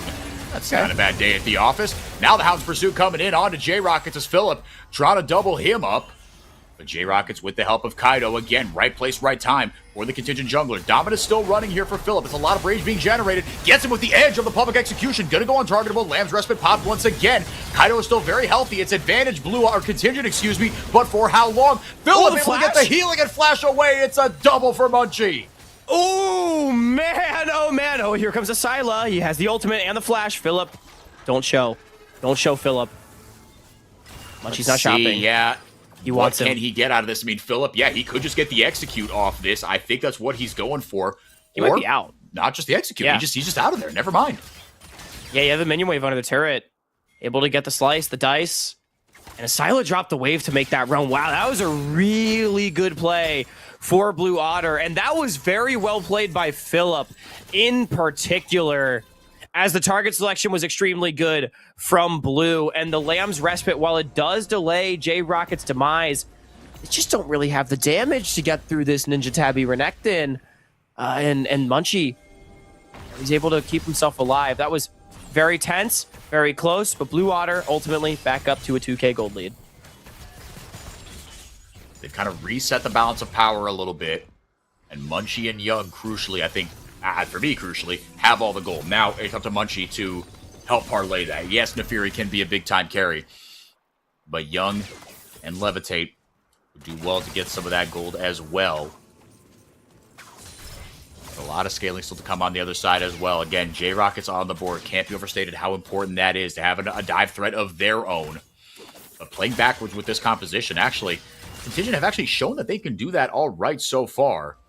We'll see post-nerf lock what Asila can do here as well. But Hawk, where are you looking if you're Munchie and Young right now? I mean, is it just as simple as Rome as 2? Are you splitting up your talents? How do we parlay this lead into something bigger? They're on the Assassins, right? I think they can just be like, yo, give us the ball. I think they're waiting for neutrals to come up to really start some of these engagements. As I say that, though, maybe a dive in top, as Manui is here. And so is Munchie going in immediately with the ultimate. Philip gonna pop the Dominus. In there with the Zenith Blade is Manui. He'll flash away. He'll eat a tower shot, but all's well that ends well. Asila trying to start the engage here for the rest of the squad here. Depth charge in his tub, and Kaido join as well. Daption up on the top side with the TP. Now he's going to get jumped on, but a nice satchel charge to cancel it from Munchie. Very nicely done by Daption. Asila somehow survives, and massively a shutdown for Kaido on the Kindred. Yeah, Young really tried to turn that one around into 1v3. Just try and trade something back as he was certain to die. No flash. Great lockdown from Tub. But ultimately, it's not a bad play here for Contingent whatsoever. They're going to get first tower as they're so fast on the swap. They read the dive onto J-Rockets, and while I don't think J-Rockets really played the dive the best... Oh, let's see here. Levitate is 2 levels down, but does have a lot of damage. He's got in with the ultimate there. Flashing away is Asila. Once 4 stacks of that come up, there you go. Levitate going to get the solo bolo there. Did burn the ghost for flash, but that's a trade you will happily take. Yeah, and a kill. So Levitate can be very happy with that. He's getting involved for the first time this game. J-Rockets doesn't quite buy enough time for his team, but in the extension, Blue overstays a little bit, and the swap came so early from Contingent, I don't think Blue was expecting it. So that's a big influx of gold. Now, though, no time to look back. Only fight. Dragon alive, Contingent contesting. This is, I think, as you put it, the NACL that we know and love. An absolute rock fight. Rocking about a kill per minute here. As the TP does come in, Blue Otter claimed their second dragon of the game. Munchie still having a scorcher in this one. His coach Patch, we got to interview him before the broadcast started, before the broadcast of this series started, I should say. Had a lot of praise for Munchie, this transition from solo queue to organized play, saying you got to dribble, you got to do the little things right, you got to wait for everybody else to get in position. And so far, so good. Just the 1 death in what's been a very chaotic game. I was surprised, honestly, when I went down there with my eyes and saw only 1 death for Munchie. Yeah, I think Munchie's had a really nice game. Gotten a lot of support from the squad as well, but good mechanical outplays. And okay, there's another kill. Young, I said Young and Munchie should just give themselves the ball, man. Like, they're so damn strong. And I gotta say, Henrique, my little DSG heart is fulfilled seeing Young back on the NACL stage and playing like this. It truly is something to make the heart sing, absolutely. As the ultimate comes down from Asila, picked the wrong direction to go, unfortunately, but does help get the tower. Levitate, I thought he did blow the flash there. Okay, the icon took a little bit. But Contingent, they're not going down without a fight. It has to be said. That gold lead has stayed for the last kind of 5 minutes at 2,000 gold, Hawk. Yeah, I mean, they're taking so many of these towers. They've gotten all 3 outer turrets have Contingent, which is really impressive stuff. They get the flash out of Levitate there, too. Was a good flash to keep himself alive, but still, I think Contingent going to be okay with how these sequences are going, as Blue Water is definitely winning out in the fights. They're trying to win out in the neutral objective game, as Herald has been started. 2 dragons already to their name. But why would I not be surprised if there's an... Actually, I would be, because Asila just based and he's got no TP. So this one should just be Blues. Yeah, that'll do it. Like you said, no TP. Is on item and a half, but not going to get there in time, and that's the whole point. It's been a neutral objective Dominion. Aside from the grubs, it's been all Munchie and Co. Maybe you look for something here. Now just going to be denying a mark. Kaido only on the 3 marks, 1 more, and then the game starts getting fun. I think that's going to be, what, is that Collector second for Kaido? Like the look of that. But Hawk, if you're Contingent, I mean, the wealth has been spread around a little bit. And unfortunately, J-Rockets, he got the double kill. He's gotten killed a couple times, dove, jumped on a little bit. How do you play this one out safely? If you're knowing that Munchie and Young could just do this at a moment's notice, maybe not. I don't know, man. That's the thing. There's no safety in this game. Like, it's all, it's just kill. C champion, kill champion. Asila is a victim. Nice Zenith Blade, but bailed out by the Lamb's Respite. Philip going forward. Now Munchie going into the back line onto Asila. Levitate to help finish him off, but Daption gets a kill and return in his own right. Now with the reset, good interrupt again. Munchie not able to get full value out of his kit, and now with the fight split up and the Dominus pop, but in retreat, used completely defensively. Contingent on the front foot on the re-engage. But that'll be where it stops. It's a 2-for-1 for Blue Otter.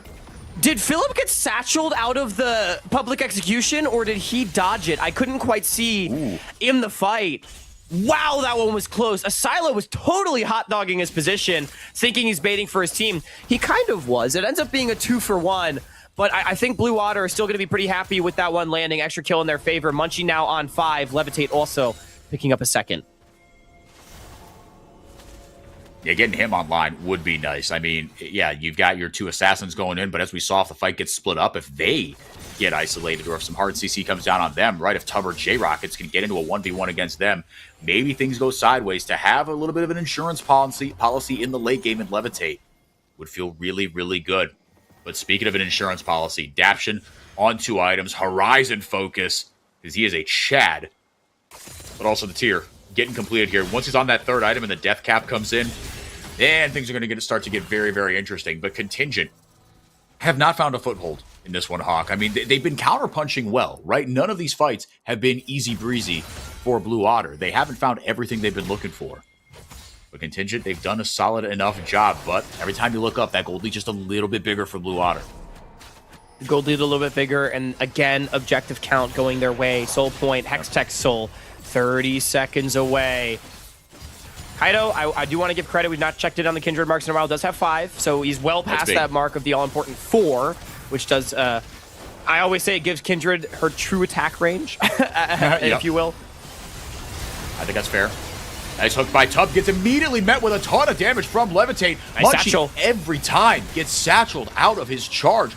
Mega Inferno Bomb comes in. Doesn't do a ton on Minui. Philip does have the Dominus. That's 3 ultimates down for Contingent. Just 2 for Blue Otter. Lamb's Respite, 3-2-1. It's available now. Public Execution available as well for J-Rockets. Tub is low. Can land maybe 1 sequence of CC. Gets hit by a Void Seeker. Now it's Void Herald time. Rift Herald time, I should say. Sure. Now Levitate Minui on the other side of the map. Tub gets lit up. Young saw the window and went for it. Lamb's Respite popped. Here comes Levitate, or Munchie, excuse me, coming in hot. Philip grabs the kill there onto the Ziggs. Daption is down. Levitate is a killing spree. Man, oh man, Blue Otter. It was a sloppy, crazy fight. This is what we expected. Hawk, weird, wacky fights. But Blue Otter come out on top again. Kaido, get the mark! Get the mark! Get the mark! Oh, interrupts Asila, not able to take the Hex Portal back to safety. Young on the scoreboard once again. Kaido not going to find that mark. We wouldn't think. Minui, maybe he goes down, but Munchie, a masterful game on this Nefiri. Kaido did get the mark. He did kill the Krugs, but I don't think it matters, as Baron is almost certain set to fall. 20 seconds still on the mid jungle of Contingent, as in the extended chase, Blue Otter just looks damn good. Not often you see a Battle Herald from an AD carry, but yeah, Levitate. that was choice was made there. Look, it all worked out. Got himself to the mid lane pretty quickly. The Baron was taken. The health bar's low for Blue Otter. They're not out of the woods just yet. Okay, well, now they are. You know, so I'll say Levitate was on Blue Otter in 20... hang on. All right, we're going to go back and watch the Battle Herald. So, really nice driving here from Levitate. He was on Blue Otter, if I'm not mistaken, in 2024 spring when we did the driver's license little video. Levitate proving he's got that. And in the extended chase, Blue just had more resources. They were just stronger. I understand why Contingent felt desperate to find that fight even after Tub got taken so low. They got the Lamb's Respite. Maybe they can find a cheeky little play, but Blue, again, their whole comp wants to go forward. Whereas for Contingent, it's a little bit more scattered in terms of their ideas for how to play. So when the fight breaks down, everyone on Blue Water right-clicking you, it's just a winning scenario for them. This is what we said, right? When you can just kind of get up close and personal and right-click everybody, this Blue Otter composition is so difficult to deal with. Contingent, I mean, I mentioned earlier, you look up at the scoreboard and little by little, Blue Otter is ahead. No, they're up 7,500 gold. That was the case pre-20 minutes as well. Blue Otter have very well and truly blown this game open. Young and Levitate are almost a full item up on their opposite numbers. Philip and Munch up a decent amount as well. Munchie has to get the heck out of dodge. Death Charge will find him, but not much else. Yeah, J Rockets was maybe looking for a way into that one, a cheeky flank potentially, but Philip had him marked. Young pushing in top, though. Blue Water, I mean, this gold lead is enormous. Like this game is real Huge. cooked for Contingent, even though the fights have been so explosive still, and we're seeing a lot of spells being traded back and forth. I think Blue definitely in a good position. Kaido is 1 mark away from 7. He has 2 items. Main carry for Contingent. Maybe if there's a will, there's a way, but I think it's going to be tricky, pretty difficult. Also, do need to make a clarification. I did lie. I forgot. Levitate was not on Blue Otter in 2024 spring. It was Lynx that promoted with them. Regardless, he was in tier 3 during that era, so it does still apply. Levitate has his driver's license. But Levitate was on Blue Otter at some point, right? He was on Blue Otter in 2024 summer. So after Okay, thank you. 'Cause Lynx then I promoted with the would've been team, lying on and then the after internet. he left, they signed Levitate because he played that split for like the most disappointing TFT roster of all time. But Levitate himself, I thought, played well on that team. Well, there you go. Yeah, I mean, otherwise I would have been lying on the internet, and, you know, that's not something I like to do.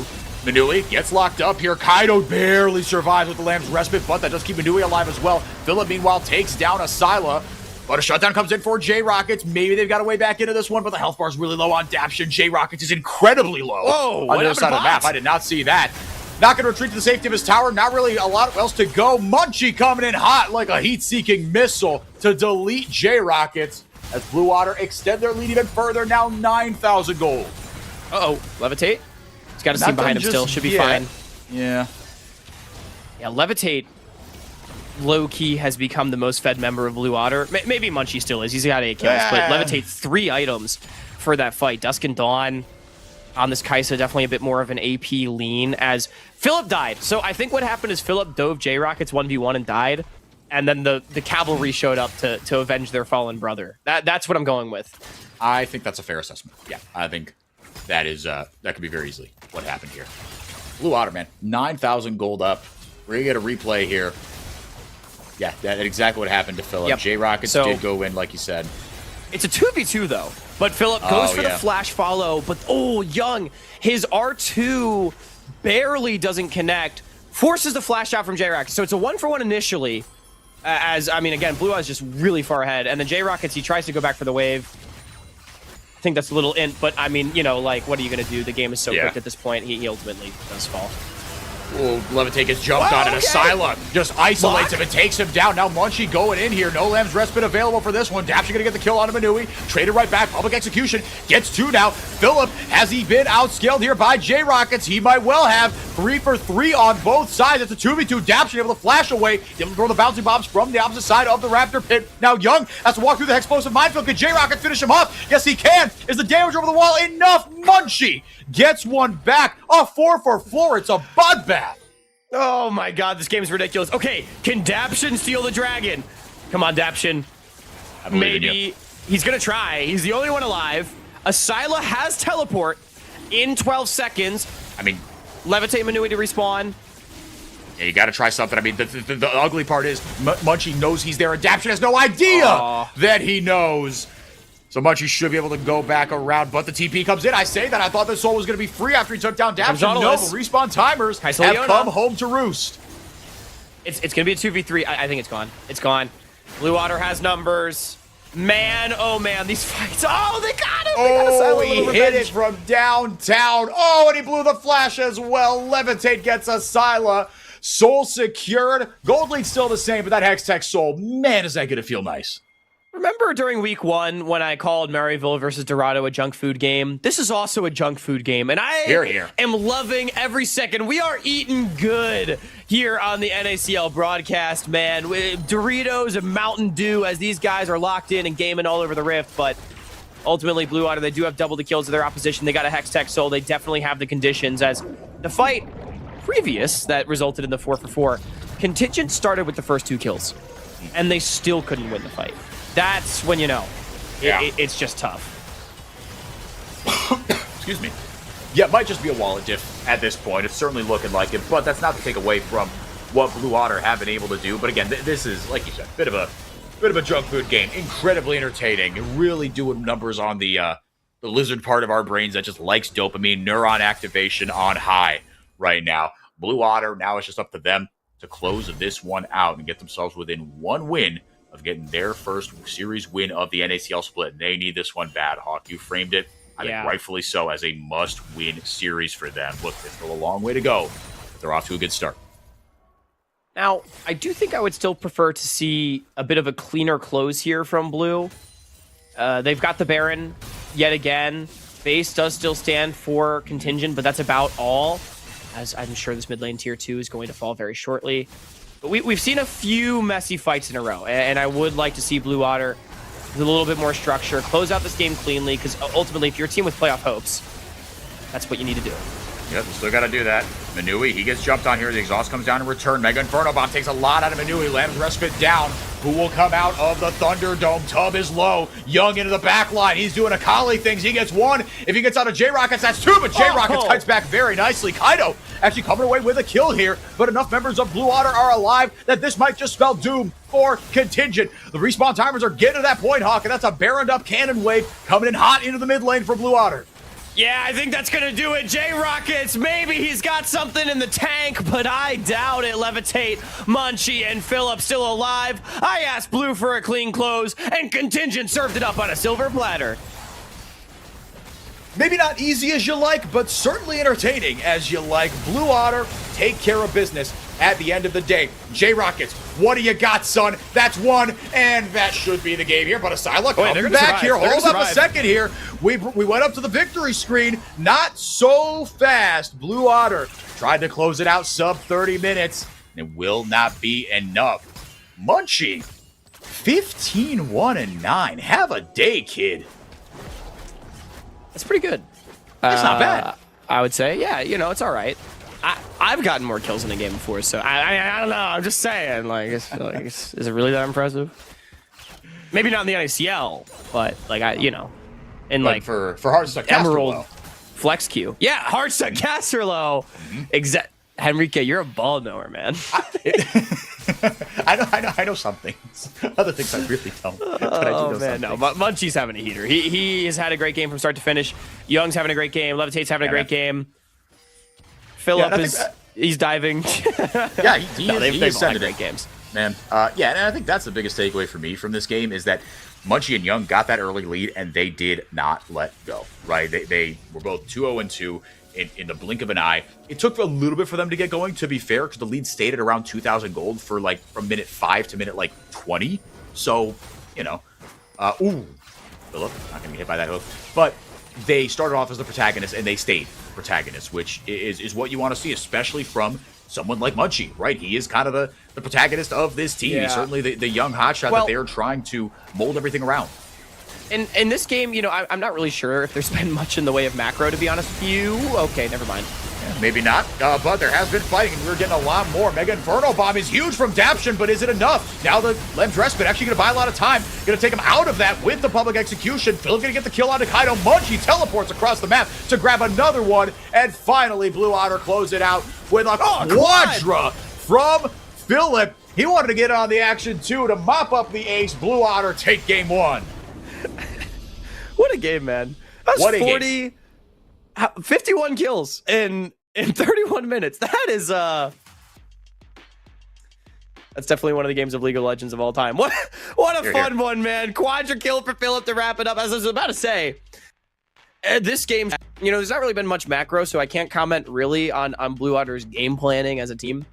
But I do think expectations would have been that they at least do still have, on an individual level, the stuff to keep up with some of the better teams in the NACL. And for Contingent, that was the concern, right? It's just on an individual level, how do they keep up? And I think Blue Otter really showed us that Unk's still got some hands in their solo lanes, and the Young Guns, Levitate, and Munchie, they most certainly got enough hands to pull out a win here in game 1.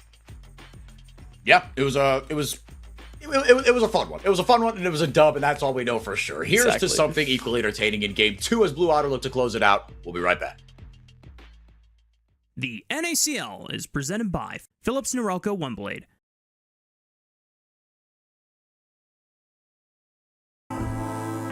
Trim. Edge. Shave.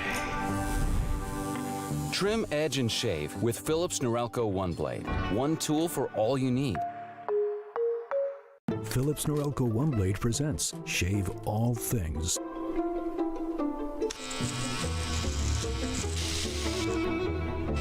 Your style made simple with Philips Norelco OneBlade 360.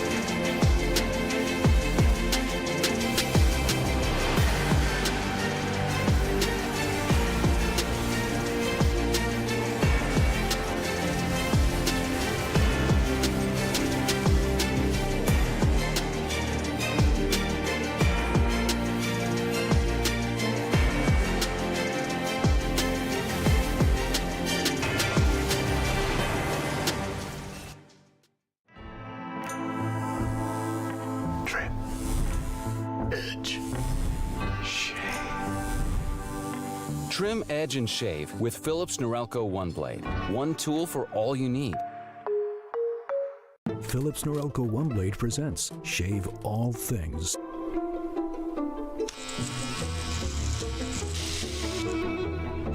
Your style made simple with Philips Norelco One Blade 360.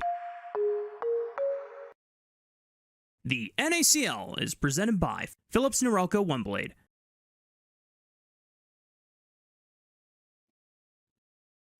Welcome back, y'all. 4x4 Hog here to bring you the last or second to last game of the day. Blue Otter took it over Contingent. It was messy, it was sloppy, but Blue Otter, they got the ball and they ran with it. It was bumpy, but like the game never really felt like it was truly in danger for Blue Otter.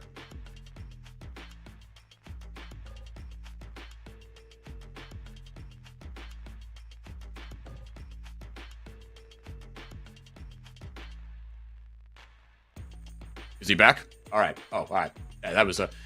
Yeah, no, I think like Hawk was saying in my ear, but not on the broadcast. But yeah, from minute 2, it didn't really feel like it. I mean, they took the ball and they ran with it, and it's good to see that it was Munchie right on the Nefiri. Right, I called it out as like a stylistic similarity, but something a little more meta. Right. I mean, and now he finds himself in a situation that he hasn't all split, which is actually you're up 1-0 in a split. So does that mean you put your foot on the gas, stick with what you like? Or something a little more meta? I think that's what I'm looking to see. And another couple good performances from the solo laners as well, right? Philip was a little slow to get in on the game, but the rest of the squad for Blue Otter came along for the ride as well as the game rolled on.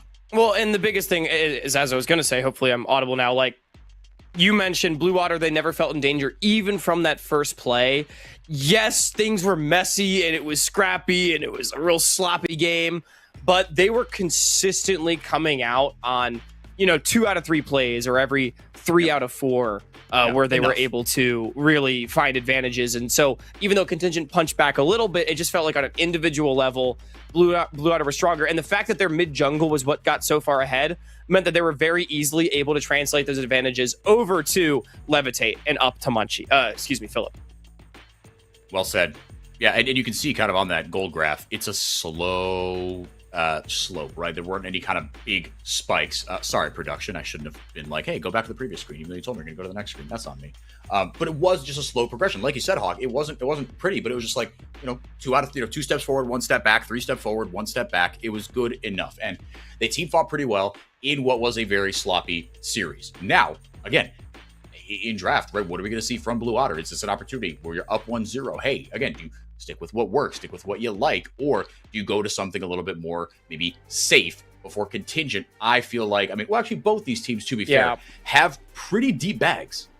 And remember, don't be game 1 Andes for Contingent, okay? Because they got Astro blasted in game 1 last week too, and they ended up winning the series. So it's a new game.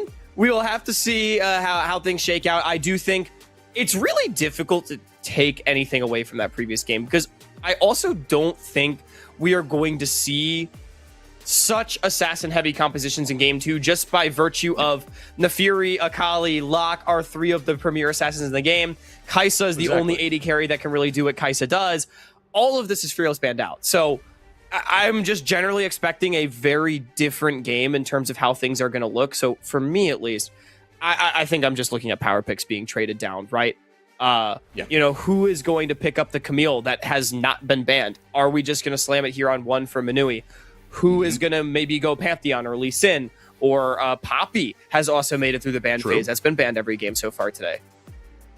Yeah, and I was going to say with then Wukong or Rihanna potentially as a bit of an answer, right? With the Hextech Ultimatum, get some fun interactions there. But yeah, Camille finally makes it through for, I believe, the first time today. It's been a long day, forgive me. But yeah, and with no Shen as the answer, we'll see what is dropped down as the answer here. Ziggs and Kai'Sa were the two AD carries in air quotes, and like you said, Hawk, you're just trading power picks on down the line. Poppy locked in, and so that you would think negates the Lee Sin as a response for Munchie. I would expect that to be the case. Yeah, I don't think you want to go Lee Sin, Camille 1-2 into the Poppy, and maybe just put a Scylla on Annie duty, as I do think Young was just the stronger mid laner in the previous series, but no, they're going to go Jace. Very strong blind pick here, presumably for J Rockets. However, this is a triple flex. We've seen Jace mid here in the NACL, I believe, and we also got Jace bottom in the LCS between Cloud9 and Team Liquid. So who the hell knows? Yeah, but it's exactly what you called out, Hawk. It is a lot of power picks being traded kind of just down the line. We'll see how the compositions themselves come together, but look, when you're getting kind of the S and A tier picks, does it really matter how the composition functions together? I would argue not quite as much. Syndra locked in here, and with both of these champions, right, with the meta being the way it is, Jason Syndra, right, you can dangle both of those kind of flex carrots over each other as the rest of the draft continues to take shape. And I like the Syndra pick. Just a lot of space creation, a lot of ability to lock down an isolated target as Mundo. This is an interesting early pickup. Is this an answer into the Poppy mayhaps for Munchie? Yeah, I mean, talk about a flex pick, right? You could take that into the mid lane, the jungle, the top lane. You could go into support, although I think it'd be a little bit wasted. I think it's just way too strong. A Syla on the Galio. I believe that's where that's going, if nothing else, because he had a heater on it in the OME series. And Should be a Syla Galio. Yeah. Should be Syla Galio. Great matchup into the Syndra. Able to generate a lot of movement from mid. Also can really be useful against the Camille composition. I'm a little bit concerned for Blue. They've gone for this Camille, but Poppy counter has been locked in. Galio counter has been locked in. And you don't really have a jungler that is a dive champ. Like Mundo... Yes, he can go in and he can hit whoever Camille's hitting, but it's just a different style of champion. I think identity-wise, Blue Water, it's not overwhelmingly clear to me what they're going for at this point in the draft. Whereas on the opposite side for Contingent, I think they have a very strong identity as a kite composition, something that wants to poke. Good re-engage on their side between the Poppy and the Galio. You have the Jace. The one concern for me is that the Syndra can go bottom, depending on how weird Levitate wants to get, and you can go for a physical damage champion for young mid. Like, I know Poppy's here, but like could you go Irelia here? I have to ask the question. I know Irelia is not meta, but that is young. Yeah. Well, and look, when your back is against the wall, flipped it in the head. Yeah, I mean, you could, right? And if nothing else, for Contingent's composition, I think what you were saying about, like, look, this is something that can play backwards pretty well. Also, it is just something that responds into these champions very well. Like you said, the Galio is a response into the Camille composition. Now the Victor. You get Victor. So, with that information, where are you looking? Yeah. Draft is so fun in 2026 because it really is. This could be Galio support. It could be Victor bottom. It could be Galio plus Victor bottom. Like, we really don't know. So much flex potential in both these compositions, and it really allows teams to lock in more power picks. And I also think it does give power to the R5 counter pick. Once the compositions do finally shake out, you get the ultimate reveal on the flex. So we're going to get Ezreal. So it's Syndra mid. That means no Irelia, no Spice from Young. It's going to be more standard. And then now where's this Mundo going? Is it into, I guess, Jace? Or is it into Jungle Poppy? It must be Jungle Poppy, almost certainly. I think it will be Jungle Poppy. Again, that R5 could throw everything out of whack. But I think it'll be Mundo in the top lane. Yeah, and then there's your jungler. Interesting. So Munchie on the Xin Zhao. So a little more standard for Munchie as well, just individually. But a lot of power picks for the side of Blue Water. We'll see what that final R5 pick is, as finally we'll see all the dominoes fall into place. My bet, okay. Ooh, okay.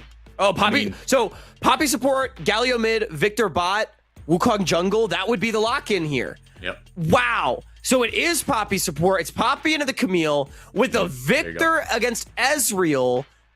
You have Galio versus Syndra, which is the matchup that I guess we all expected. And then the Wukong against Xin Zhao, which is like the most like boring 2026 jungle matchup of all time. But that's fine. And then Mundo into Jace. Very odd compositions on both sides. I'm going to be honest. I like what Contingent has. I just think they have so much ability to create space, so much good damage. Yes, you don't have a marksman, but you do have a lot of consistent physical damage. You've got consistent magic damage from the Victor as well. The Galio can really just focus on being tanky and creating space. Like, I think this is an Abyssal Galio game, or the Hollow Radiance. And for Blue Water, like, to me, they have a really good kite comp with this Mundo, the Xin to create space, Syndra, Ezreal, very self-sufficient carries, but then you just have this random Camille that I don't really feel like does anything for them. So I'm a little concerned for Blue Water. I think Contingent is just really got a nice composition to bear, but I'll have to see what this Mundo does into the Jace, because I'll be honest with you, Henrique, this is not a matchup I'm very familiar with. Yeah, I mean, can't say I blame you. I mean, and with the Camille, right, it was open B1, so you snagged it. So I think that might have been the beginning and the end of the reasoning for Blue Otter. For Contingent, yeah, like you said, it buys a lot of space. It buys a lot of time into a composition that will want to go forward, right? Starting off with the Camille, with the Xin Zhao, but you know, the Xin Zhao can create a little bit of space of his own. Isolation of targets, isolation and just deletion of targets is something that this Blue Otter composition can do all right. But I agree with you. It seems a little more cohesive for Contingent as they look to repeat the trick of what they did against Ole Miss. Similar sort of thing, right? You got absolutely blasted in game 1. What are you going to do about it here in game 2? J-Rockets on the Jace. Oh, hang on a second here. Blue Otter up to their tricks as the Hacksaw will land on a J-Rockets, but no Summoners blown. Maybe that's what the Camille does for you. Is it totally ruins top lane really early on? I do think the Mundo is a good pick into this game. Like, he's going to be very difficult to burn down later on. And for Contingent, they've got all of this ability to create space for themselves, and all their carries are relatively self-sufficient. But Mundo, he goes where he pleases, man. He kind of just doesn't do it. So, famously. Yeah, I am very curious to see what this, because I'm expecting that the Jace would really be good into the Mundo early. But if we get Warmog's Rush Mundo, which we've seen from people like Dragoon in the NACL when they've gone for the Mundo as a counterpick to Jax, okay. Manui just going for everything here. The flash burn, the ignite burn, one more auto might have done it, but Daption should survive this so he doesn't take more damage. Now the return fire is on Tub. Just trying to be a bodyguard. Levitate flashed in between them, but didn't hit the Q. Heal also comes out from Tub. It is at least flash for flash, so I think you're still okay with that if you're Levitate. Kaido, yet again, going to look for a little cheeky level 3 gank bot lane, but this Ezreal Camille a lot more slippery than the Kai'Sa Leona. Hey, you're telling only me. Wukong. Yeah, 1 and 3 out of 3, or 3 out of 4, I should say, summoners blown. 3 combat summoners blown. Tubbs still has his flash, so still could go flash heroic charge into something, but like you said, Hawk, that's a tough proposition into an Ezreal Camille. Phillips having a nice time up in the top lane here, so I think a nice early game for Blue Otter. Composition that really likes to fight around the mid stages. I mean, I think both these compositions honestly follow a pretty similar curve in terms of how they play the game, with the biggest difference really just being this hyper-aggressive Camille against this more defensively minded Poppy. We do just have junglers pathing towards the top side. Matched clears on both ends. It does seem like Blue Water clear priority towards this Mundo lane. Again, this is sort of, in a draft of weird picks, this is the weirdest pick of the draft to me. Yeah, it's not something we've seen much, Mundo top. No, not as much, but I think I can get with you there. Yeah, in Brazil, we've seen it kind of here and there. There's a very fun top laner in Brazil named Zest, who is on Los Grandes, the promotion team that might be our best team in Brazil and might have to make Worlds and play the relegation tournament, which is like the nightmare scenario for the franchise plus guest slot scenario. So keep your eyes peeled for that. That should be horrifying. Especially because the team coming up from Tier 2 has Bwipo on it. But enough about Brazilian Tier 2. But that's where Bwipo is, if anyone was curious. Daption and Levitate. Meanwhile, they're all alone in the bottom lane, so the supports have well and truly started roaming. Manui will have that ignite up pretty soon to try and make some havoc happen. Just a slight 200 gold lead here for Blue Otter as Levitate got his tier. Now he's just happy to Q farm. Yeah. As Tub will find his way back to lane. It is triple teleport in this game, which is interesting. It is also, Levitate, despite the really good early trading from Manui, was not really able to get a CS lead over Daption. So credit to Daption for picking up a lot of those creeps for himself, making sure he doesn't fall too far behind. As this game's yet to really explode, even though we have seen some aggression here and there. Talking a bit more about builds, Syla did go for the Aftershock on the Galio this game, so and he's got a no magic mental. I'm expecting this to be a much more tanky Galio. He does not need to be a damage dealer. You've got the Victor. No, not with this. You've got the Wukong, the Jace. As Daption, I think he messed up here. Oh yeah, may have gone a little too far forward. Really good gravity field though, and now has the table been turned? The Q comes down. The Empowered Auto, I don't think he got that. Levitate gonna get the Conqueror off, but that will be it. I think Levitate might not have had enough mana to shift. So Daption, he gets stunned up, but Levitate couldn't really follow up, and the Gravity Well extremely well placed to not only zone out the Ezreal, but also make sure that that Camille took a hefty return trade. Ultimately, it's just health bars going either way, and nothing really of note substantively. No, and this game taking on a much different timbre than game one. I mean, everything very, very even. Young is the only one with any sort of lead. He's up a wave on a Syla. I mean, and congratulations, I guess, right? I mean, this is really a whole lot of nothing. But now the supports back on their you-know-what as they get out of their lanes and try to make things happen. J-Rocket's having an all right time, all things considered, into Philip up top, but all the health's starting to come in earnest here. Jace, no sustain, so Philip is able to land those cleavers. That poke is going to stick the ease through the minions. And now that he's level 6, is Mundo very difficult to move out of lane. So I would say Jace's most powerful time in the lane would have passed. And again, this is before Mundo even gets towards a Warmogs or anything like that, where he can just trade for free. Always going to have the ability to back off, get all of his resources back, stay in the lane forever. Yep, and even more so once that that aforementioned Warmogs comes in, like you were alluding to. Levitate getting decent damage down on a tub. Hitting most of his abilities here. Yeah. You know, these supports are laning more than I thought they would have been. I was about to say, they're kind of like going out, coming back, going out, coming back. Hold on, J-Rockets might be dead here. I saw Philip pop his ultimate here. There's the hero's entrance. And the flash used by Philip. Flash is traded, but I think you're happy with that if you're Philip. Flashless Jace can be much more of a target than this Mundo, especially once that maximum dosage does come back up. And Munchie going to use that timer to get pressure in bottom. Young also able to secure another wave in mid as he is really having his way with a Syla in the series. Second game in a row where I think he's just straight up lane better. Yeah, Young, the vet, he's certainly doing all right. Like you said, a Syla going with more of a tanky build, so it shouldn't be as punishing. Him and Tub are going to have to be leading the line here for this contingent squad. Blue Otter grab themselves Dragon number 1. And I got to say, it's great to see that Young, he had a pretty good series against Cupid, especially in that win. He's having a good series here against Contingent, against the Syla. There are a lot of questions. Let's hold that. Yeah, we will get a little bit of a fight here. Steadfast Presence popped.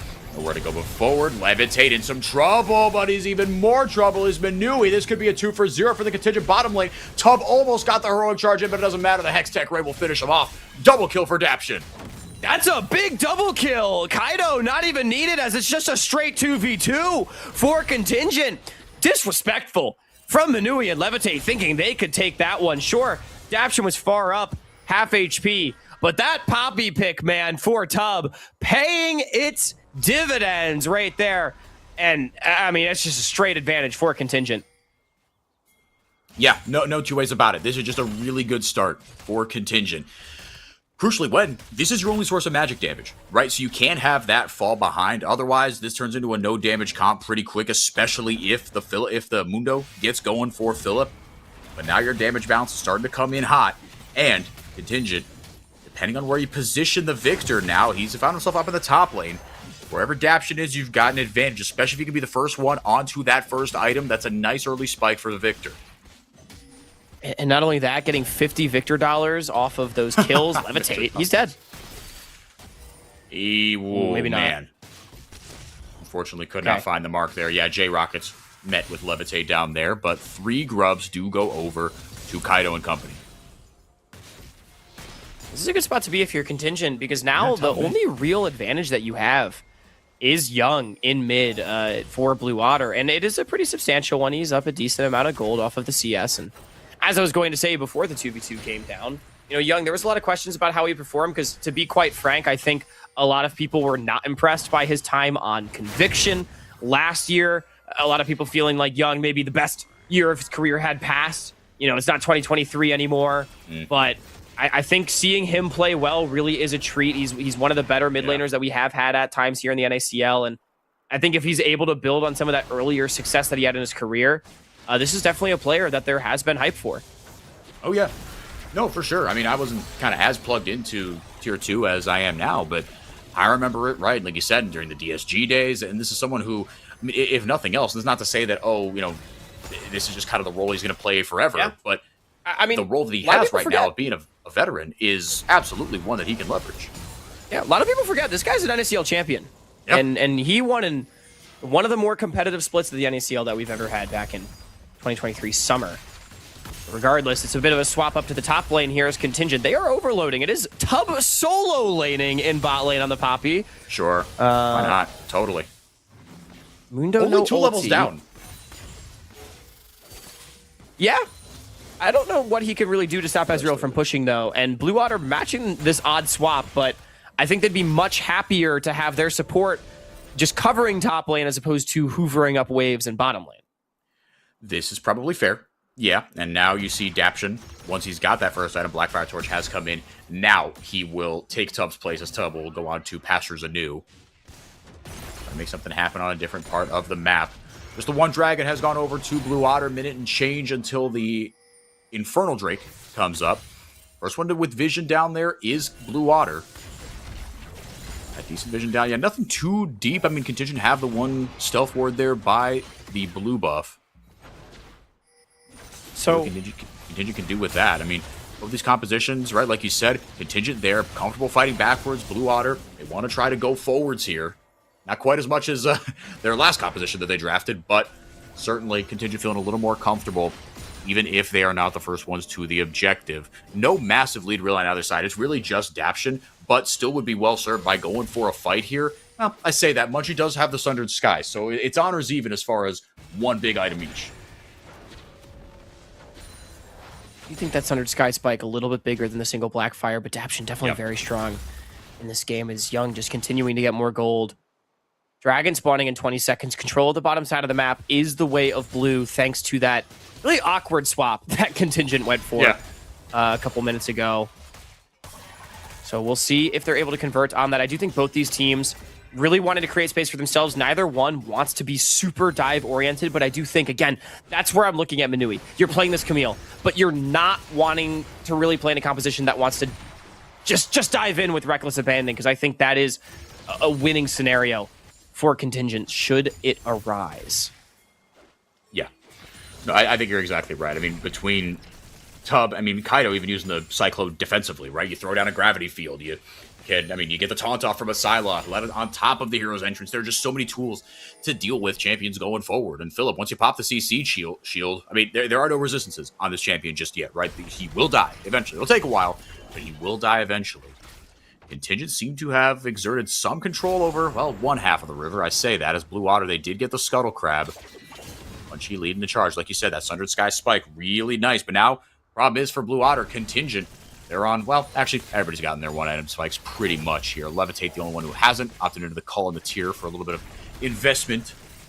Waiting on that one to pay off. Yeah, no one really kind of feeling good enough to pull the trigger on this dragon just yet, Hawk. As you say, that Kaido is at least prodding.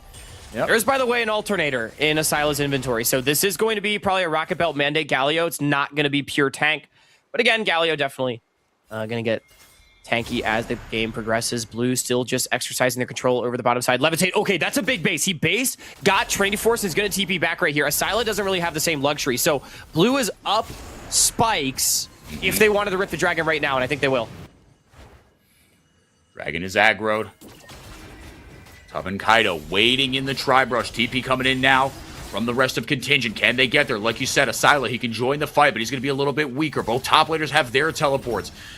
I think the fuse is about to blow here, Hawk. Gravity field down. They clear out the wards. True Shot Barrage out. Good value. Can Contingent get in there with a steal? There goes the Keeper's Verdict. It's perfect from Tub. It knocks the jungler out of there. Thank you very much for the leash. Kaido will take that, but now the re-engage coming in from Manui with the Hextech Ultimatum. Unleash Power will claim its first victim.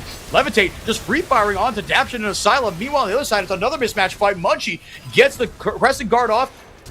Cyclone bopped as well. Double kill coming in now for Blue Otter. Philip grabs himself a kill as well. Contingent coming out on top in this one. Philip, the only member left. Asila survives after a scrappy fight. One dragon and a bunch of kills, Hawk. But Contingent does come out on top. Philip, he wants more. J-Rocket's no flash. Probably going to get walked down here, ultimately to make it a 3-for-3. In all likelihood, he will. Philip should be able to equalize it, but maybe die get for it? something back now. Asila's very, very low, but he's got enough mana. Gets the taunt off. Manui coming in hot. Gets the sweep off. Tub will get the kill. Okay, 4-for-3 in the extension.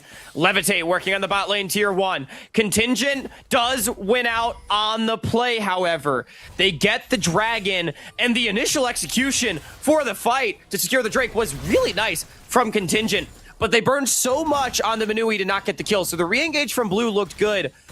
I think just this Trinity Force Wukong, man, this champion is looking OP as hell today in these early mid-game fights. When he's got that Trinity Force spike, able to do so much. It really is. It's such a nice spike, like you were saying. Kaido gonna grab himself this Rift Herald, but Blue Otter might not let him do it without a fight. Oh man, Tub is saying, guys, help, I'm being chased. Munchie with the kill.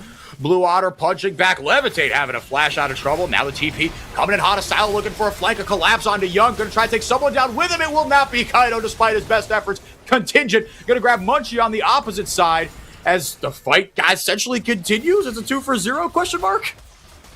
It's a 3-for-1, I think, as Contingent got 3. Tub, Manui is a respawn already. Tub is also respawn. God, these fights are so messy. I mean, the position has really been compromising for Blue Otter. Daption trying to defend this tower desperately. Trying very desperately. Like you said, Manui shows up. J-Rockets as well to even out the numbers. Powered Shock Blast takes a chunk out of Levitate. See what he can do. Maybe you got a chance at this tier 1. Manui, happy to defend that for now. Whew. Man. So after all that, I mean, no objective to fight over. I have a feeling we're going to see more fighting before the next neutral objective, just with the way these two teams have been playing. But Hawk, it really doesn't feel like either team has grabbed any sort of control in this game. That's the first tower of the game. This is the first tower. Now Contingent a little bit. Contingent's opened up a pretty nice lead. 2,500 now at this point. Yeah. I mean, they're definitely ahead.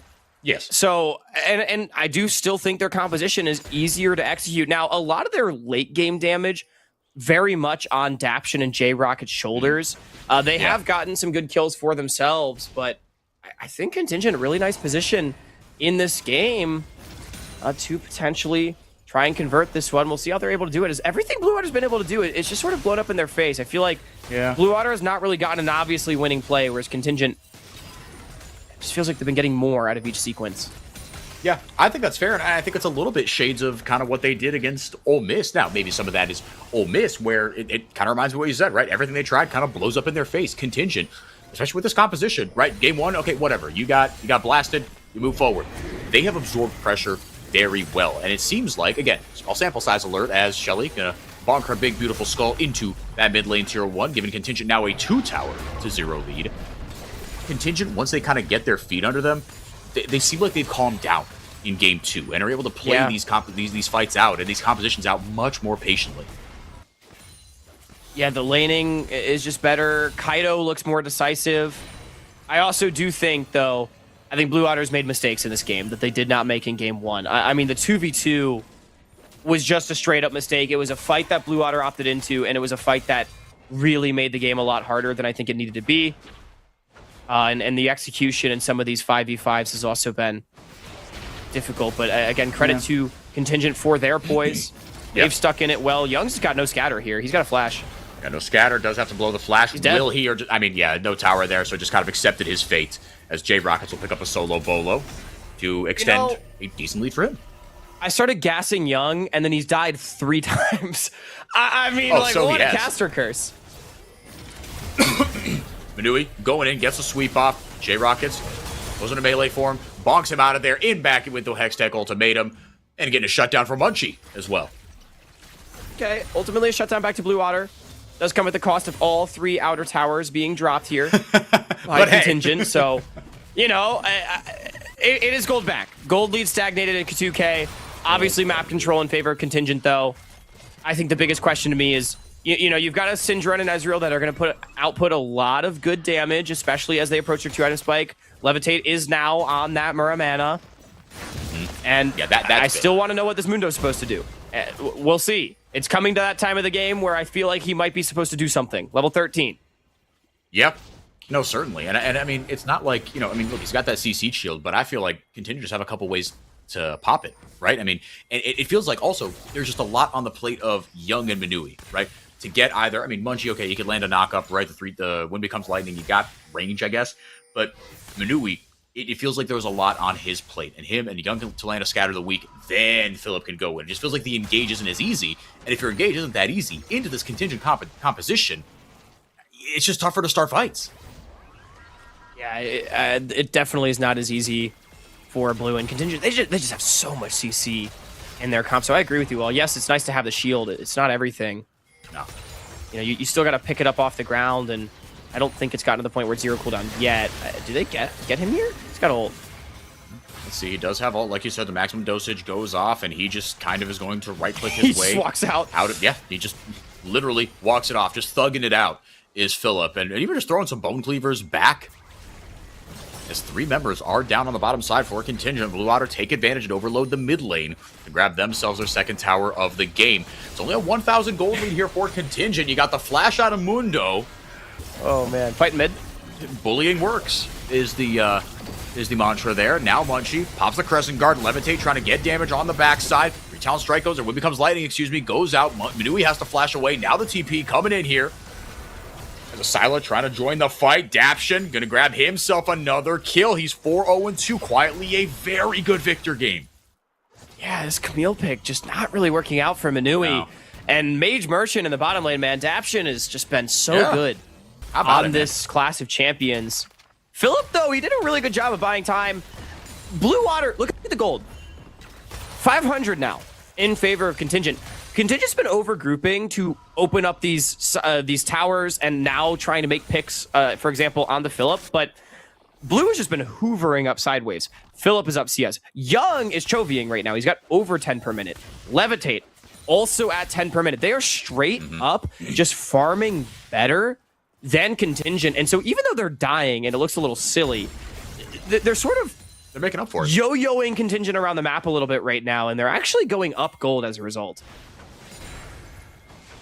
1.1 thousand gold here for Contingent.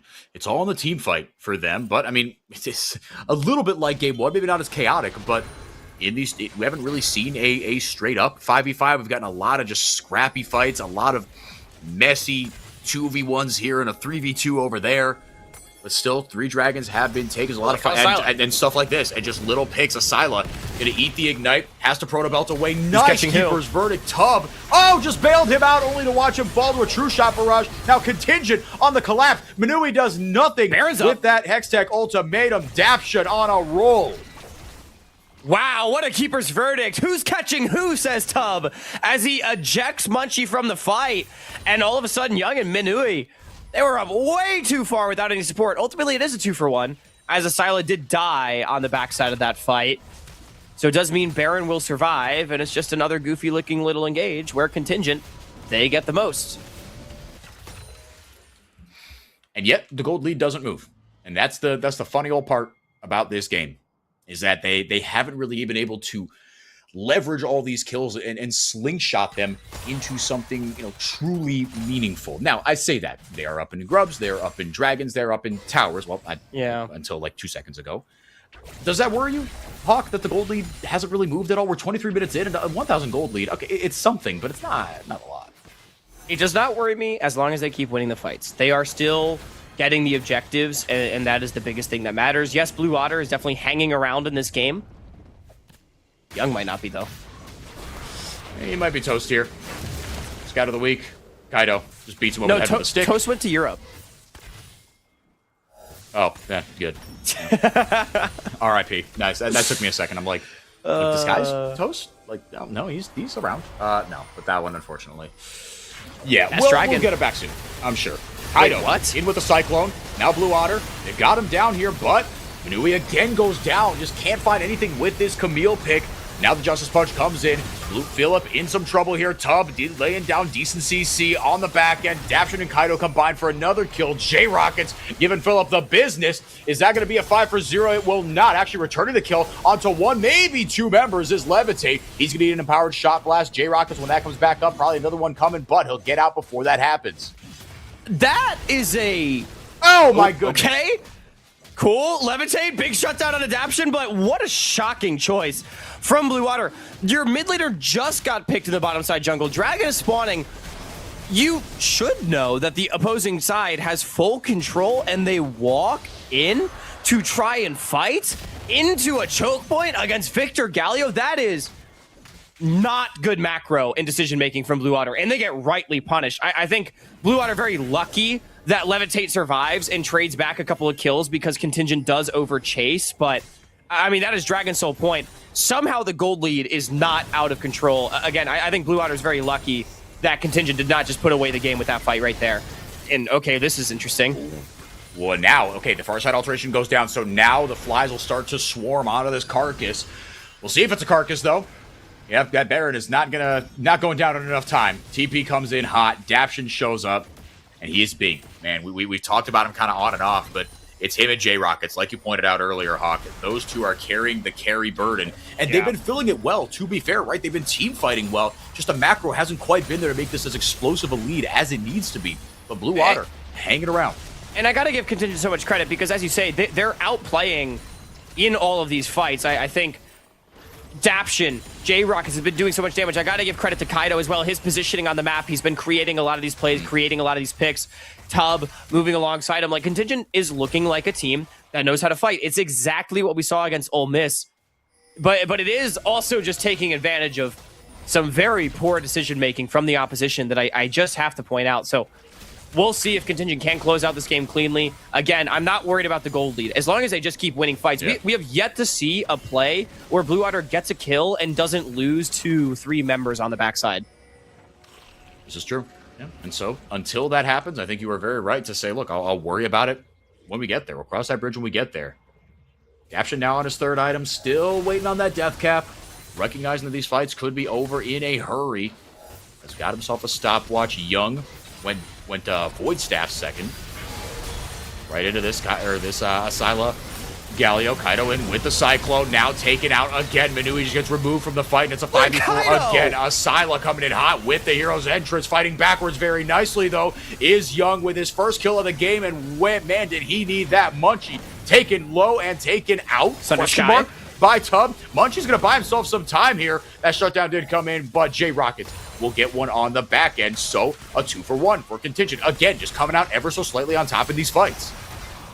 Well, they're not done just yet. Taunt comes in. Levitate doing his darndest. The True Shot Barrage for once does not find its mark. Winds of War might make it a little trickier for Levitate. Has the Arcade Shift away. Does not have his flash. He's got to have to be careful. Young with a nice scout of the week. But Daption with the ticking damage from his bird items will take the Blue Otter 80 carry down. Man, Levitate is really trying in this game. Kaido went real deep into 3 members to try to kill Young. He did give over his life. So again, the Baron will survive. The gold doesn't really move, but it is a 3-for-1 in favor of Contingent as Blue Otter, again, they just keep diving in, but the Poppy denies them. The Galio denies them. The Victor does way too much damage, as does this Jace. Somehow Levitate is up gold over Daption, which is insane. But I mean, J-Rockets is so fed. He's 3.5 items on this Jace pick, and I don't know. There's a part of me that's worried. Blue Otter's really hanging around, but like, we have just not seen that Blue Otter is capable of winning a fight in this game. No, it's what you said, and it certainly hasn't been clean, if nothing else, right? I mean, Levitate's just hanging around and has that lead just because all his kills have been shutdowns, right? Yeah. That's it. I feel like it's just been True Shot Barrage from Narnia that finds an outsized amount of gold. But Daption, once he gets that death cap going, oh boy. But Levitate's on 4 items, right? It's like, but it's so tough if you're Levitate, because like you said, it's basically all on him. Young has to step up. And I would like to see Contingent be cleaner on the backside of these fights. They're getting really good initial engagements, and they're winning the fight very quickly. But then instead of consolidating their advantage and around the objective, they're chasing and chasing for kills that I just don't think they really need. Yeah, it would be great to explode the game with an ace, but why not take the 2-for-0 and then go to the objective? That is the consideration that I do have for Contingent, something I would like to see them do better as this game progresses, because that is the biggest reason why they have yet to put away Blue Otter despite having more than double their kills.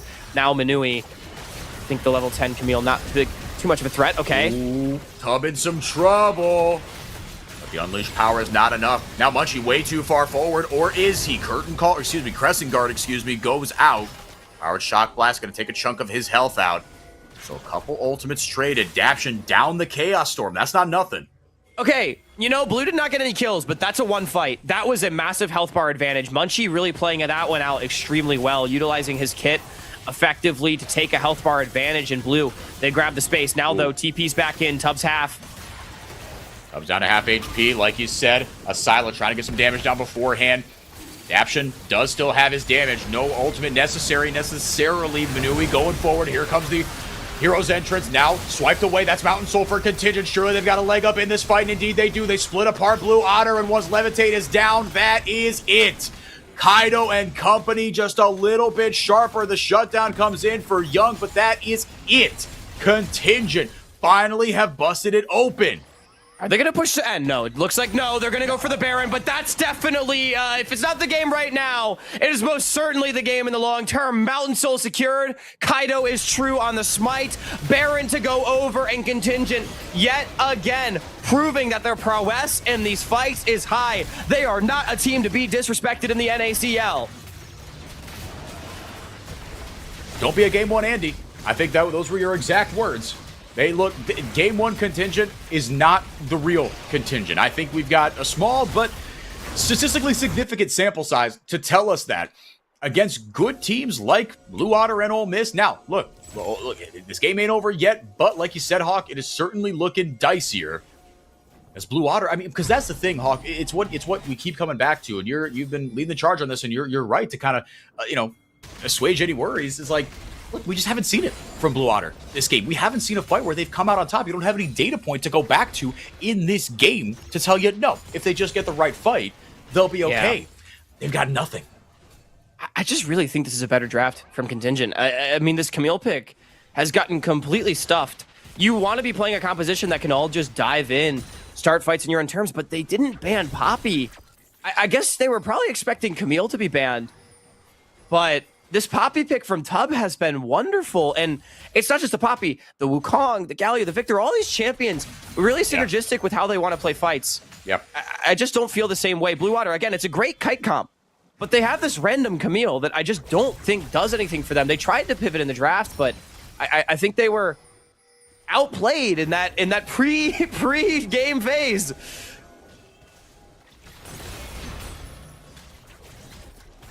No, it's certainly more synergistic. I think you hit the nail right on the head. As Contingent now trying to make the most of this Baron power play. The biggest lead of the game so far. 32 minutes in. It's been a weird game. Man, it feels like this game is finally woken up and sprung to life. Kaido in, has to clone out. Now pops the Cyclone. Gets alright damage there onto Munchie. Can't connect with the W. And Philip trying to get back to a decent level of HP, trying to be disruptive, trying to be a bodyguard, going forward here. As Blue Otter, if they can keep a tier 3 turret alive, you'd consider that a dub, I guess. But the gold lead is starting to get out of control. That might be too much to overcome. Hero's entrance in. Levitate trying to do what he can, but Manui again just jumped on and deleted. Munchie taken low. He is not much longer for this world. Tub in with the heroic charge. Munchie goes down. Contingent. All the cleanup crew. It's a slaughter. There are bodies on the ground. There's brain matter everywhere. Contingent will mop it up. They are looking to end the game. Yeah, that's certainly going to do it. We get our first 6-game day of the split, Henrique. Excited that it is at the hands of Contingent as they look to pull off another upset. I mean, at what point, if they pull it off, I wonder at what point we'd stop calling it an upset. But again, for a team to come up from tier 3, them and Blue Otter technically came up through the same tournament. Obviously, there's a big asterisk on that. But, I mean, this would be so sick if they could, in the first 2 weeks, just secure, essentially, top 3, right? That second win, we're kind of treating it as, okay, you're probably safe. Be really awesome stuff, man. And Blue Otter, they got to go back to the drawing board, man, because it was a dominant game 1, but in game 2, it felt like a PvE game, man. They got nothing going. They really just got stuffed out. You have to credit Kaido and Tub. I'm so impressed by this mid jungle. This support jungle. They've played so well. Daption on the mages, man. He is crazy with it. And J Rockets again showing that he is untiltable. He totally bounced back this game on the Jace. He was electric. That kid has really good mental, dude. Yeah. That kid has some good mental. Like he just locked in the Jace, said, all right, blind pick me this. He gets countered, and he had a great game. I'm so impressed by the poise of this team. And I want to harken back to something that Tubb said in the interview last week, which was, there is no result that would mean a successful season for Contingent. They just want to improve as a team.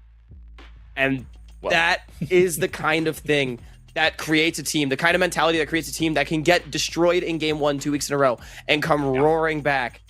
Game 3, now on the horizon. Contingent, what you got? What you got? We're going to find out. They are tied 1-1. Again, they've done this before. They did it against Ole Miss, blasted in game 1, a solid game 2 win. Can they repeat the trick in game 3 here against this opponent? Blue Otter waiting to find out, and so are we. We'll take it to a quick break. We'll find out when we come back. The NACL is presented by Philips Norelco OneBlade.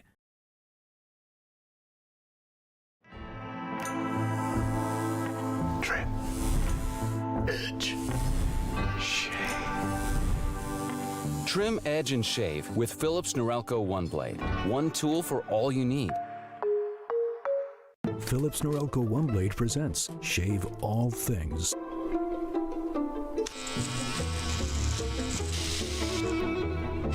Your style made simple with Philips Norelco OneBlade 360.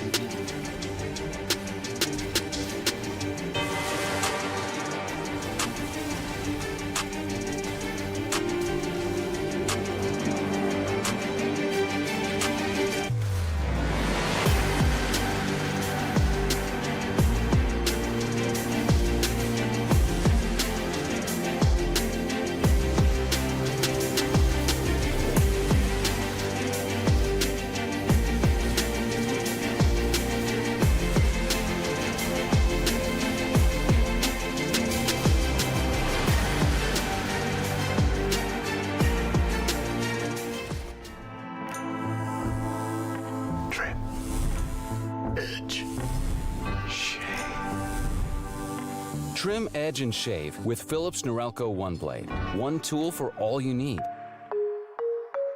Philips Norelco One Blade presents Shave All Things.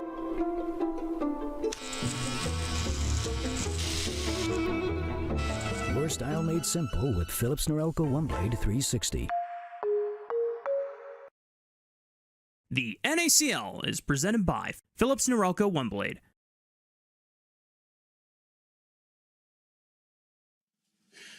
Last one of the day. It's been a fun one. Blue Otter versus Contingent. Let's see what we got. Blue Otter, they got punched in the mouth.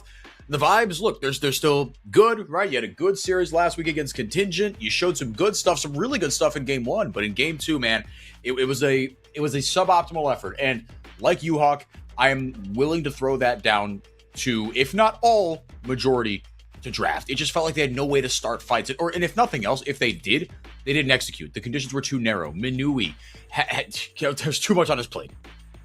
Yeah, I mean, the draft was not very good from Blue Water. I think it was I would rather say it was a great draft from Contingent. And I think not only was Minui in a difficult position out of the draft, I don't think he made the game better for his team. There were multiple plays where I just did not feel like he needed to be going in. And the biggest one to me is that first 2v2 where Daption got a double. I mean, that makes the game so much harder for Blue Water off rip, but you have to give credit. Look at that damage from J-Rockets and from Daption.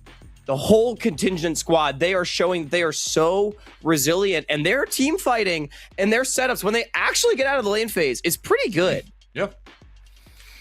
And that's really good to see. I mean, I feel like, again, if nothing else, for a team to show this type of cohesion early on, that's the stuff that you can't really teach. That's the stuff that's just acquired over time and, you know, learned by almost like osmosis, right? Or coaching, I guess, right? But the individual laning, you could drill matchups. You can watch VODs, right? That I feel like is easier. Like, hey, on my own time, I'm just going to kind of figure this out. Really good stuff. Now the ban list, as Blue Otter is going to take first pick blue side, is completely shaken up by Blue Otter. Contingent with some more traditional bans. Orianna left open, generally Ben, a prio pick, but Cassiopeia is also open. This is a matchup that we have seen a lot of times throughout global leagues. Cassiopeia has not really been prioritized throughout this series in the picks and bans up to this point. Yeah, not in this series, like you said, but Bradley exists, so we're always going to have a Cassio in some way, shape, or form. Yeah. But yeah, not really in this one. I mean, we'll see, right? As an answer here, or you throw it down in the bot lane. Again, drafting in 2026 is weird and fun and wacky. And so far, it's been very normal, actually. We will be locked in here for Asila. Yeah, Asila's Ari. This is a comfort. I think this is just definitely something Asila, recognizing that the early stages of the game have been important, wanting to put himself on a comfortable champion. Contingent has highly valued comfort for themselves so far in picks and bans. Pantheon makes a lot of sense. It's a big setup champion. It's one of the premier bruisers, especially now that things like the Wukong's are off the table. Rel and Alistair, also both available. Low chances of Silas against an Alistair with the mid laners having been locked. I'm expecting those ones to be maybe given priority here, especially on 3 picks. Gragas is the hover here for Philip. Had himself a good one on this pick last week. So even though it wasn't picked right there, could expect him to go back to it. Vi Orianna, a solid enough combo that's locked in here. And again, pretty traditional so far, it needs to be said. But we'll see. I mean, to be fair, these aren't really mages that can, they could, because anything is possible.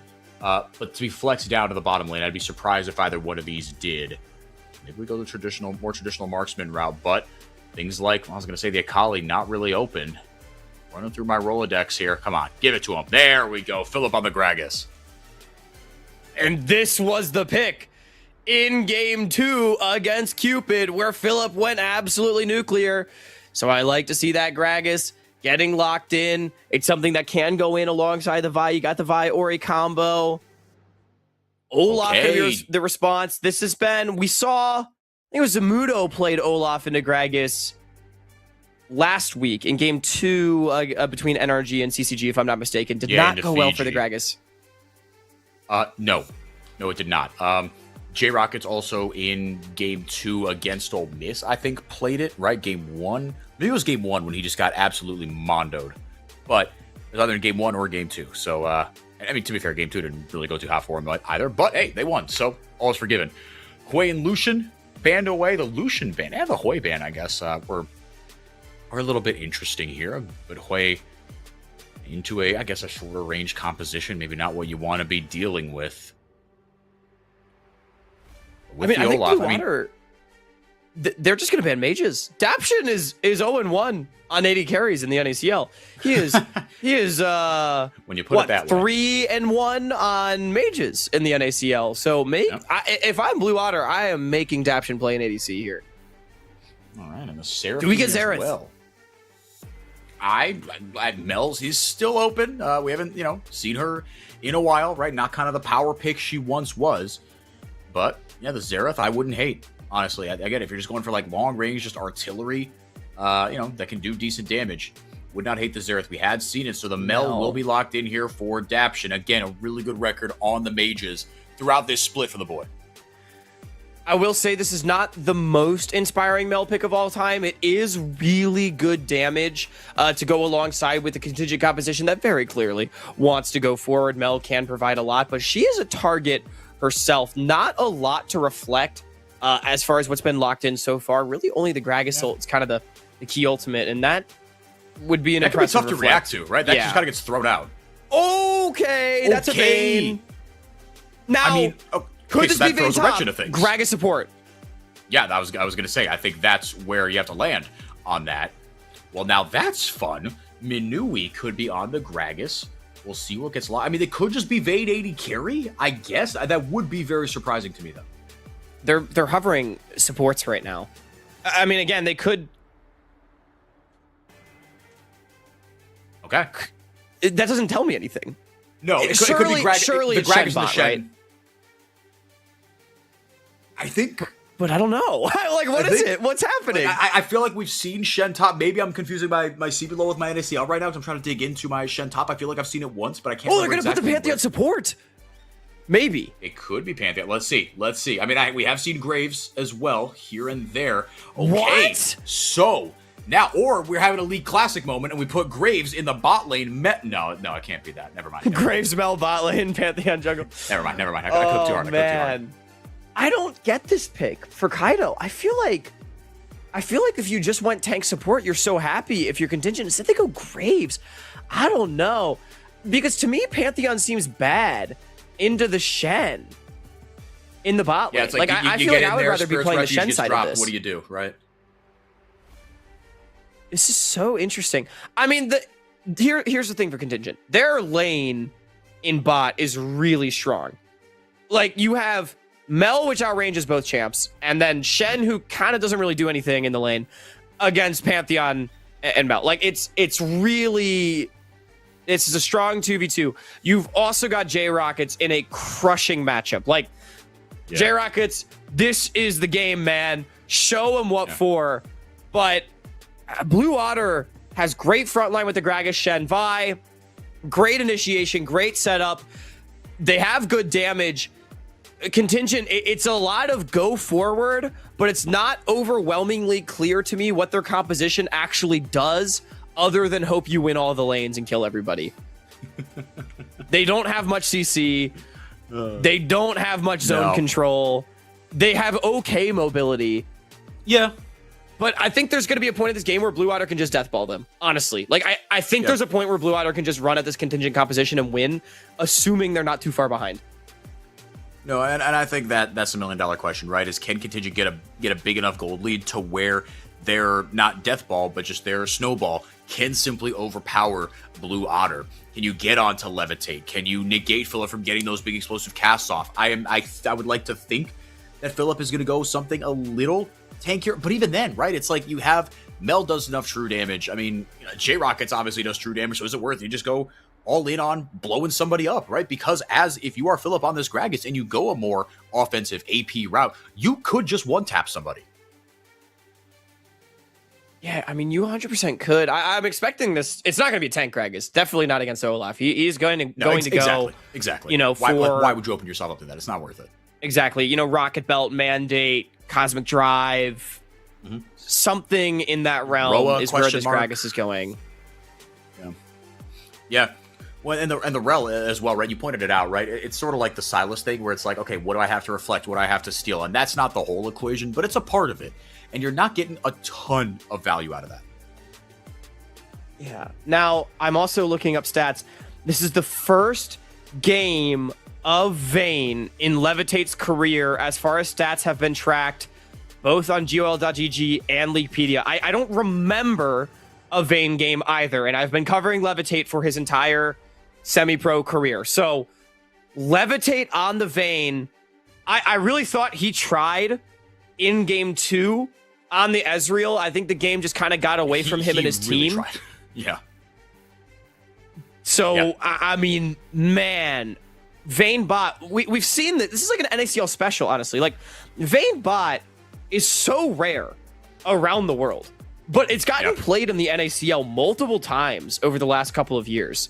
Viper was playing it. Levitate is playing it. We had one like a week or two. I'm trying to remember who played it. This split? Vayne bot? Yes, we had a Vayne bot. Who played it? Must not have been a series I was on. If it was, that's going to be embarrassing. But here's to hoping it wasn't.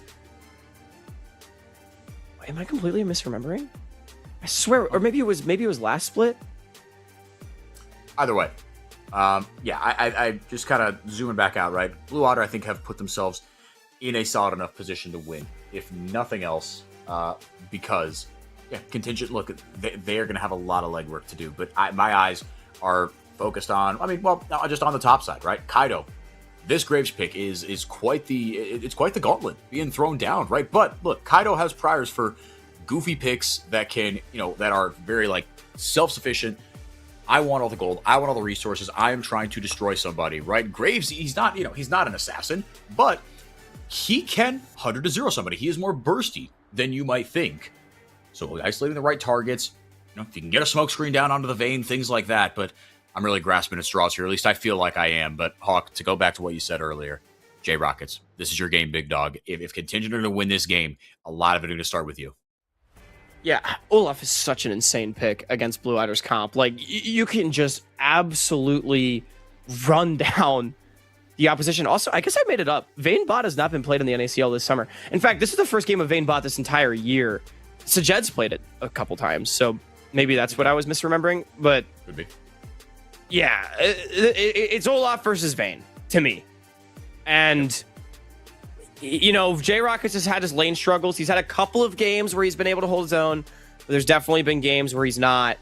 And this really is the game, man. Like, you can do so much work. There's so much CC on Blue Otter. They're really relying on their CC to be in fights. They're a very short range comp. This is the one for Olaf. There will maybe become a point in this game where he kind of just gets burned down by, late game damage that Blue Otter has, but Olaf can get quite tanky and he can get quite angry. Yes, he can.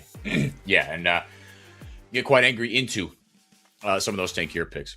So, we're going to take it to a quick break, run into a couple of tech issues. When we come back, the last game of the day. Contingent, they have thrown down the gauntlet. This should be a very interesting game as they look to pull off another upset over Blue Otter. Don't go anywhere. We'll be right back. The NACL is presented by Philips Norelco OneBlade.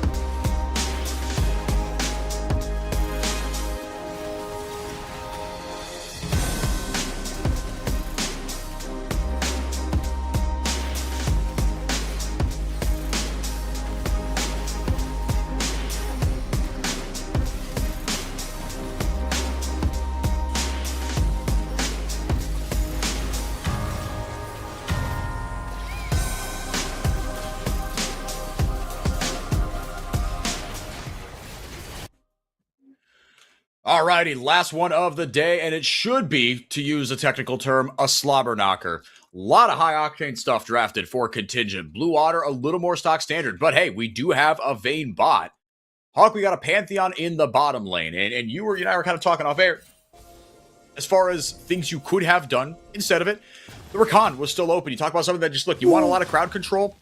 Rakan's still open, right? I mean, shoot. Thresh is open. I don't know, man. Right? Like there were options. You had look. Pantheon is not the kind of premier B1, pick ban pick that he was, but Contingent going to be starting on the opposite side of their screen than they normally would, and a little bit of help from Tub there. I guess that is something, right? I mean, if you want just early skirmishing power, if you're just going to be tied to Kaido, there's an angle, I suppose. I mean, getting this Graves going, it is one way to justify the pick, but I'm in agreement with you. Oh, what the heck?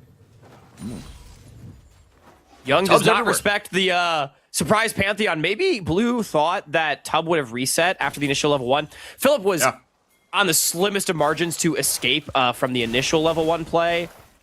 And I think this is just going to be a 3-quadrant here for Kaido, as supported by his top laner and by his support, because I don't think there's going to be an angle here. We'll see for Munchie to cross. Either way, J-Rocket's definitely going to be happy about this, with no jungle pressure on his side. Look, I love a Graves as much as the next guy. I really, really want to see this work. Kaido has already hit his level 3, so he's already off to his first base, like you said, Hawk. Grab himself. Munchie's not really going to be able to walk in. I mean, I don't think you want to flip a skirmish against Pantheon Graves as the Vi, even with the push that you have in bottom, and it's pushing mid from Asyla. Young, without that flash, not really able to play the lane that way that he wants, so Munchie is really sad to start this early game, and I mean, that's good justification of a pick ban choice from Contingent early on. Good game plan. Yeah, I was going to say, you don't get that without Tub. You don't get that without just, I mean, between Graves Pantheon, some of the nastiest early level 1 damage in the game as far as a 1-2 punch. Blue Otter going to push this wave in. Munchie trying to catch up here. Look, he's only down 1 camp, so it's not a death sentence just yet. Far from it. But can Kaido keep the good vibes rolling?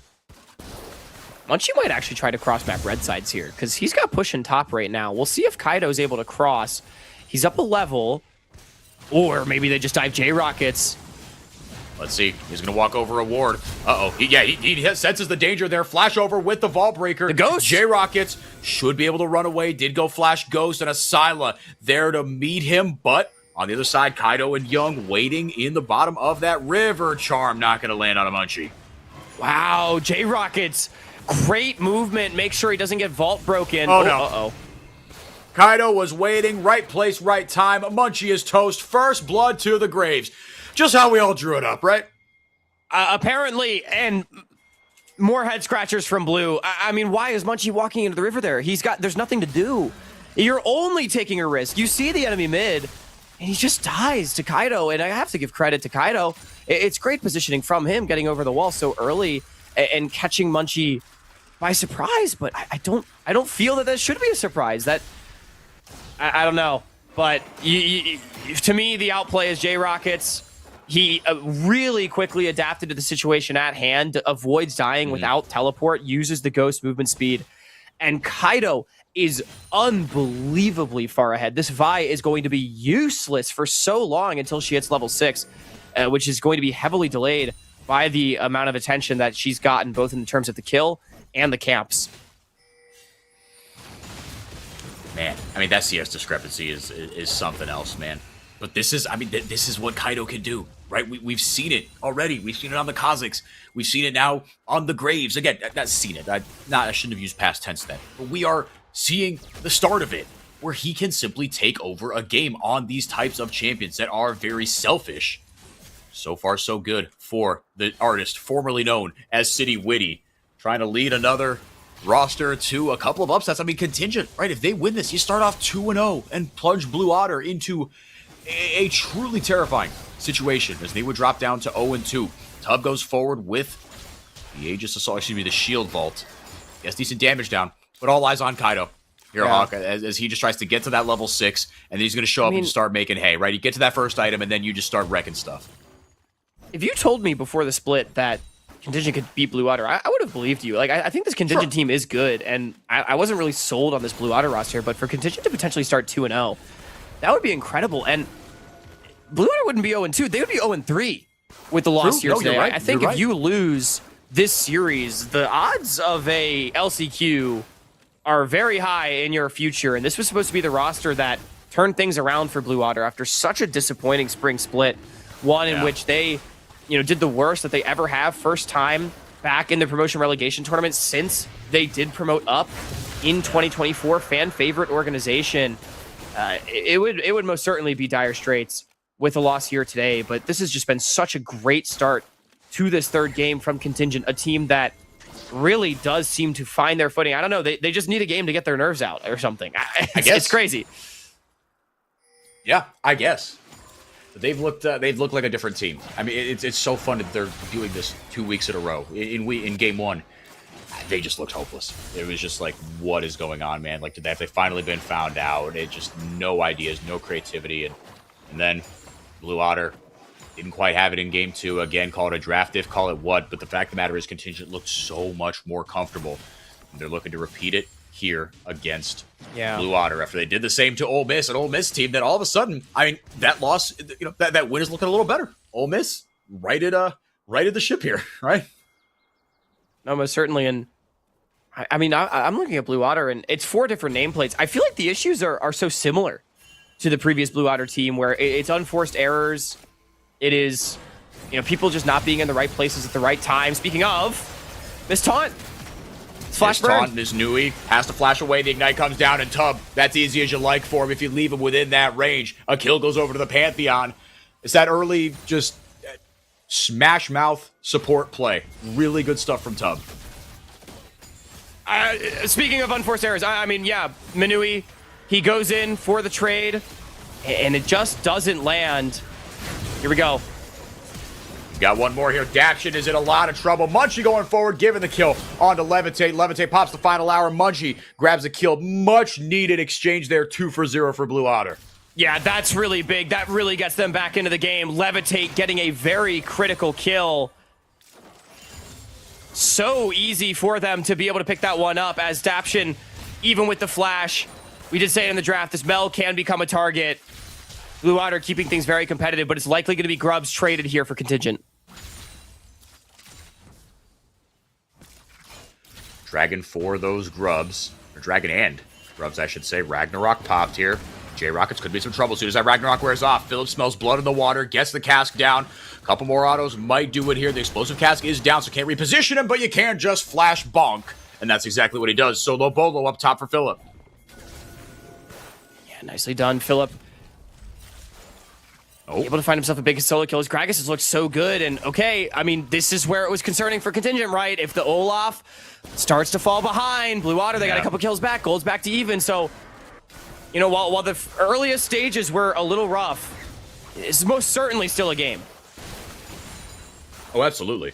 But you make the point, as Kaido's going to start up these Grubs here and add to his neutral objective counter, that the Olaf in draft anyway was your trump card. It's not, the win condition, but it's where you're supposed to get an outsized advantage, right? And so far, you're going even. In fact, you're down 500 gold. So it's been suboptimal here for J-Rockets in the early going.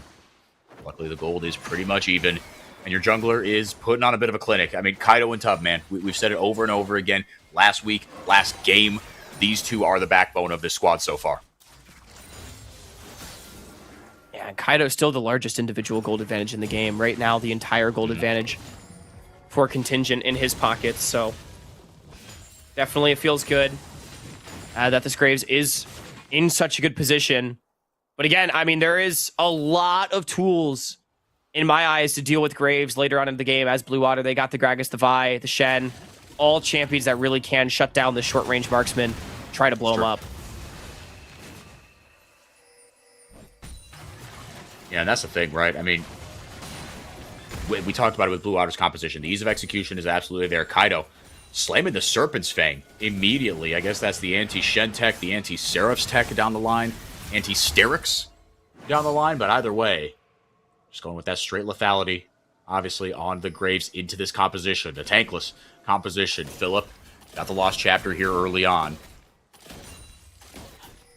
Levitate and company, yeah, I mean, look, they're going to be able to team fight a little bit better. You've got the Vi Orianna combo. That's still there. But you don't have a frontliner. I mean, I would say that worries me, but I don't know, neither do Contingent. But Blue Otter, seem like they've got better ways to... I say that they got better ways to start a fight. I don't know, man. I mean, it certainly feels like Blue Otter team fight better, but I'm having trouble kind of seeing past that. They have some huge outsized advantage, I guess. We'll see if they can open that up. There's a lot of sharks circling around this bottom side right now. Here we go. In with the cease and desist. Daption pops the rebuke. Now Tub.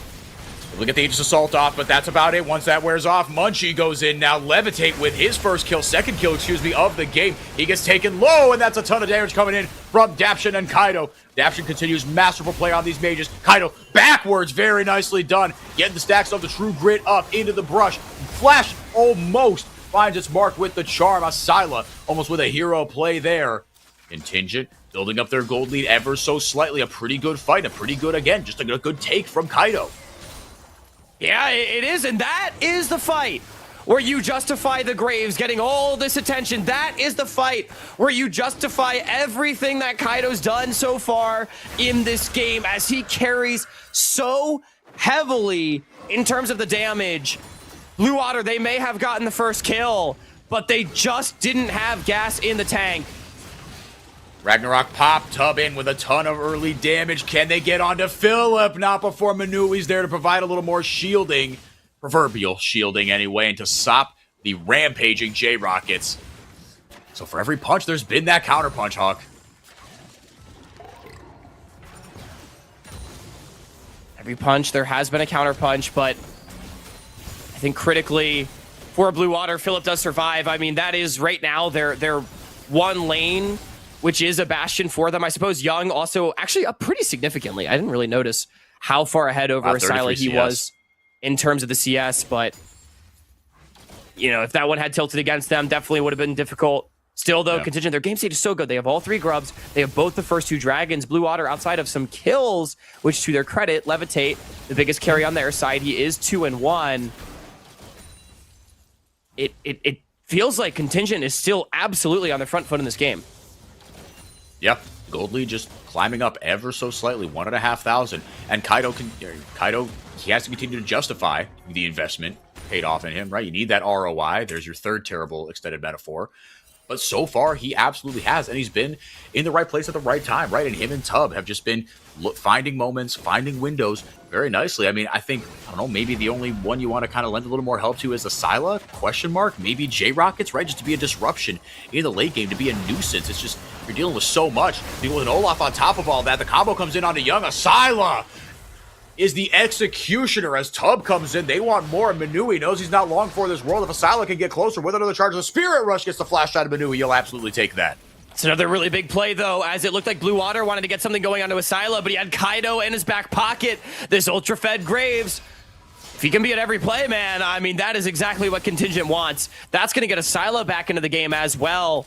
Minion waves being dropped, tower damage being taken, gold lead expanding by 1,000. Like you said, Hawk, in the blink of an eye, now it's a 2,500 gold lead.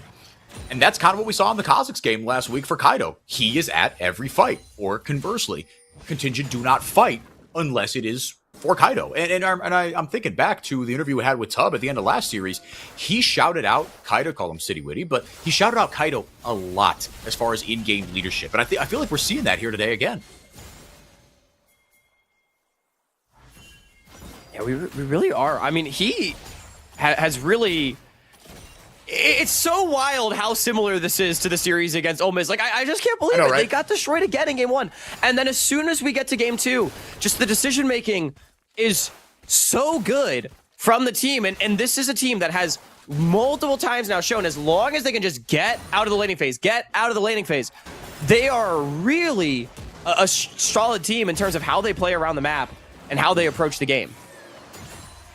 Explosive cask out. No, it's truly night and day. I mean, it's like, I guess we'll see as the series go on.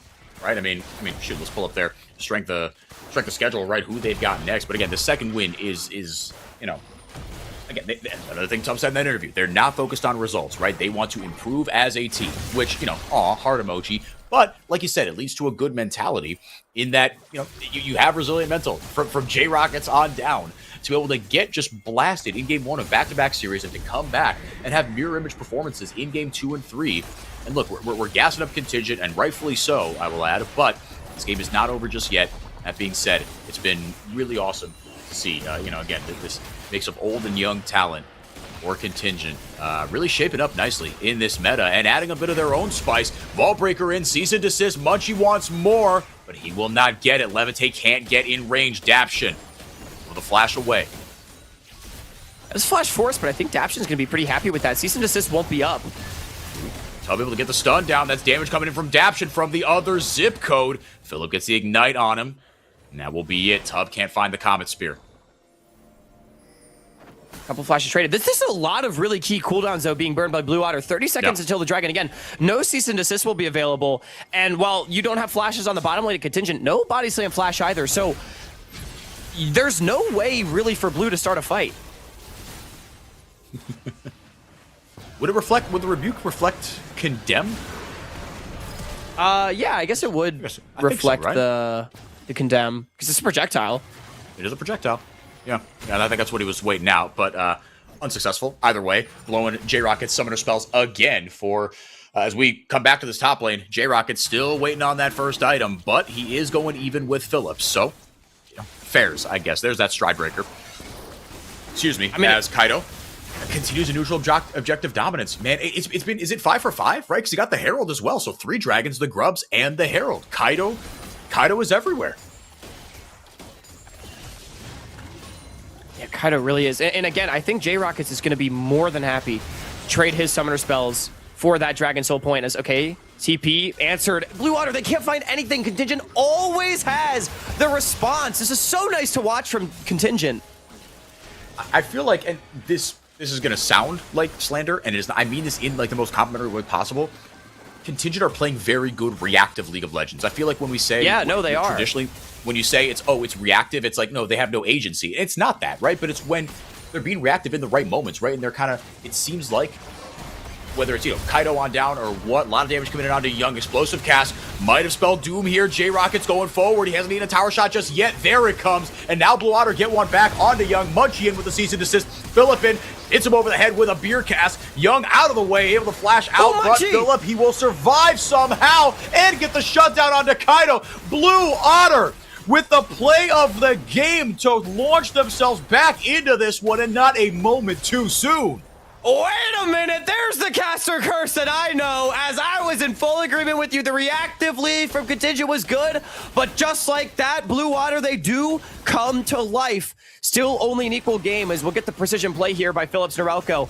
It's the initial pick on the J-Rockets, but in this play, I mean, Kaido, he's still autoing, but look at Munchie. He flashes between Philip and Kaido. Doesn't allow the Graves to get another kill, a Triumph proc, anything else to extend that play. And then the bottom lane arrives from Blue Otter. And wow, this game has completely slingshot back the other way. It's a 4-for-0 somehow. Gold advantage to Blue, but Contingent, to my eye, still in the driver's seat. They have the 3 Grubs. They have the 3 Dragons. They have the objectives, and they have the control of the map. Yep, I think it's a everyone, if you're a Blue Otter enjoyer, all of a sudden you sit forward in your chair, and if you're a Contingent enjoyer, you take a deep breath, because like you said, Hawk, there's still so much to like from what this team has done, and outside of that, they have had complete control of this game. Again, neutral objectives, 5-for-0. They have gotten absolutely nothing. They're still up in towers as well. But, there's a Vayne on the other side. Philip, with one good explosive cast, can completely destroy and dismember a fight. The best laid plans of mice and men fall to one good explosive cast. And with this much raw damage coming in as well, it's not just the disposition that you are, or I should say, that's not what I meant. The repositioning, I should say, the displacement. There we go. Thank you, Brain. That the explosive cast is doing. But it is setting up. I mean, you're down to 30 your HP right there. But again, it all comes back to Kaido, and I want to see J-Rockets be a more active participant in these kills. 0-2-0. It's going to have to get better. I mean, look, Kaido maybe could just do it all. Daption, with one good rebuke, you could do everything, right? You could change the timbre of a fight. But if once J-Rockets gets on the wagon, then I think Contingent are going to feel like a more complete team fighting team. But right now, Blue Otter, man, what a lifeline for them, man. 2 items for 3 members of Blue Otter. Contingent in about the same boat. Silent not quite there, as still Young is just massively out farming, up quite a bit of money in the 1v1 Philip. Also, just another Gragas masterclass in this game. He is so good on this champion. But Daption and Kaido are still big. Levitate really needed the lifeline of those kills. He was a big beneficiary of that play to get himself on relatively even footing to his opposite number. With this dragon in a minute. Remember, this is Soul. Contingent has accelerated this game very rapidly as their composition was designed to do. 22 minutes, man. Right. But don't forget, we talked about in the 5 versus 5, Blue Water, they have the advantage in crowd control abilities. They have the advantage in, I think, just being able to choose what happens in these fights. Contingent, yes, they got damage. They got plenty of that. But this Olaf is not as fed as maybe they would have hoped. And Blue Otter, with priority set up, at least for now, they can find someone to start the fight onto. No, and like you said, if nothing else, just from item spikes, right? You got two items on 3, you got 2 items on 2 if you're Contingent. Now, are they your 2 most important members? I still might argue yes, because Daption, especially with that Horizon focus and a stopwatch, right? 2 stopwatches actually, as Asila has his as well, so those can have outsized impacts. But I think the biggest thing for me is, well, one, Young getting back into this game. And actually, I mean, that's pretty huge. But look, with the amount of damage this team has, you might be okay just being a Shockwave bot. Maybe they don't need you to be a full-on AP carry, right, in the traditional sense of the word. That being said, Levitate, getting back into this game. That's the biggest thing for me.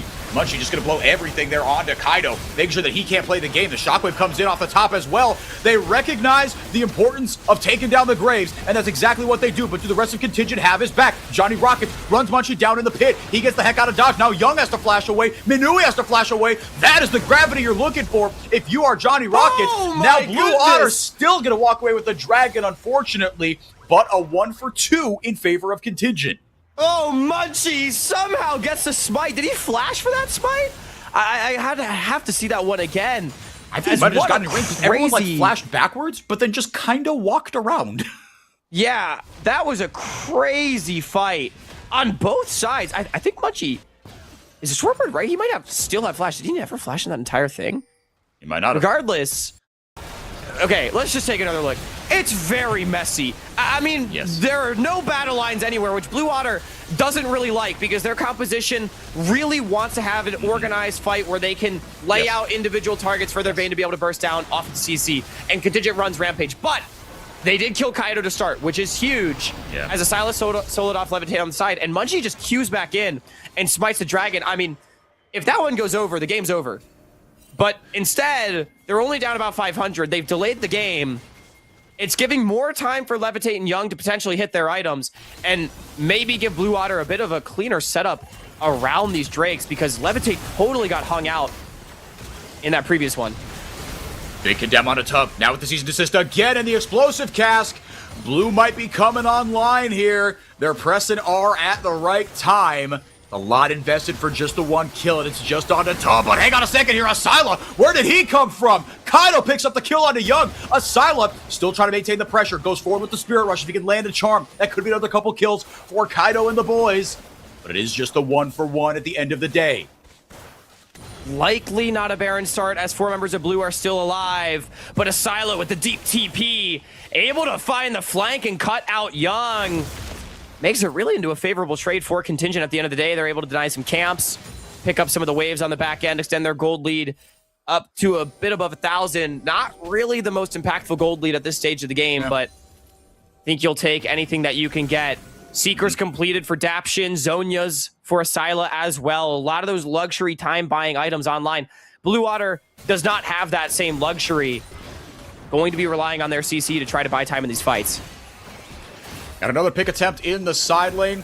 Philip and Minui trying to get onto Asila. Asila trying to buy time. Buy time for what? Yeah, I mean, no one coming to save him, unfortunately. But Philip will be the one that picks up the kill. Manui back it off at the right time.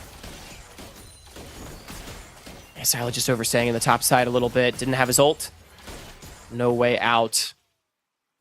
And a good find from the top jungle. Philip still deathless in this game. Only member of Summoner's Rift that has yet to see a gray screen here in game 3.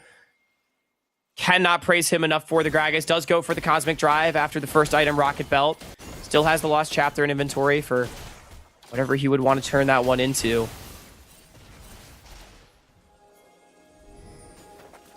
Yeah, maybe that's just I mean, it could be the Shadow Flame? No, Shadow Flame is Alternator and LDR.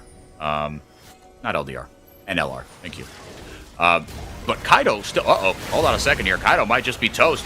They want everything. Again, Kaido's got the target on his back, man, and Blue Otter know that. That being said, look how much damage he did by himself. So, target acquisition... Target recognition, I should say. I don't know about this. I mean, yes, those Fed enemy is Blue Otter's dead, health but bars you're are taking very so low. much damage. Yeah, exactly. This could be a really poor decision, especially with Contingent waiting in the wings immediately. But man, I mean, if you can keep Kaido safe, if Kaido can get even like 8 out of 10 value in these fights, Contingent, I mean, the timbre of the team fights just looks so different with Kaido and what he's done. I mean, just ramping this lethality, Sundered Sky, Black Cleaver, and whatever the heck else he's going to build. Interesting out of that Kindle Gem, plus the Elixir of Iron, of all things, in his inventory. But Philip, obviously, not going tanky, so... But Kaido... It's kind of weird. Blue Water, they get the pick onto Kaido. They lose the play. Contingent, they take advantage of an inaccuracy from Blue starting the Baron. They get a lot of damage on mid, and now look, they're set up around this Soul. 40 seconds. Soul in 40 seconds is a very good call out. Blue Water, they have their health bars back. Munchie doesn't have ult just yet, but Philip's got a should be back up by the time the dragon spawns. Indeed, I think it will.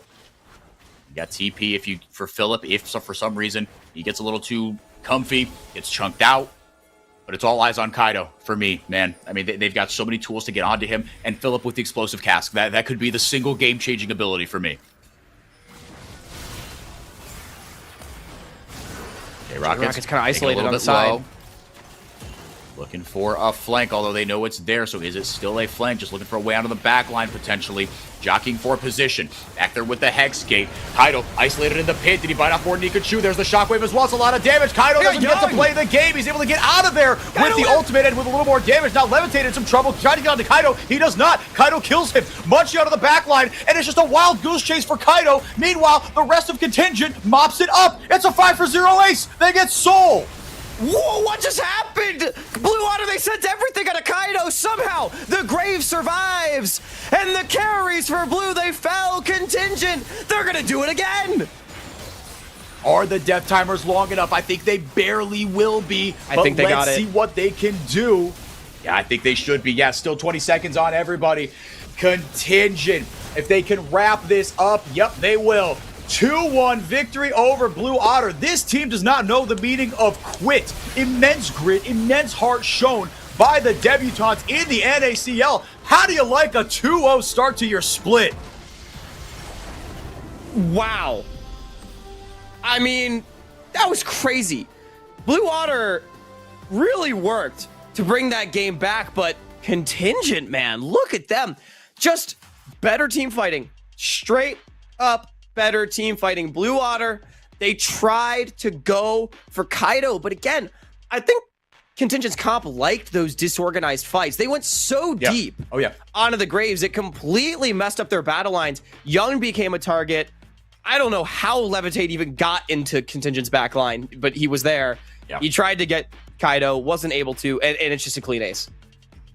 Yeah, I mean, Kaido, for me, an early shout for MVP. I mean, just because it seems like, I mean, it's not just what he did on the Rift. It's not just this Graves game and being willing to put your you-know-what on the table and still come out with a victory and make us go like, why would you go Graves? Why would you flex the Pantheon bot? It was working. Why did you cook too hard? I said they cooked too hard. When we took a little break before the game, I literally said, I think they cooked too hard.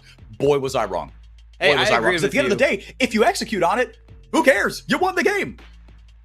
And it was just such a clear game plan to play around Kaido from level 1. He got so far ahead of Munchie.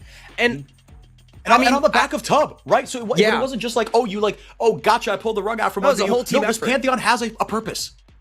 Yeah, it was a whole team effort. And I almost feel like Kaido, how far ahead he got, it was like a global taunt for Blue, unironically. And you saw that in the last fight. Yeah. Like they multiple fights in a row would invest everything to kill the Graves, which is great. But he was not the only guy on that team. Asila, J-Rockets, they were doing big damage. And I've been so impressed with Kaido's split so far and his poise in second and third games of series. And this whole teams. This is one of the biggest enigmas I have ever witnessed in my years on the NACL. It's strange, man, but it is fun. And it is endlessly entertaining. And if you weren't hooked now, right? If you're, I recognize these teams, these players, whatever. Oh, Ole Miss is up and down. I know that. Blue Otter, is the magic gone? Tune in for a contingent, man, because they never say die. You can never count them out.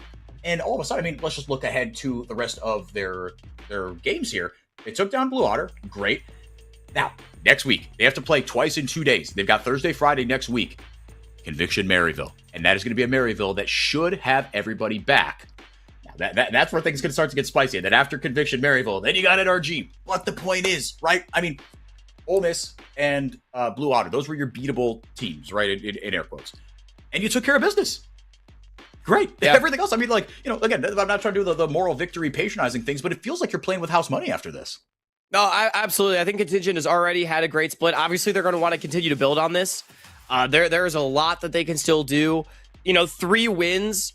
I think you're guaranteed playoffs if you get 3 wins. I don't think there's any way that you could have 3 teams with 3 wins. And even just being on 2 wins, that is a really big boon. Now, it is tough. Again, everyone in their group already has at least 1, so they're only really 1 game ahead. But it's a great place to be. It's a great time to be a Contingent fan. I've been really impressed with what this team's been able to do. Extremely impressive. And for a Blue Otter, you kind of were given a bit of a diagnosis midway through game 3. Things like unforced errors was the phrase that I remember you kind of, getting out there. How do you feel about that? Do you feel it was more unforced errors? Or do you feel it was more just actually Contingent just kind of had the sauce? A mix of both? I'll leave it to you. I really hate to say it. I think it's errors from Blue Otter. I think this team should be better. Just their structure in the final fights was not good. So, in the early game, Contingent made a lot of outplays. Don't get me wrong. And I don't want that to take away from their win, but it does feel to me like Blue Otter, so many of their struggles are self-inflicted. They just don't really seem to have a clear idea of how to play the game and how to play out fights. Well, they've got a few more games, actually just 2 series, right? Like you said, they're down 0-3. It is desperation hours for Blue Otter, but it is celebration time for Contingent. And to help us celebrate, we've got Daption in for Hawk to interview. So, gentlemen, take it away. Yeah. Let's get Daption in here. Daption, it's been a while since we've gotten to talk, man. You're an 80 carry now, and you're 2-0. Tell me about it. How you doing? Well, a lot of people would like to argue that I haven't been playing any 80 carries, but Fair. Honestly, with the meta right now, I don't see a reason why I wouldn't. So that honestly has been a really, really fun journey with all my teammates. They're all great people and I'm friends with them, so it makes suffering together a lot more easy, Yeah, I love it. You're right. Maybe a more apt title would have been bot laner, perhaps. But hey, man, you're taking advantage of the meta. I'm just gonna jump straight to that. Mage's bot. I think it was Froxon or one of the rioters put out a tweet that there's gonna be a bunch of changes. Give me your pitch right now. Why should we keep Mage's bot in the game for Daption? Well, I don't think I would be the wrong person to do that because honestly, I play a mix of both ADCs and mages, but I think it's fair to have mages in the game, but it should definitely not be this toxic to the point where I don't know, in an Emerald lobby, there's somebody just playing Camille support, literally going 1 in 10 to try to replicate the roaming support playstyle to enable the mages to get solo EXP and stuff like that. I don't think that's healthy, but I think mages pressuring, for example, this series, I'm not gonna lie, I played terribly in lane, but the games weren't really about that. So I think if I was a little bit of a better mage player, I definitely could have gotten a lot more kills in lane. But it didn't happen today. So hopefully next time I'll be a better mage player, basically. No pitch, sorry.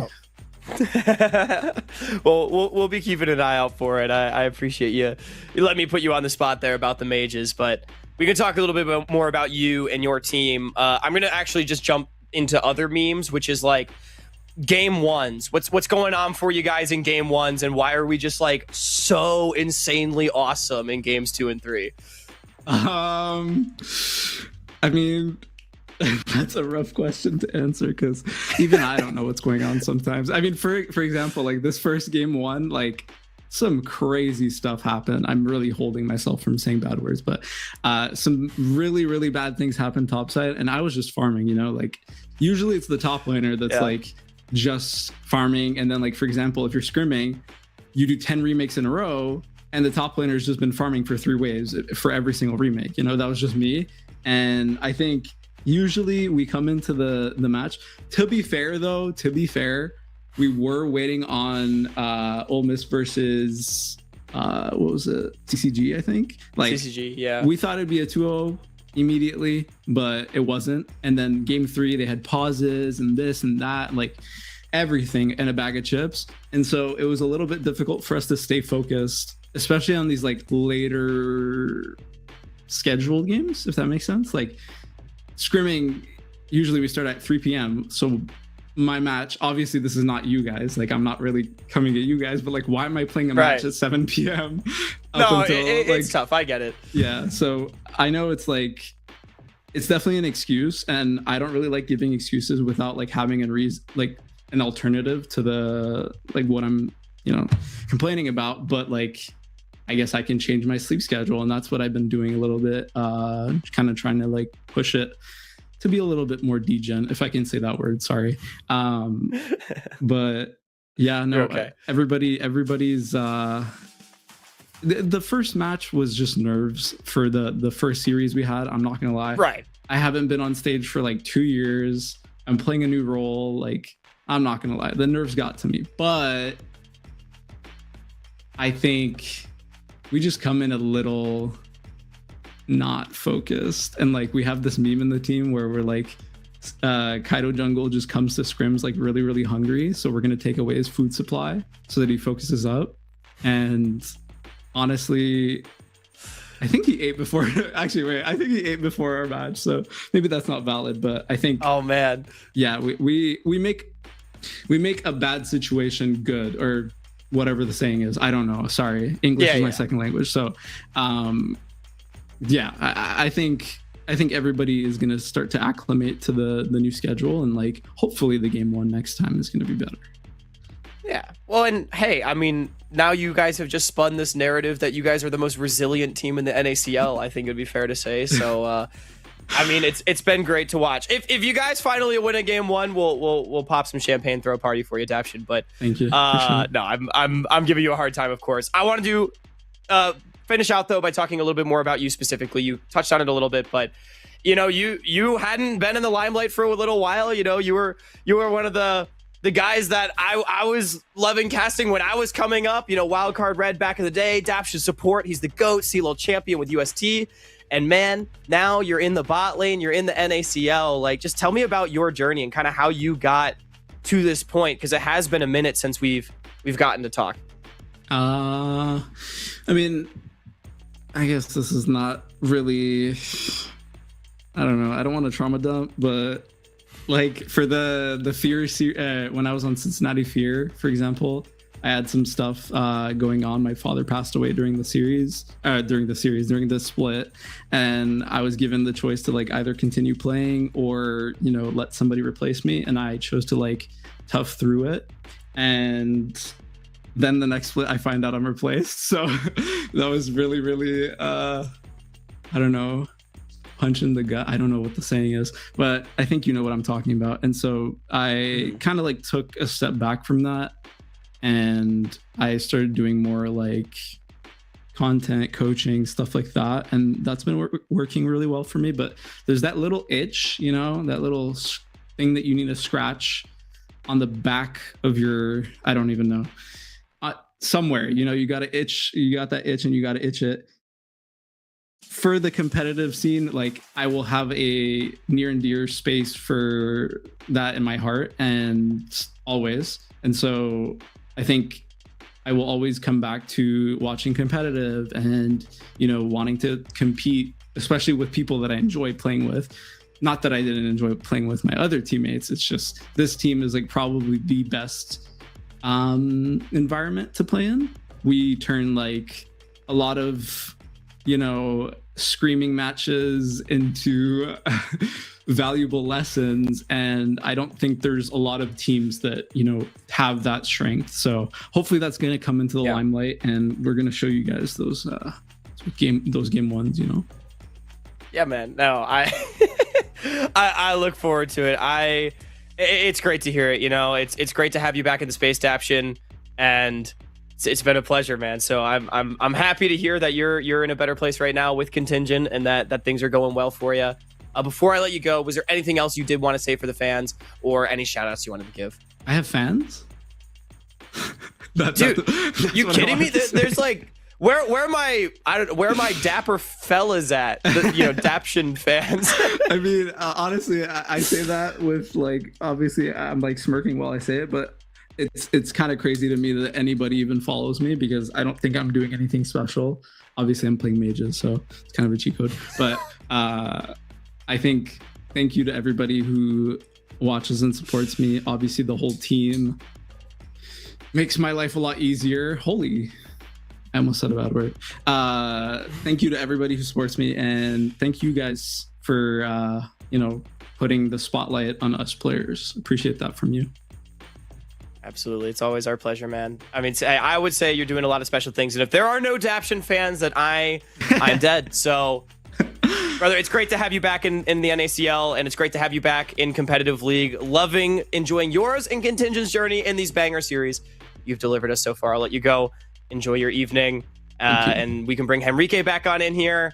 As so many great nuggets, man. It just sounds like the vibes on this Contingent team are off the charts. It seems like they are absolutely immaculate. I want to play for Contingent. And I feel like even if I was to just sprint it, which I would, they would still be nice to me. They'd give me a gentle ribbing, but I think it'd be a good time. It just goes to show you, man, especially when you come up through tier 3, right, and OQs, vibes can take you a long way, right? And again, we'll see what happens when they face some adversity, but I feel like if there's any team that's equipped to handle adversity, it's this team, if nothing else, because a lot of these players have been through it, right? On and off the Rift, as Daption was saying. This is a resilient bunch, and I cannot wait to watch the rest of their journey.